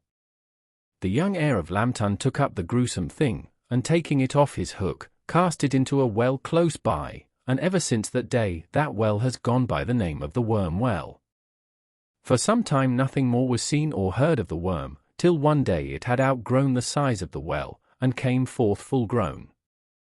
So it came forth from the well and betook itself to the Wear. And all day long it would lie coiled round a rock in the middle of the stream, while at night it came forth from the river and harried the countryside. It sucked the cow's milk, devoured the lambs, worried the cattle, and frightened all the women and girls in the district, and then it would retire for the rest of the night to the hill, still called the Worm Hill, on the north side of the Wear, about 1.5 miles from Lambton Hall. This terrible visitation brought young Lambton, of Lambton Hall, to his senses. He took upon himself the vows of the cross, and departed for the Holy Land, in the hope that the scourge he had brought upon his district would disappear. But the grisly worm took no heed, except that it crossed the river and came right up to Lambton Hall itself, where the old lord lived on all alone, his only son having gone to the Holy Land. What to do? The worm was coming closer and closer to the hall. Women were shrieking, men were gathering weapons, dogs were barking and horses neighing with terror. At last the steward called out to the dairymaids, "Bring all your milk hither," and when they did so, and had brought all the milk that the 9 kye of the buyer had yielded, he poured it all into the long stone trough in front of the hall. The worm drew nearer and nearer, till at last it came up to the trough. But when it sniffed the milk, it turned aside to the trough and swallowed all the milk up, and then slowly turned round and crossed the river Ware, and coiled its bulk 3 times round the Worm Hill for the night.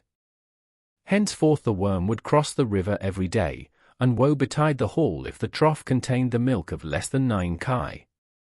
The worm would hiss, and would rave, and lash its tail round the trees of the park, and in its fury it would uproot the stoutest oaks and the loftiest firs. So it went on for 7 years. Many tried to destroy the worm, but all had failed, and many a knight had lost his life in fighting with the monster, which slowly crushed the life out of all that came near it. At last the child of Lambton came home to his father's hall, after 7 long years spent in meditation and repentance on holy soil. Sad and desolate he found his folk, the lands untilled, the farms deserted, half the trees of the park uprooted, for none would stay to tend the 9 kye that the monster needed for his food each day. The child sought his father, and begged his forgiveness for the curse he had brought on the hall. "Thy sin is pardoned," said his father, "but go thou to the wise woman of Brugeford, and find if aught can free us from this monster." To the wise woman went the child, and asked her advice. "'Tis thy fault, O child, for which we suffer," she said, "be it thine to release us." "I would give my life," said the child. "Mayhap thou wilt do so," said she. "But hear me, and mark me well. Thou, and thou alone, canst kill the worm. But, to this end, go thou to the smithy and have thy armor studied with spearheads. Then go to the worm's rock in the Ware, and station thyself there. Then, when the worm comes to the rock at dawn of day, try thy prowess on him, and God gie thee a good deliverance." "This I will do," said child Lambton. "But one thing more," said the wise woman, going back to her cell. "If thou slay the worm, swear that thou wilt put to death the first thing that meets thee as thou crossest again the threshold of Lambton Hall. Do this, and all will be well with thee and thine. Fulfil not thy vow, and none of the Lambtons, for generations 3 times 3, shall die in his bed. Swear, and fail not." The child swore as the wise woman bid, and went his way to the smithy. There he had his armor studied with spearheads all over. Then he passed his vigils in Brugeford Chapel, and at dawn of day took his post on the worm's rock in the river Ware. As dawn broke, the worm uncoiled its snaky twine from around the hill, and came to its rock in the river. When it perceived the child waiting for it, it lashed the waters in its fury and wound its coils round the child, and then attempted to crush him to death.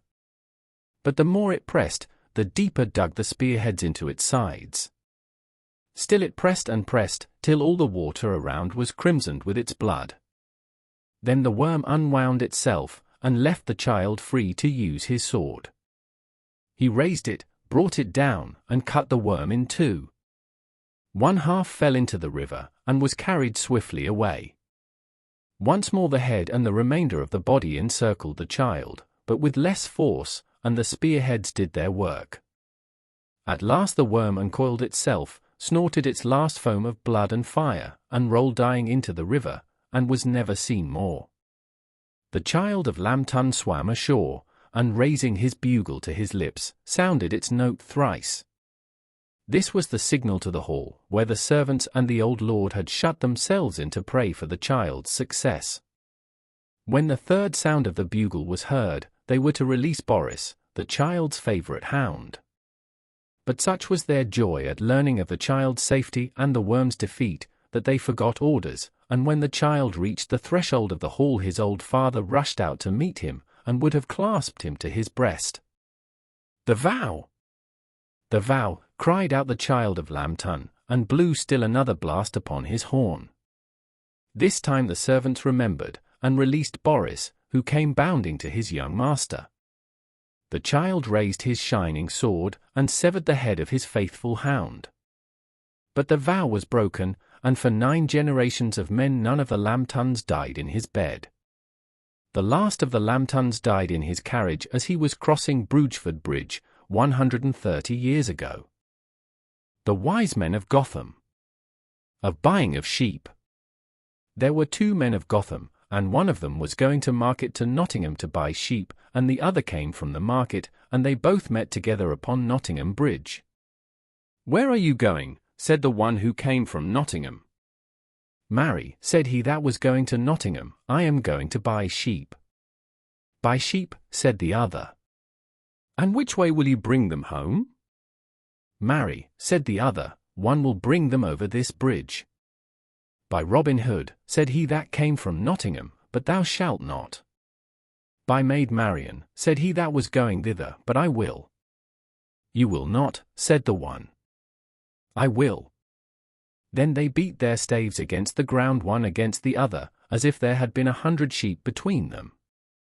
"Hold in," said one, "beware lest my sheep leap over the bridge." "I care not," said the other, "they shall not come this way." "But they shall," said the other. Then the other said, "If that thou make much to do, I will put my fingers in thy mouth." "Will you?" said the other. Now, as they were at their contention, another man of Gotham came from the market with a sack of meal upon a horse, and seeing and hearing his neighbors at strife about sheep, though there were none between them, said, "Ah, fools! Will you ever learn wisdom? Help me, and lay my sack upon my shoulders." They did so, and he went to the side of the bridge, unloosened the mouth of the sack, and shook all his meal out into the river. "Now, neighbors," he said, "how much meal is there in my sack?" "Marry," said they, "there is none at all." "Now, by my faith," said he, "even as much wit as is in your 2 heads to stir up strife about a thing you have not. Which was the wisest of these 3 persons, judge yourself. Of hedging a cuckoo. Once upon a time the men of Gotham would have kept the cuckoo so that she might sing all the year, and in the midst of their town they made a hedge round in compass, and they got a cuckoo, and put her into it, and said, "Sing there all through the year, or thou shalt have neither meat nor water." The cuckoo, as soon as she perceived herself within the hedge, flew away. "A vengeance on her," said they. "We did not make our hedge high enough." Of sending cheeses. There was a man of Gotham who went to the market at Nottingham to sell cheese, and as he was going down the hill to Nottingham Bridge, one of his cheeses fell out of his wallet and rolled down the hill. "Ah, gaffer," said the fellow, "can you run to market alone? I will send one after another after you." Then he laid down his wallet and took out the cheeses and rolled them down the hill. Some went into one bush, and some went into another. "I charge you all to meet me near the marketplace," and when the fellow came to the market to meet his cheeses, he stayed there till the market was nearly done. Then he went about to inquire of his friends and neighbors, and other men, if they did see his cheeses come to the market. "Who should bring them?" said one of the market men. "Marry, themselves," said the fellow, "they know the way well enough." He said, "A vengeance on them all. I did fear, to see them run so fast, that they would run beyond the market. I am now fully persuaded that they must be now almost at York." Whereupon he forthwith hired a horse to ride to York, to seek his cheeses where they were not, but to this day no man can tell him of his cheeses. Of drowning eels. When Good Friday came, the men of Gotham cast their heads together what to do with their white herrings, their red herrings, their sprats, and other salt fish. One consulted with the other, and agreed that such fish should be cast into their pond, which was in the middle of the town, that they might breed against the next year, and every man that had salt fish left cast them into the pool. "I have many white herrings," said one. "I have many sprats," said another. "I have many red herrings," said the other. "I have much salt fish. Let all go into the pond or pool, and we shall fare like lords next year." At the beginning of next year following, the men drew near the pond to have their fish, and there was nothing but a great eel. "Ah," said they all, "a mischief on this eel, for he has eaten up all our fish." "What shall we do to him?" said one to the others. "Kill him," said one. "Chop him into pieces," said another. "Not so," said another, "let us drown him." "Be it so," said all. And they went to another pond, and cast the eel into the pond. "Lie there and shift for yourself, for no help thou shalt have from us," and they left the eel to drown. Of sending rent. Once on a time the men of Gotham had forgotten to pay their landlord. One said to the other, "Tomorrow is our pay day, and what shall we find to send our money to our landlord?" The one said, "This day I have caught a hare, and he shall carry it, for he is light of foot." "Be it so," said all, "he shall have a letter and a purse to put our money in, and we shall direct him the right way." So when the letters were written and the money put in a purse, they tied it round the hare's neck, saying, "First you go to Lancaster, then thou must go to Loughborough, and Newark is our landlord, and commend us to him, and there is his dues." The hare, as soon as he was out of their hands, ran on along the country way. Some cried, "Thou must go to Lancaster first." "Let the hare alone," said another, "he can tell a nearer way than the best of us all." "Let him go." Another said, "It is a subtle hare, let her alone, she will not keep the highway for fear of dogs." Of counting. On a certain time there were 12 men of Gotham who went fishing, and some went into the water and some on dry ground. And, as they were coming back, one of them said, "We have ventured much this day wading, I pray God that none of us that did come from home be drowned." "Marry," said one, "let us see about that." 12 of us came out, and every man did count 11, and the 12th man did never count himself. "Alas," said one to another, "one of us is drowned." They went back to the brook where they had been fishing, and looked up and down for him that was drowned, and made great lamentation. A courtier came riding by, and he did ask what they were seeking, and why they were so sorrowful. "Oh," said they, "this day we came to fish in this brook, and there were 12 of us, and one is drowned." "Why," said the courtier, "count me how many of you there be," and one counted 11 and did not count himself.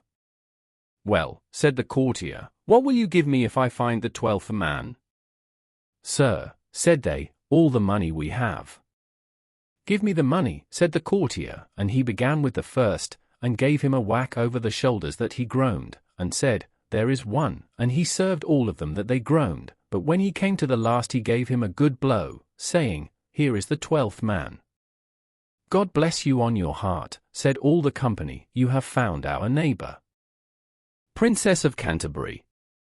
There lived formerly in the county of Cumberland a nobleman who had 3 sons, 2 of whom were comely and clever youths, but the other a natural fool, named Jack, who was generally engaged with the sheep. He was dressed in a party-colored coat, and a steeple-crowned hat with a tassel, as became his condition. Now the King of Canterbury had a beautiful daughter, who was distinguished by her great ingenuity and wit, and he issued a decree that whoever should answer 3 questions put to him by the princess should have her in marriage, and be heir to the crown at his decease.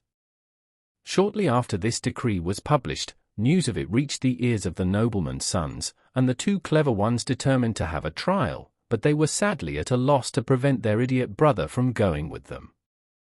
They could not, by any means, get rid of him, and were compelled at length to let Jack accompany them. They had not gone far, before Jack shrieked with laughter, saying, "I found an egg." "Put it in your pocket," said the brothers.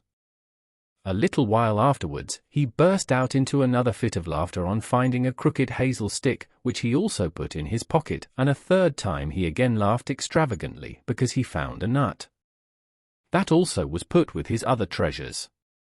When they arrived at the palace, they were immediately admitted on mentioning the nature of their business, and were ushered into a room where the princess and her suite were sitting.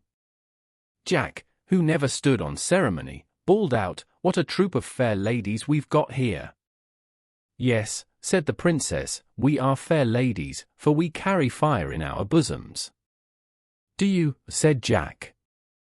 "Then roast me an egg," pulling out the egg from his pocket. "How will you get it out again?" said the princess. "With a crooked stick," replied Jack, producing the hazel. "Where did that come from?" said the princess. "From a nut," answered Jack, pulling out the nut from his pocket. "I've answered the 3 questions, and now I'll have the lady." "No, no," said the king, "not so fast. You have still an ordeal to go through. You must come here in a week's time and watch for 1 whole night with the princess, my daughter. If you can manage to keep awake the whole night long, you shall marry her next day." "But if I can't," said Jack. "Then off goes your head," said the king. "But you need not try unless you like." Well, Jack went back home for a week, and thought over whether he should try to win the princess. At last he made up his mind. "Well," said Jack, "I'll try my vorten, zo now for the king's daughter, or a headless shepherd." And taking his bottle and bag, he trudged to the court. In his way thither, he was obliged to cross a river, and pulling off his shoes and stockings, while he was passing over he observed several pretty fish bobbing against his feet, so he caught some and put them into his pocket.